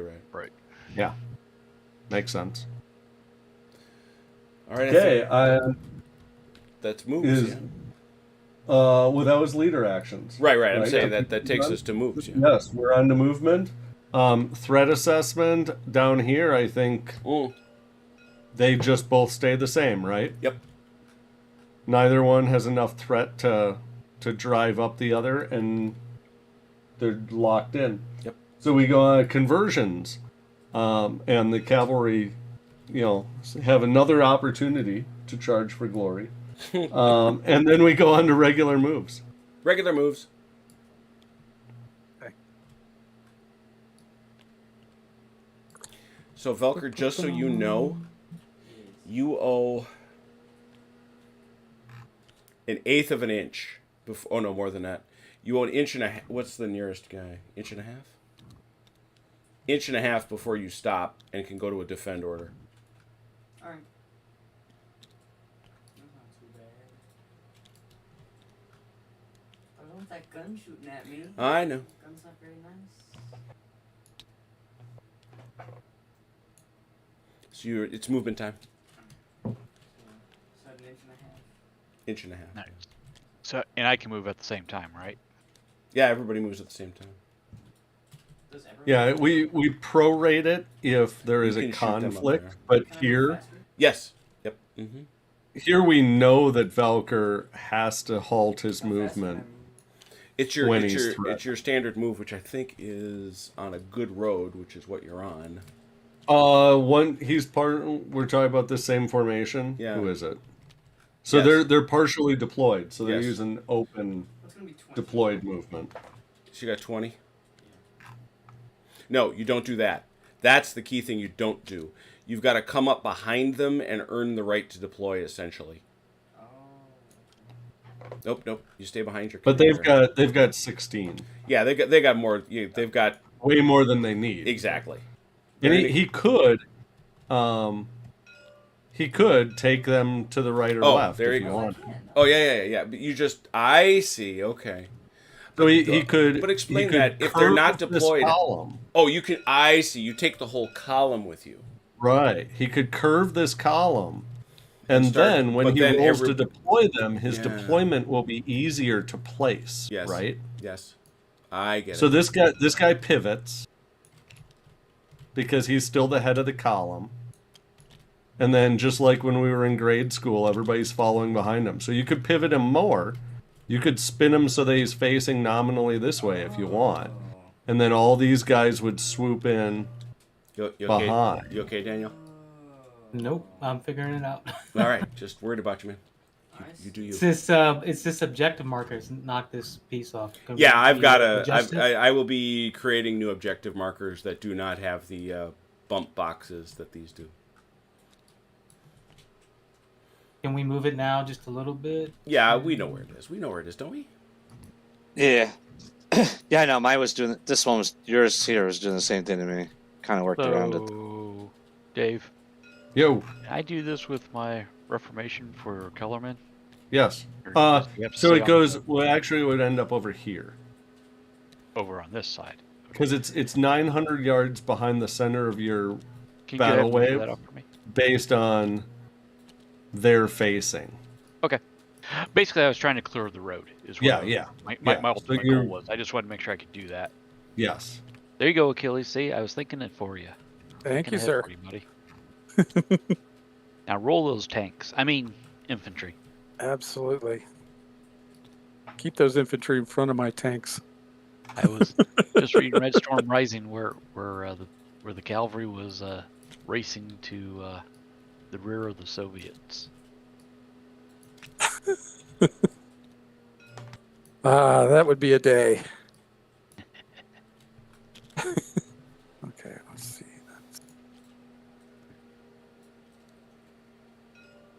Okay.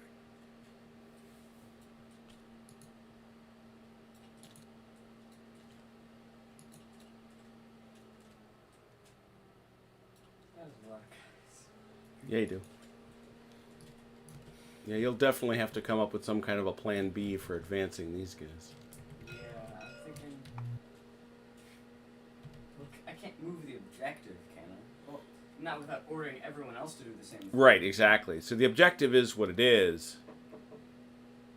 So maybe I just say that I attack this way. You can't. That's the thing. Um, Yeah, you have to go directly on it. so could I move around? No, you're gonna have to. What you're gonna have to do is deploy these guys and then deploy those guys behind him and come at him in waves.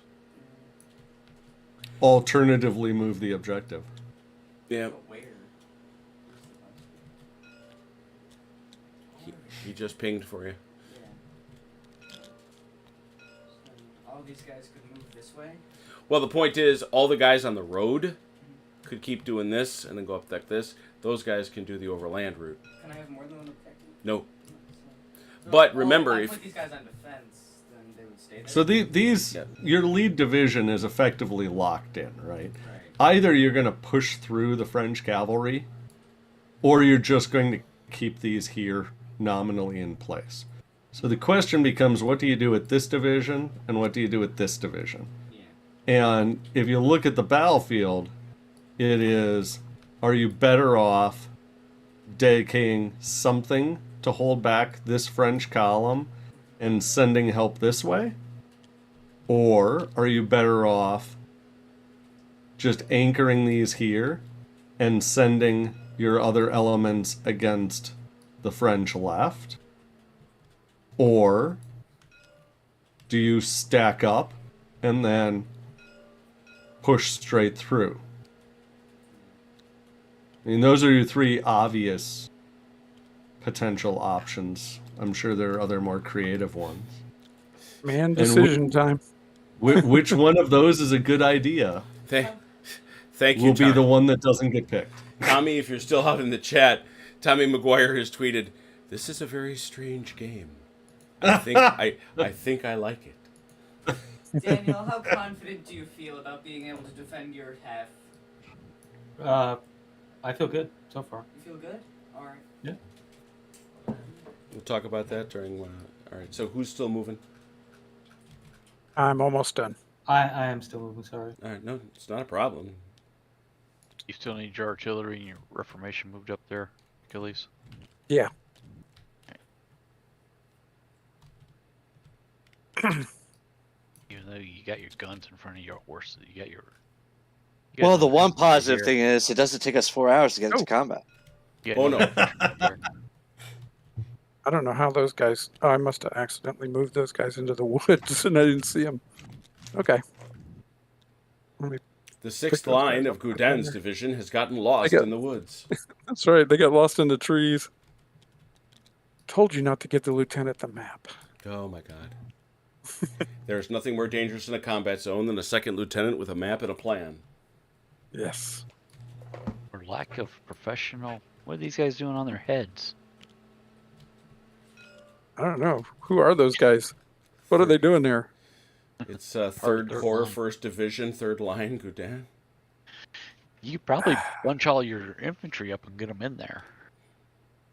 Yeah. Yeah, they're missing from roughly there.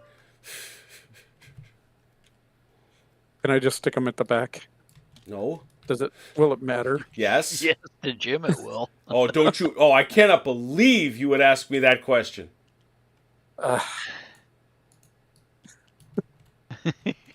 I'm spawning Austrians. Where would the Austrians More put them, road Jim? jam. It might be more of a pain for the Austrians. Yeah, I was going to say, the last thing the Austrians want is more troops. Yes, please spawn more. There's a guy who runs games at conventions for us, sometimes as a volunteer GM, and he absolutely loves now the name went out of my head.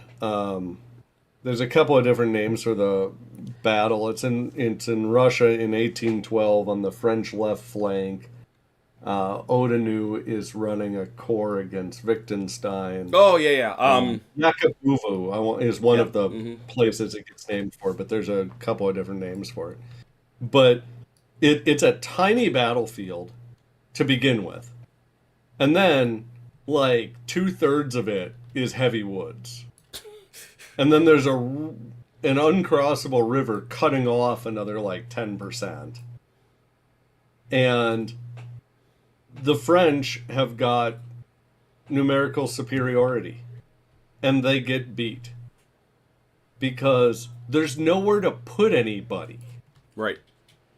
Anyway, this guy who runs, his name's Todd. He runs events for us at conventions oftentimes, and he is obsessed with this battle.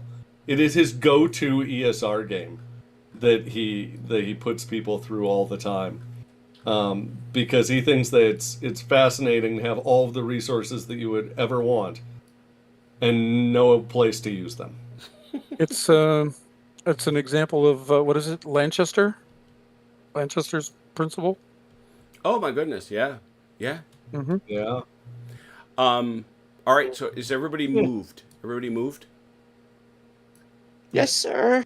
All Sir. right. Time to deploy. Deploy. Who's still deploying? Velker is still deploying. So am I. I have a new formation to deploy. All right. Yeah, Y'all know what mine your- is at too. Velker, I think you were a 2-net, 0-net as well, right? Yes. Yeah. So we'll start with Velker. 2d6. Oh, dang it. I just Go rolled. ahead. Sorry. That's fine. You know what you It's need. only got 2. Yeah, Velker, you got 3. So I can move this. Yeah, he can move out of the way. And can I turn this guy? Are Yep, these calves absolutely. part of this formation? Yes. They move at the rate of the slowest, so there won't be a Oh, gap. okay. So I got to That's move. okay. I just noticed the gap. Yeah, I was just staying within 3, so I Mind the that's gap. only for Yeah, while they're deployed. deployed, they are Yeah, all right. one thing. Roger.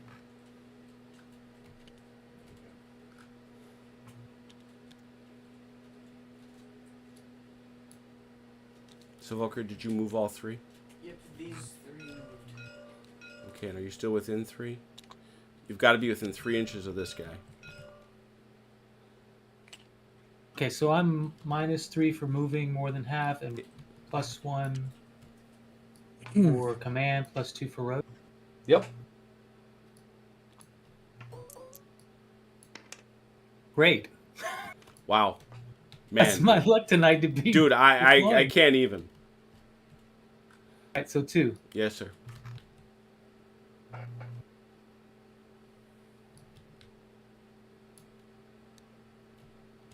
Oh, that's where you're deploying. Okay.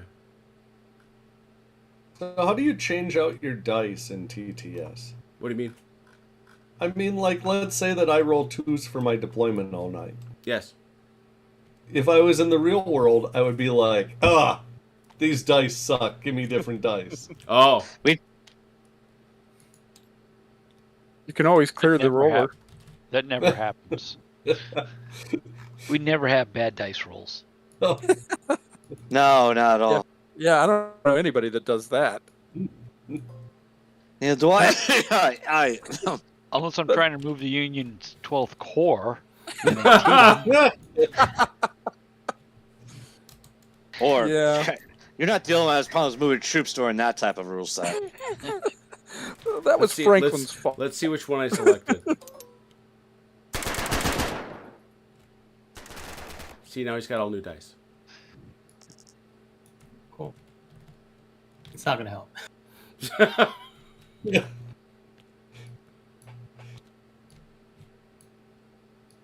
Achilles, I think you got him a little nervous over there all of a sudden. Good.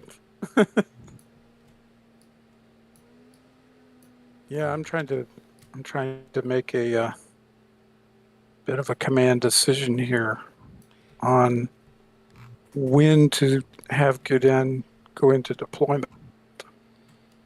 Yeah.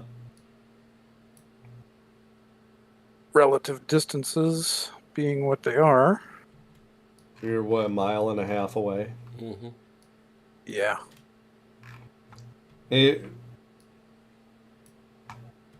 Optimally, you don't want to deploy anybody on the, what is it, North Bank? I guess it'd be the East Bank. You don't want to deploy anybody until they're across the river. Right. Exactly. I mean, that's the trick. You, All right, you can that's the start trick. I wanna deploying get 'em before there. everybody's across, but you don't want Yeah. anyone deploying who hasn't crossed. All right, David. Tommy McGuire, our resident rogue and rapscallion has ordered ESR based on this viewing. So there you go. Did it tonight. You just made your time worthwhile. There you go. Oh, good. sold a whole book. I'm sure that's exactly how David values his time. 4 hours to a book. Yeah, There you 4 go. hours, one book. You know, I mean, that's. The I'm sure business that would we work chose. out okay. Wait a minute. You're making what 75 cents an hour or something? Yeah. Thankfully, development time is free. True. Everybody deploying, get their business done As best as we could. as best we might. Yeah, I'm surprised that Davu is taking his sweet time or LaSalle is taking his sweet time on this. The rolls. You did see my deployment rolls, right? I did. All right, I think we're done deploying, David. Wonderful. After deployment comes Hey, leader sorry, real quick, fate. Achilles, Who's did you threatened? move? Did you move Morand? Yes. Okay, Yes, I I'm did. sorry, I missed. I was thinking they were. Uh-oh. they- Leader fates. Oh, the best part of the game. So we've got who's Velker's lead division commander? He's threatened, Lang. and then So- we've got So the. just a quick question, David. Once again, Yeah. because it's a little fuzzy to me. Oscar Mayer boys, his boys are all deployed out here and obviously engaging the French over here. Where should he be? The formation commander. Yeah. his figure gets put in that reserve area, so immediately behind the rear wave center. Okay, so it should be here. Okay. So his boys are indeed under threat. And while we put the figure there, the assumption is that the division commander is somewhere amongst the division. Oh, of course. We don't know exactly where. So No, what which we is know is which is why this is so threatened. delightfully random. Right. And All right, I'm gonna roll for Meyer. okay. Oh, look at that! There you go. They Little did make a turnaround. difference. All right. Wow, that's the die roll you needed for that too. Yeah. Marwala, I think that's you, OJ. Leader fate. 2D, Yes, sir. Yep, 2d6. 7. He's fine. Snake eyes roll. Is that threat there? I don't think That gun's in range. the Austrians in the center are threatened, but the French cav in the center is not. All right, Velker. 2d6. Don't roll snake eyes. All right. Has Velker ever rolled snake eyes? Unless he absolutely needed it. Yeah. I have. I can confirm. All right, so that's all the leader threats, I think. Then we are on to threat. To do our threat assessment, which is down here, and I believe they are still just locked at 2. Except that these homeboys moved up, Ooh, the Austrians came forward. which bumps them to another fatigue. So they've got 1, 2, 3, 4. So they've got I doubt they've got 4. they've got 2 points there plus 2 Yeah, for they've the gun. only got minus the- 2 they- fatigue. Yeah, They've only got It's- 3 stands. they're just gonna bump it up 1 more. Yep. And they can't give it back because all they've got is the single gun. Yep. Right. Velker, on the other hand, he's going to take a fatigue almost certainly. Nah. It's a 2-gun. Yep. And he's got What's he got for? He's got 1, 4 guys 2, 3, deployed. 4. And the formation commander's worth 1. Or well, these 2 are deployed, aren't they? Yes, they're. Oh, they are deployed. Okay, so that's 6. Okay. Is this one or no? No. That's the head of the column. Yeah. So he should be back with them, dude. Yeah. There we go. So he's got 6 versus 7. whatever the 7 with the 7. commander. Yeah. So he's not going to be able to double it. Nope. So Belker picks up a fatigue, though. Yep. That makes sense. Then we travel forward to conversions. So the cavalry on the right just haven't had it in them to commit to battle. But how does Kellerman feel? Does Kellerman want to charge in to death? No, he does not. Oh, sorry, Mike. I'm answering for you. Sorry. No. Charging across a river into fresh infantry Uphill. doesn't sound like a wonderful way to spend your day. But, Nope. you know, whatever. Then we are on to top of the next turn, I believe. So, given- how close is Velker to his objective? he is now. within He had to 6? stop. He had to switch to defend because he's inside 6. Yeah, so he converts to defend. 7. I would Yeah, like to he's defend- 7 inches from his objective. And just Oh. so- no, He's he's se- 6. if he's He's is he inside 6? 6. Yeah, he's 6. okay. Yeah, then he converts to defend. Oh, I'm sorry. Yeah, he is 6. Yeah. Yeah. Yeah, no, that, in fact, I instructed him. I said, you need to basically go an inch and a half forward and stop. Well, I guess he has to anyway because he's under threat. Right. So, I guess we'll tell folks, everybody okay? We do one more turn tonight? Everybody okay?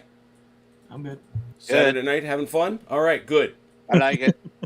Let's do it. All right, so, David, please continue. Top of the turn, do we have any pending orders? Yes. Yes. I have one, and I gotta Yeah, peel. I gotta peel one marker off for Daniel. I know that. We should. That marker comes off for him. And I got to roll.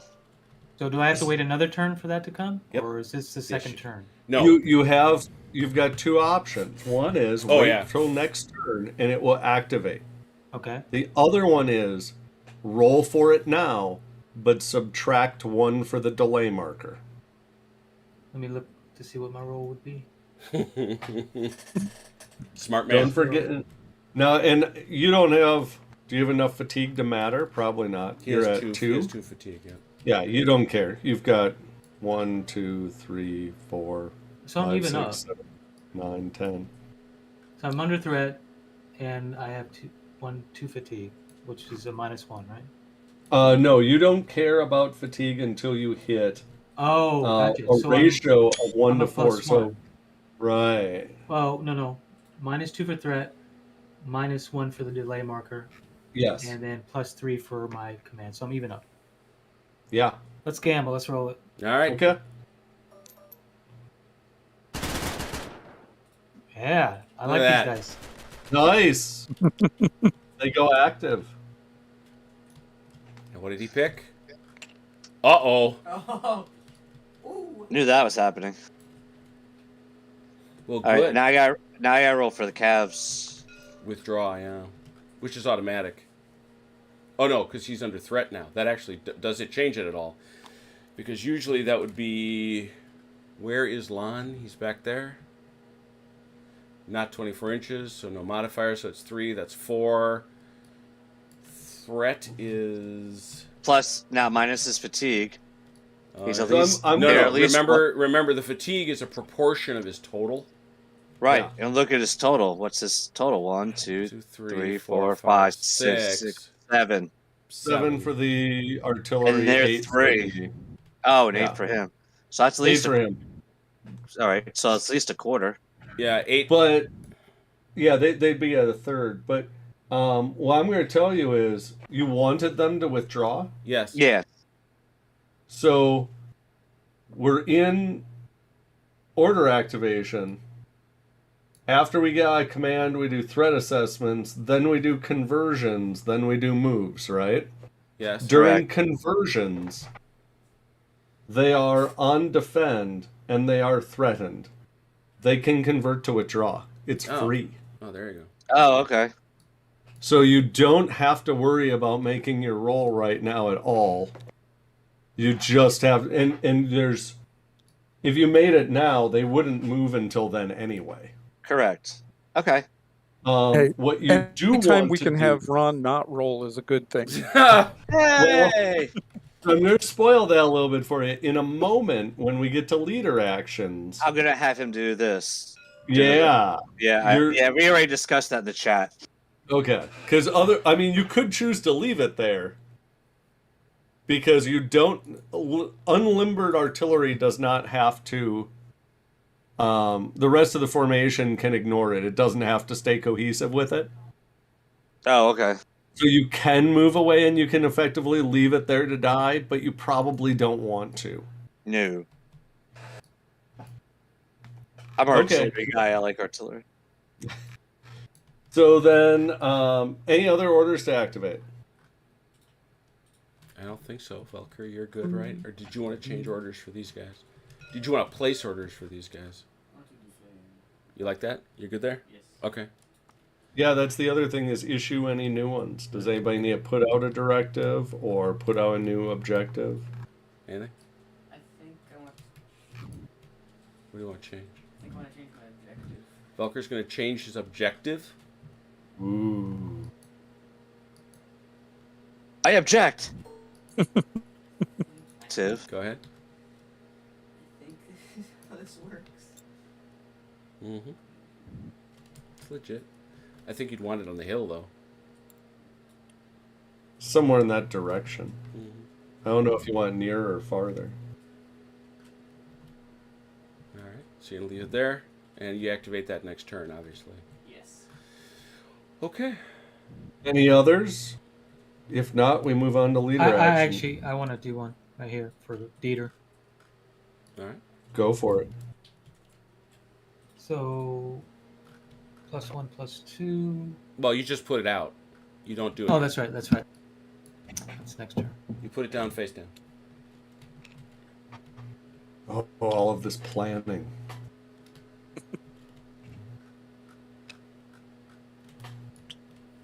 Where are my radios? Right? Anybody else? Well, we know what Yeah. radios do. We have tin cans with string. Say it again. What? Anybody else? All right. Apparently not. As Brant would tell you, radios just give you the wrong information faster. I have a leader action. What's that? Or go out Are at the we? required time. So we've gone. Yeah. So we're at leader actions. Yeah. Mm-hmm. Mm-hmm. Yes. I want to displace this artillery. So it's basically limbering up, right? Correct. It limbers in place. And then it will move during movement. Is that automatic? No, it is a leader action. I didn't roll. think so. Yep. So he makes the roll now and limbers it if he is successful. So All right, roll. and the modifiers are his command. Anything else? Yeah, it's the same test that he took to activate that order effectively. So it's even up. Yep. Yeah.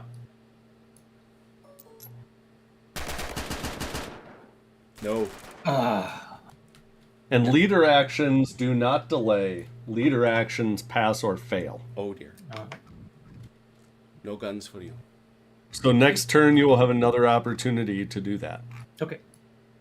Did the French want to roll for this one? Yes. Mike, you want to roll for this one? So again, 2d6, right? going over it, it's 2d6 plus the command value of Marulaya.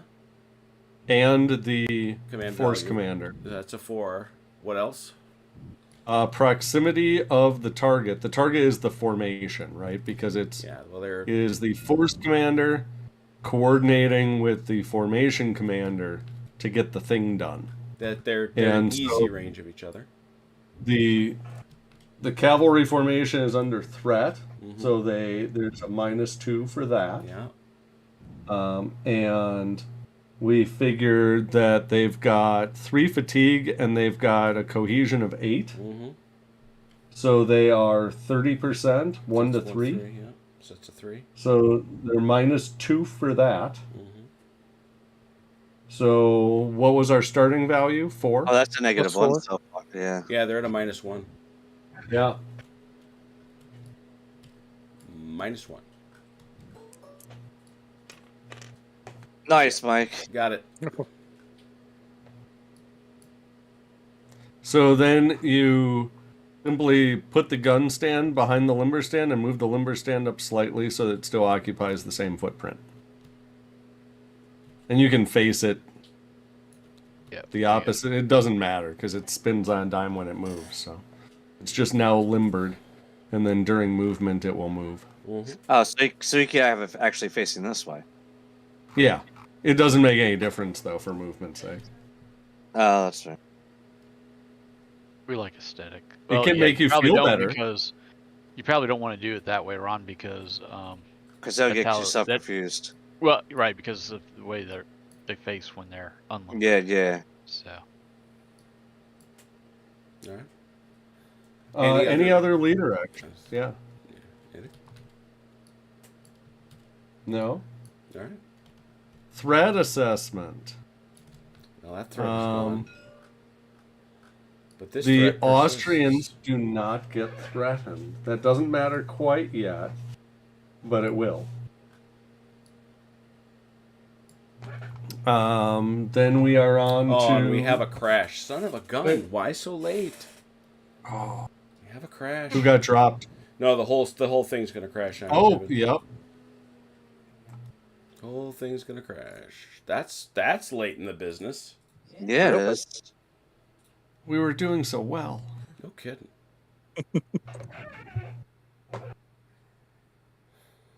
Firing it back up, he said optimistically.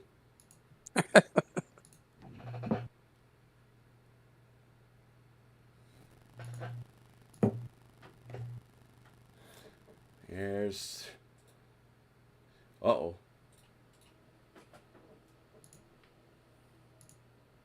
Don't you give me no noise.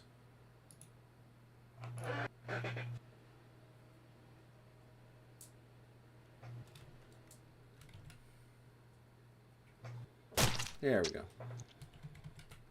Takes its own sweet time.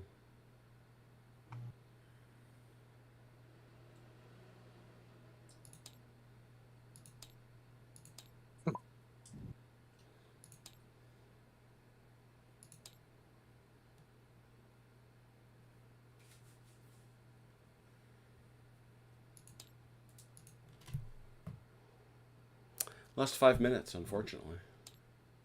Yeah. Yeah, it's a 9:59 autosave. Server's back up though, gents. Get out of the color.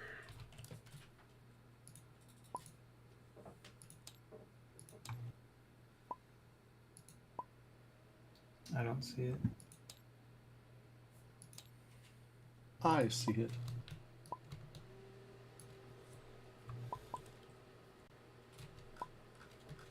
Okay, so what do we get to replay there? I don't think it's too much. The main think it's thing is anything. it's the gun. The Yeah, the artillery remembers, but is there anything else we're missing here? no, I don't think so. Because we spent a fair That was amount the of last thing time. we did. We spent a fair amount of time discussing this.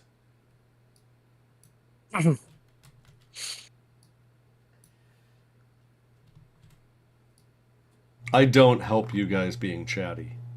So we, so I we, contribute to that as so we much as wind up anything. we wind up here, assessing threat against.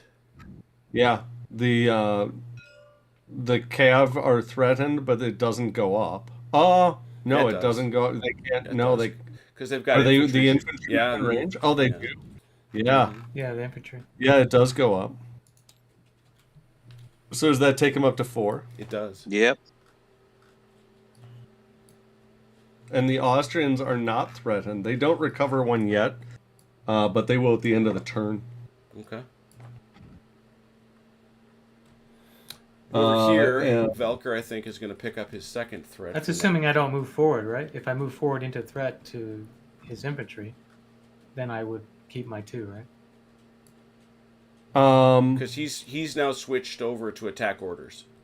Yes, if you end up in a threat zone, Mm-hmm. you will not recover any. Right. You are correct. So now Velker is going to pick up his second threat because of that gun. Yeah, I kept doing that too. I don't think anybody else has entered in the threat, however. No, that's it. All right. That's threat assessed. Conversions. These cav wanted to convert to withdraw. They did. Correct? So that formation moves at half speed away from all threat Right. as directly as possible. Which is probably the most direct corridor is probably this way, Yep. it looks like. Agree. So the artillery and all. Correct. The whole You said formation You said at half speed. Mm-hmm. at half speed. So it would only be 5 inches. 10 No, inches. 10. Those are horse. Oh, I'm sorry. Yeah. So they can't clear that infantry. So they're You're gonna have probably to, yeah, you're gonna have to hang it out there like that. Rearrange them. Yeah, remember it's Yeah, this they- whole thing they'll- about you got to pick a guiding guy, Mike. Yeah, you pick a stand. That's right. Pick a stand and move it, and then move everyone else to be cohesive with that one. The Reformation area is just going to magically pick up and move over there to be in an appropriate location. What's that gun do? The artillery moves just like the rest of the cav does. It just has to move to be cohesive with the one stand by, tethering through somebody. That was just me. So, marking. these guys, if you wanted... could Just as a be- question. Time out, like, time out, yeah. time out, time out, time out. Stop. Mike, you can't move him that far. Yeah. That's what I was. That's what I was thinking. you're He's gonna have only to- going to go 10 inches. You got 10 inches. You got a problem. You're gonna need to stick Right. that. You're gonna have to need that stick that gun in a place you probably don't want it. Now I just Well, have a that's why I question. was. Well, that's why I was wondering if going this way is the way I needed to go versus Yeah, I was gonna say, why Wouldn't couldn't you back go this down way? This way. That He's got to be that's by the other. Yeah, he could. Well, so he has to go as directly as possible away from all threat. He's got to get away The from question this is- threat. But he can But I do would be that by moving away from stepping. It's got a 45-degree zone, right? So he could do that by going this way. The question is, which one is more direct? So I'm gonna zoom out a bit. They look Well, I'm about just gonna even move to these me. guys back to Pretty where they. equal from where they were. Hmm. So that's where these guys Yeah. were, right? Because this is the one I conformed off of. Right. If you move, assuming that the artillery would move first, right, out of the It way, could. Yeah, it could be a regulating unit. Yeah. that would put Well, you could That move is- the artillery first, and Right, that that's- could be a regulating unit. Yeah. Right. Then everyone else would move to conform to them. Yeah. But you probably actually have to move the So, Ron, put regulating that- unit put- less right. So if you Jim, put go that. the direction you're going. Yeah. Yeah, Jim, put that cavalry unit right here at the 10-inch mark. Right. Yep. Where my question though is this one was the front unit? As long as he's That outside doesn't matter. You don't have No, no. to succeed in getting out of threat. Okay. The regulating unit has to move at half speed directly as possible away from all threat. And then everybody else has to conform to them. So some of them could still end up threatened by the Austrian artillery. But they don't. They don't, but they could. And that would be legal. I definitely prefer you on that side. Yes. Yeah, 'Cause well, otherwise so do you're gonna be in I. the way. And it is Trust it me. is more direct because it's the shortest. You pick your regulating unit, and then it has to make the most direct move. Well, it's shorter for you to get out of threat going that way with the artillery than going the other way. So Right. that makes perfect sense. Yep.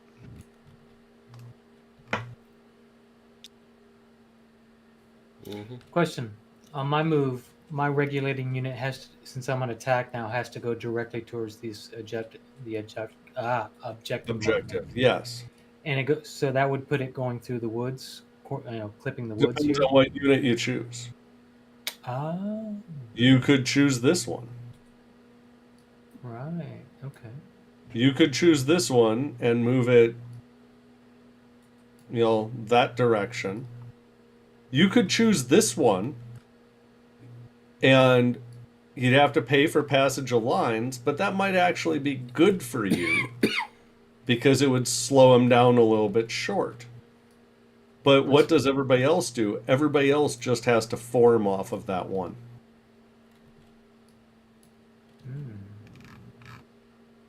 So which unit you pick to lead is completely up to you. And sometimes it doesn't matter at all. Is the And sometimes it's important. town considered rough terrain?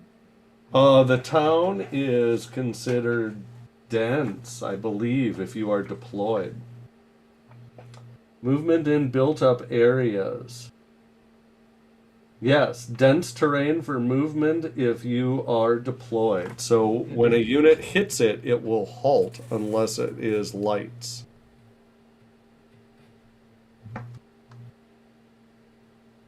And I don't think, Jim will tell me if I'm wrong, Yeah, they don't have but I any don't over there. think you have any lights No. there. Nope. But this was all conversions. And I don't think there are any others.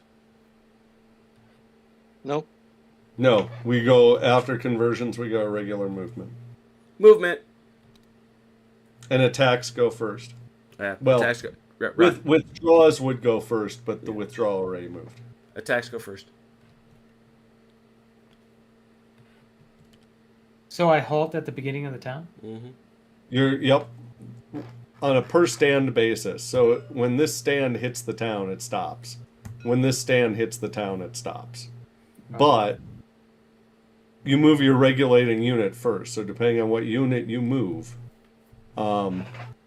if it doesn't hit the town, it doesn't have to stop. Everybody else forms off of it. If that causes them to hit the town, they halt when they hit the town. Gotcha.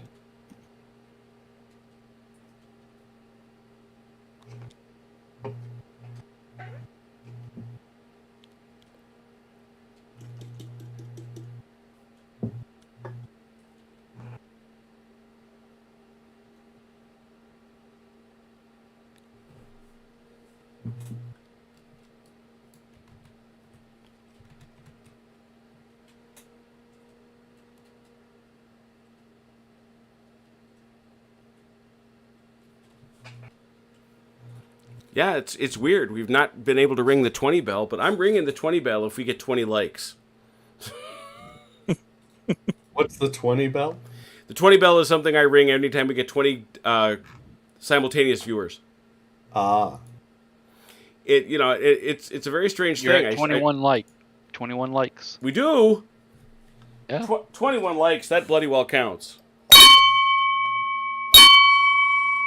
Yeah, there had to have been 20 people at one time. We can't hear it, Dave, but those on YouTube Believe can. me, everybody on YouTube just heard it for real. So do you do that to clear the room? Like everybody's watching the stream and you're like, get off of my lawn. It's the alarm. It sounds like one of those smoke detectors that the batteries have died.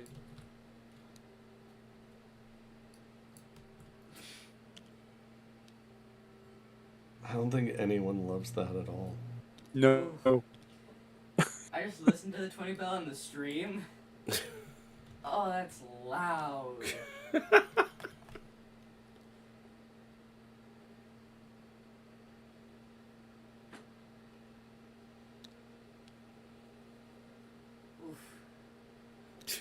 Oof. Yeah, I'm still getting over it. Gotta figure out what a nice objective marker will look like. There be dragons. There you go.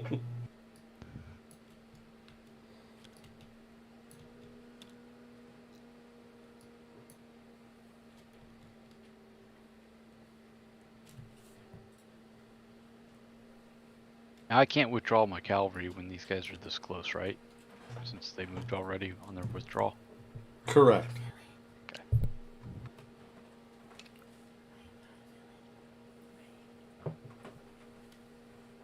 You'll get another opportunity to back him up, but it'll be next turn. Sure. They get to shoot you.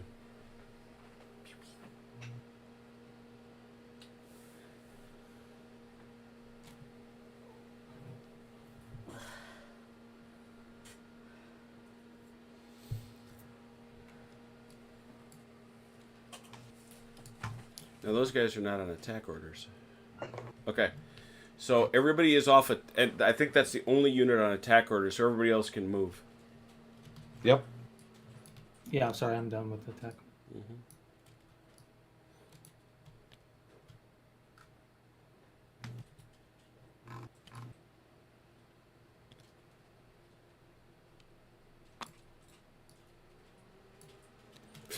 He's gigantic, Austrian divisions. So, what do I do?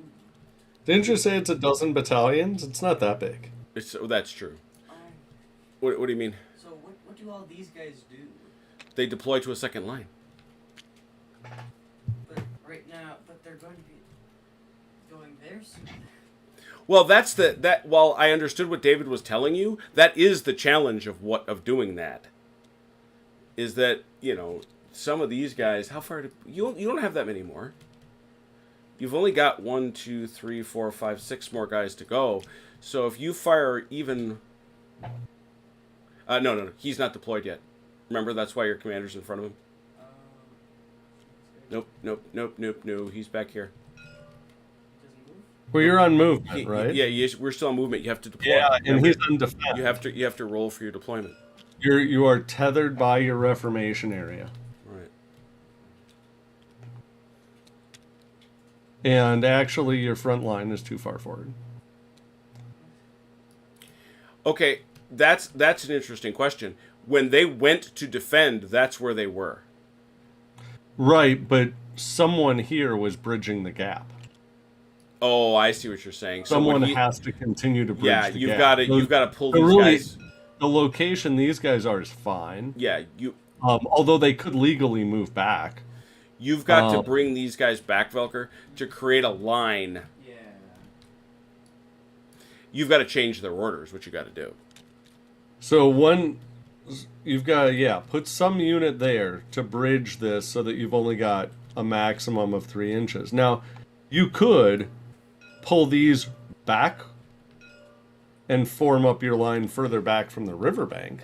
No, I like this. Yeah, but I mean, but at 12 inches? That's way back from the riverbank. Well, it doesn't necessarily. I mean, he can have multiple waves. Sure, but I'm not saying. Oh, I see what but you're saying. Wave and wave. I'm saying that in order to spend less units bridging this gap, he could shorten the distance by pulling back his front line. Now, if he doesn't want to do that because he likes his position, that's fine. It just means that he has to spend more units bridging the gap. Yeah. Well, I can move some of these guys, right? I can move these guys. No. These guys are ployed, right? Yeah, you can't move these guys till deployment. Because the deployed part of your formation is physically attached to your reformation area. Once they're deployed, this distance can be 900 yards. But when they're ployed, this goes at the back of the column. So these guys can't move because the reformation area can't follow. Okay. So to solve When for they this, deploy, they get out of that column. Daniel, these guys are ployed, right? Are No, deployed? Just the two are deployed. But doesn't that count for the whole formation? The whole thing moves at the deployed rate Yep. once any part is once any part is deployed. and everybody's got to form up behind them. They can't form up separately like that. Yeah. Oh, So you're moving no, to 16. Yeah, I moved Yeah, you're 16. slow. Oh, I thought it was 18. I thought it was slow. The deployed troops, Jim, don't have to stay ahead. No, but what I'm talking about is you understand what he's trying to do, right? It's- He wants to defend this ridge. Oh no, yeah. Sorry, Oh, I was switching between Daniel and. Oh yeah, I don't know what. No, I 20 on see the- what you're saying. Yes, It's 20 on the road. yes. Okay, so what's the threat zone of that cavalry? Contact. Yeah, cavalry throws no threat. Okay.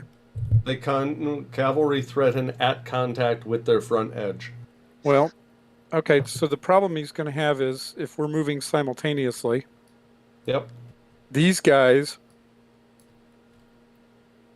are going to go Now, what'd you say, Dave, about 20?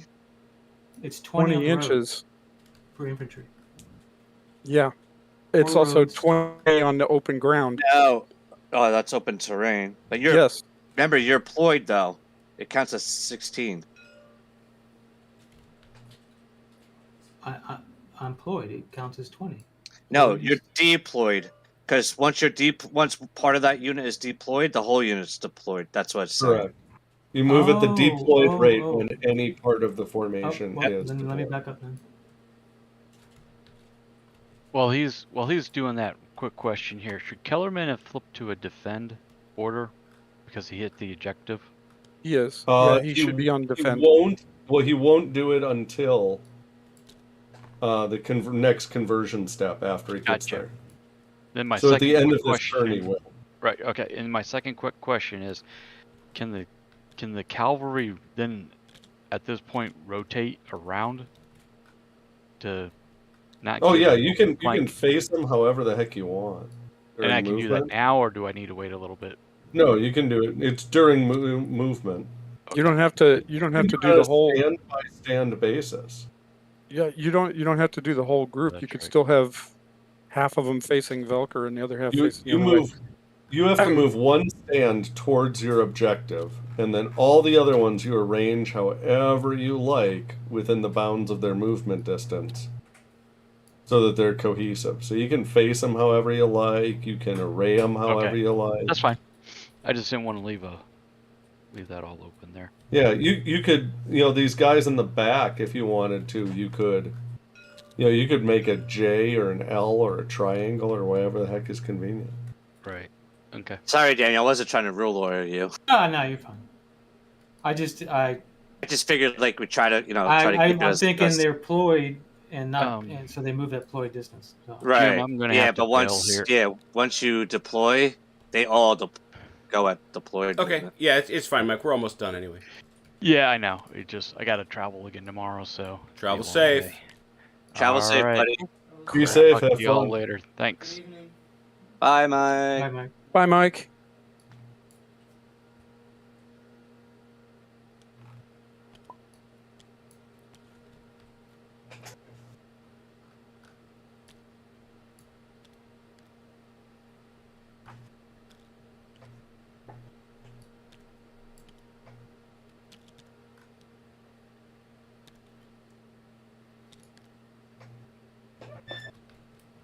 And was there a question about? I know that it may have already been solved by movement distances, but was there a question Why didn't somebody about move that?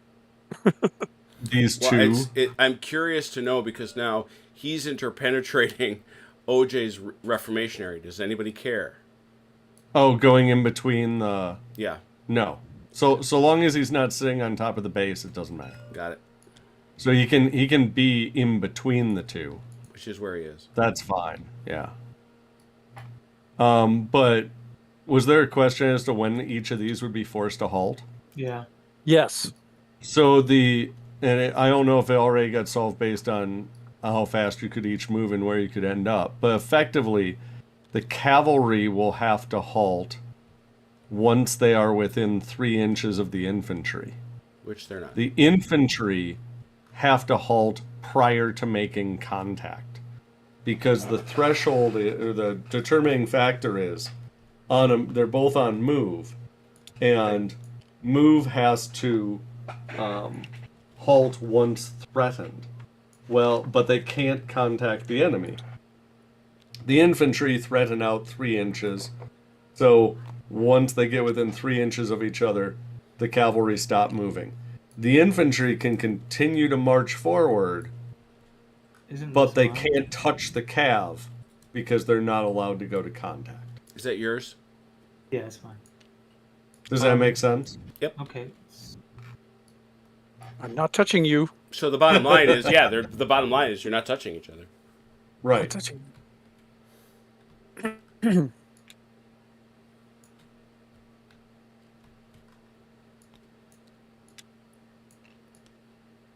If anybody's still moving, No. Well, I'm done. I'll put it that way. deployments. And I'm usually Fine. I know I'm this to usually be the true. last one. Deployments. Velker, I know Yes. you're still doing it. I'm still But, doing some. you have to roll, remember? Well, these guys are deployed. Yeah, but the problem is, remember, they're the ones that are keeping your chain alive. Right. So. Okay. What you do by If I deploying, deploy more- you open up the opportunity to improve your chances of Right. moving that thing So forward. I'm even. So. Yeah. And since I'm in threatened. I'm at a -3 Three. now. I need some deleted dice. Oh yeah, so do I, because mine lands on top of those. So you got 3 more. So that means I have 1, 2, 3. What's the phase where the let's say the corps commander wanted to take personal command of a division? Leader actions. That's Okay. that's during command. Yeah. I'm, In the command phase, leader actions. I'm Same gonna as when deploy- you do things with artillery. What's this now, Daniel? I'm gonna deploy more from Dieter. Okay. So I'm even up -3 for moving more and then +1 for command, +2 for road. Mm-hmm. Oh, 5. 5. Very nice. Udan would like to try to deploy. I bet. He's a +1. Davu is a +4. He moved more than half, so that's 3. So he's a +1. Davu doesn't count. Oh, Just Davu- the guy who's just so the that's guy. that's a -2. yeah. Yeah, that's not good. Mm-mm. All right. 2 dice. Mm-hmm. And yes, for those in the 4, peanut 2. gallery, we're using mostly generic generals, despite the fact that they have famous names. Correct. Okay, so to deploy, I just pick a stand, Mm-hmm. like for example that one, Mm-hmm. and that he counts as 1. So now I can move one other, and I Mhm. can place him 3 inches. Mm-hmm. So I could place him next to them, right? Yes. Okay. And then the That's it. commander, he needs to go back behind him, Yeah. right? Now he's the cap. Yeah. I think that's rather elegant.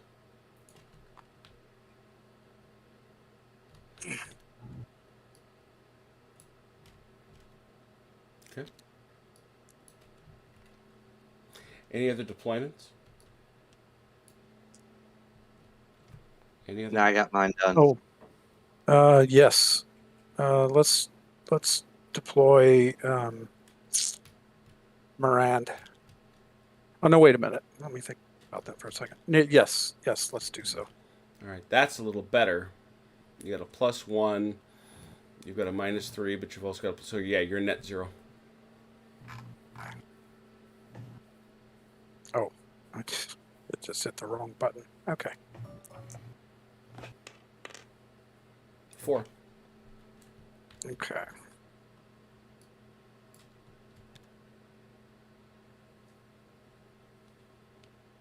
All right. So.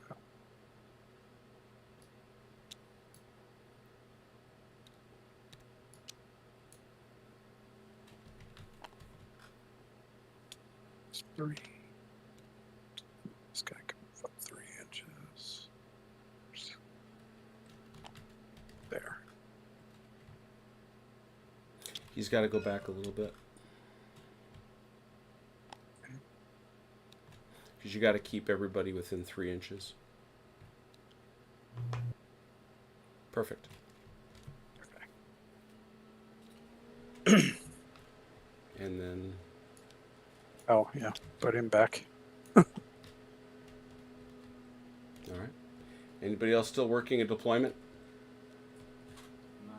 Not No. I. All right. Well, I'm going to just look at the chart, and that's going to tell me that we've ployed and deployed. Woot. We now do... Oh, leader fates. I love... This is my favorite part. Leader fates. Okay, so this is the point where Davu can take personal command No, of a no, no, no, division, no. right? This No, is just this is just where Davu can get his head blown off. I'm rolling for mayor first. Okay. Also, I can also get mine. Then I'll roll for Dieter. Mm-hmm. Is Dieter threatened? Yeah, is he? I don't think he is. There's no, No. threat here. There's no threat here. Oh, he's not? Okay, well. No, they are There's more no than threat 3 either way inches here. away. Oh, I see. No threat The either way. blonde. Oh, I thought he was by within whom 3. is Lon threatened? No, not Lon. Oh, Saint-Hilaire? Yeah. These are his Right words. here. Oh, wow. Okay, yeah. Very good. He's fine. And now, Yep. No. Nobody. Sorry to Ian Jackson should he watch this later. Nobody died. Now we do threat, now we do threat, now we do threat. With all of the 2s rolled tonight, none during leader fate. Yeah. So we have nobody at contact, so it is just Shooty threat. and it is only artillery. Skirmishers don't threaten in combat. They only threaten during movement. Ah, okay. So You do movement is all ranged, no contact. All right. And I don't Combat is contact plus artillery. So that's nothing. Are these? He's already taken his max. He's already taken his max.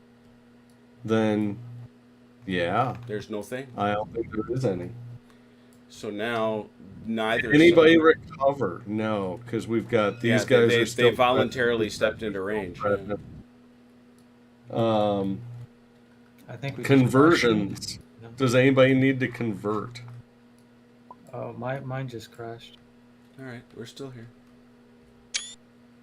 Kellerman converts to defend at this point. Let me get one of those for him. How close would he need to be to, if he wanted to convert these guys, for example, to charge? So he has to be within 1 movement. So he's there. He can do it. Yeah. The thing to know is Kellerman's entire brigade goes. Ah, that makes These 2 stands are the only ones that can make contact because they are within both range and arc of the target, but the rest stacks up behind. Okay. So you could do that but you would vacate the river crossing. Yes, which I don't want to do. So kind of changes And also, that. and also to be clear, talking about combat, it's not like you're just going to hit this one base. You're gonna do whatever threat you can put on that base is, so you give, what are these raid? They're raid 3 apiece. So you're gonna do, and Kellerman's got another +1. So you're going to put 7 threat plus 1 die against this formation. It's against the whole formation. Its cohesion is going to be 1, 2, 3, 4, 5, 6, 7, 8, I'm guessing. 8. So you're not going to double it because you're not going to hit 16 with 7 plus 1d6. Mhm. You'll put a fatigue on him. You'll also take a fatigue. And you'll, more importantly, though, is like you said, you'd vacate the river crossing, and you don't Yeah. want to. Which I do not want to do. So, Daniel, are you back such as you can I am. tell us whether you want to convert anybody?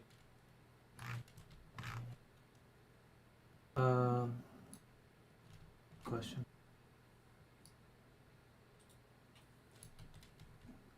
Well, this one, doesn't this automatically convert to defense from movement? Which one? Here. Dieter. Yes. Okay, just to explain why. Oh, no, it does Why not. would Because they? he's not within his range of his objective. Yeah. Well, hold on. He is not threatened right No, now. I'm not he is threatened. not, no. That, never mind. Okay. No. What about these guys, since they're probably threatened on their move order? Be right They back. change to defend. Yes. They are I within wanna- threat range. They are on a move. They will convert to defend.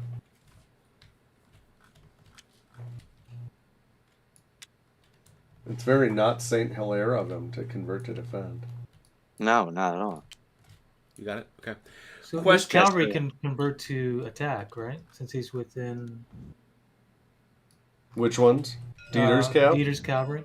So cavalry forms, you have 3 types of formations. You have infantry formations, which can include artillery. You have cavalry formations, which can include artillery. And then you have mixed formations, which are the ones that have both infantry and cavalry. Mm-hmm. Mixed can't convert like cav. Ah, okay. Only pure cav can. So Kellerman could convert and hit Dieter, like we were just talking about a moment ago. But the disincentive for that is that the French don't want to open up the bottle of the river. Dieter can't convert because it's a mixed division. It's a mixed division, right? Okay. Then I have no conversion. Looking here, he's looking this way, which I realize really doesn't matter that much. His objective is where? Down here. Yeah, his objective is here. I don't know why it says Dalinar. I don't know either. I didn't put that. I think you did. Liar. It's yellow. White cheating No, that's my bastard. objective. Yeah. Yeah, And so then someone so put he's- Daniel in the blue. he's looking that way. That's Doesn't okay, matter. even though he's got He's to saying go this way. Yeah. Okay. He has to move. The regulating unit has to move at the objective, but the facing of any stand is whatever the player wishes to make it. Okay, I'll be very curious to see what he has to do next time we get together, because this is the sort of thing that I'm glad to have you here for. All right. Well, what he's on? Is Dieter on? He's on move orders right now. Yeah, he's gonna move forward like an inch. And then once he gets under threat, he can stop. Once he gets under threat, he has to stop. Oh, has to stop, right? Yeah. So Gudin is going to lock Dieter in place. Yes. Okay. And then the big problem for the Austrians again is going to be, hey, look, we're trapped in this tiny place and need to deploy. Mm-hmm. Well, very good. All right, so that was conversions, of which there turned to be none. That's it. All right. Well, very good. Whew. Well, that was a lot, huh, kids and campers? Yeah. Yeah, it was good. So for those, which is to say everybody who have never played, tell the man what you think. He's right here. He's sitting right here at the virtual table. What do you think of ESR? I love it. I actually played Oh my God, another Call-In one. back in 2019, the second edition. So Okay. What was Oh. that? What was that, Ron? I said, "Oh my God, another Napoleon game." No, I love it. I really like it. I like it. that was the Fallen before the lockdown. So yeah. Yeah. It's We probably met I in like the person. idea. No, formations we've and- met, David. Okay. I'm horrible with names and quite good with faces, so right now I'm looking at this picture on the screen and you look a lot like Sean Connery. I don't know what's going on. I get that all the Wow. time. We should all be that. We should all be so lucky. And Achilles and Volker, what do you think?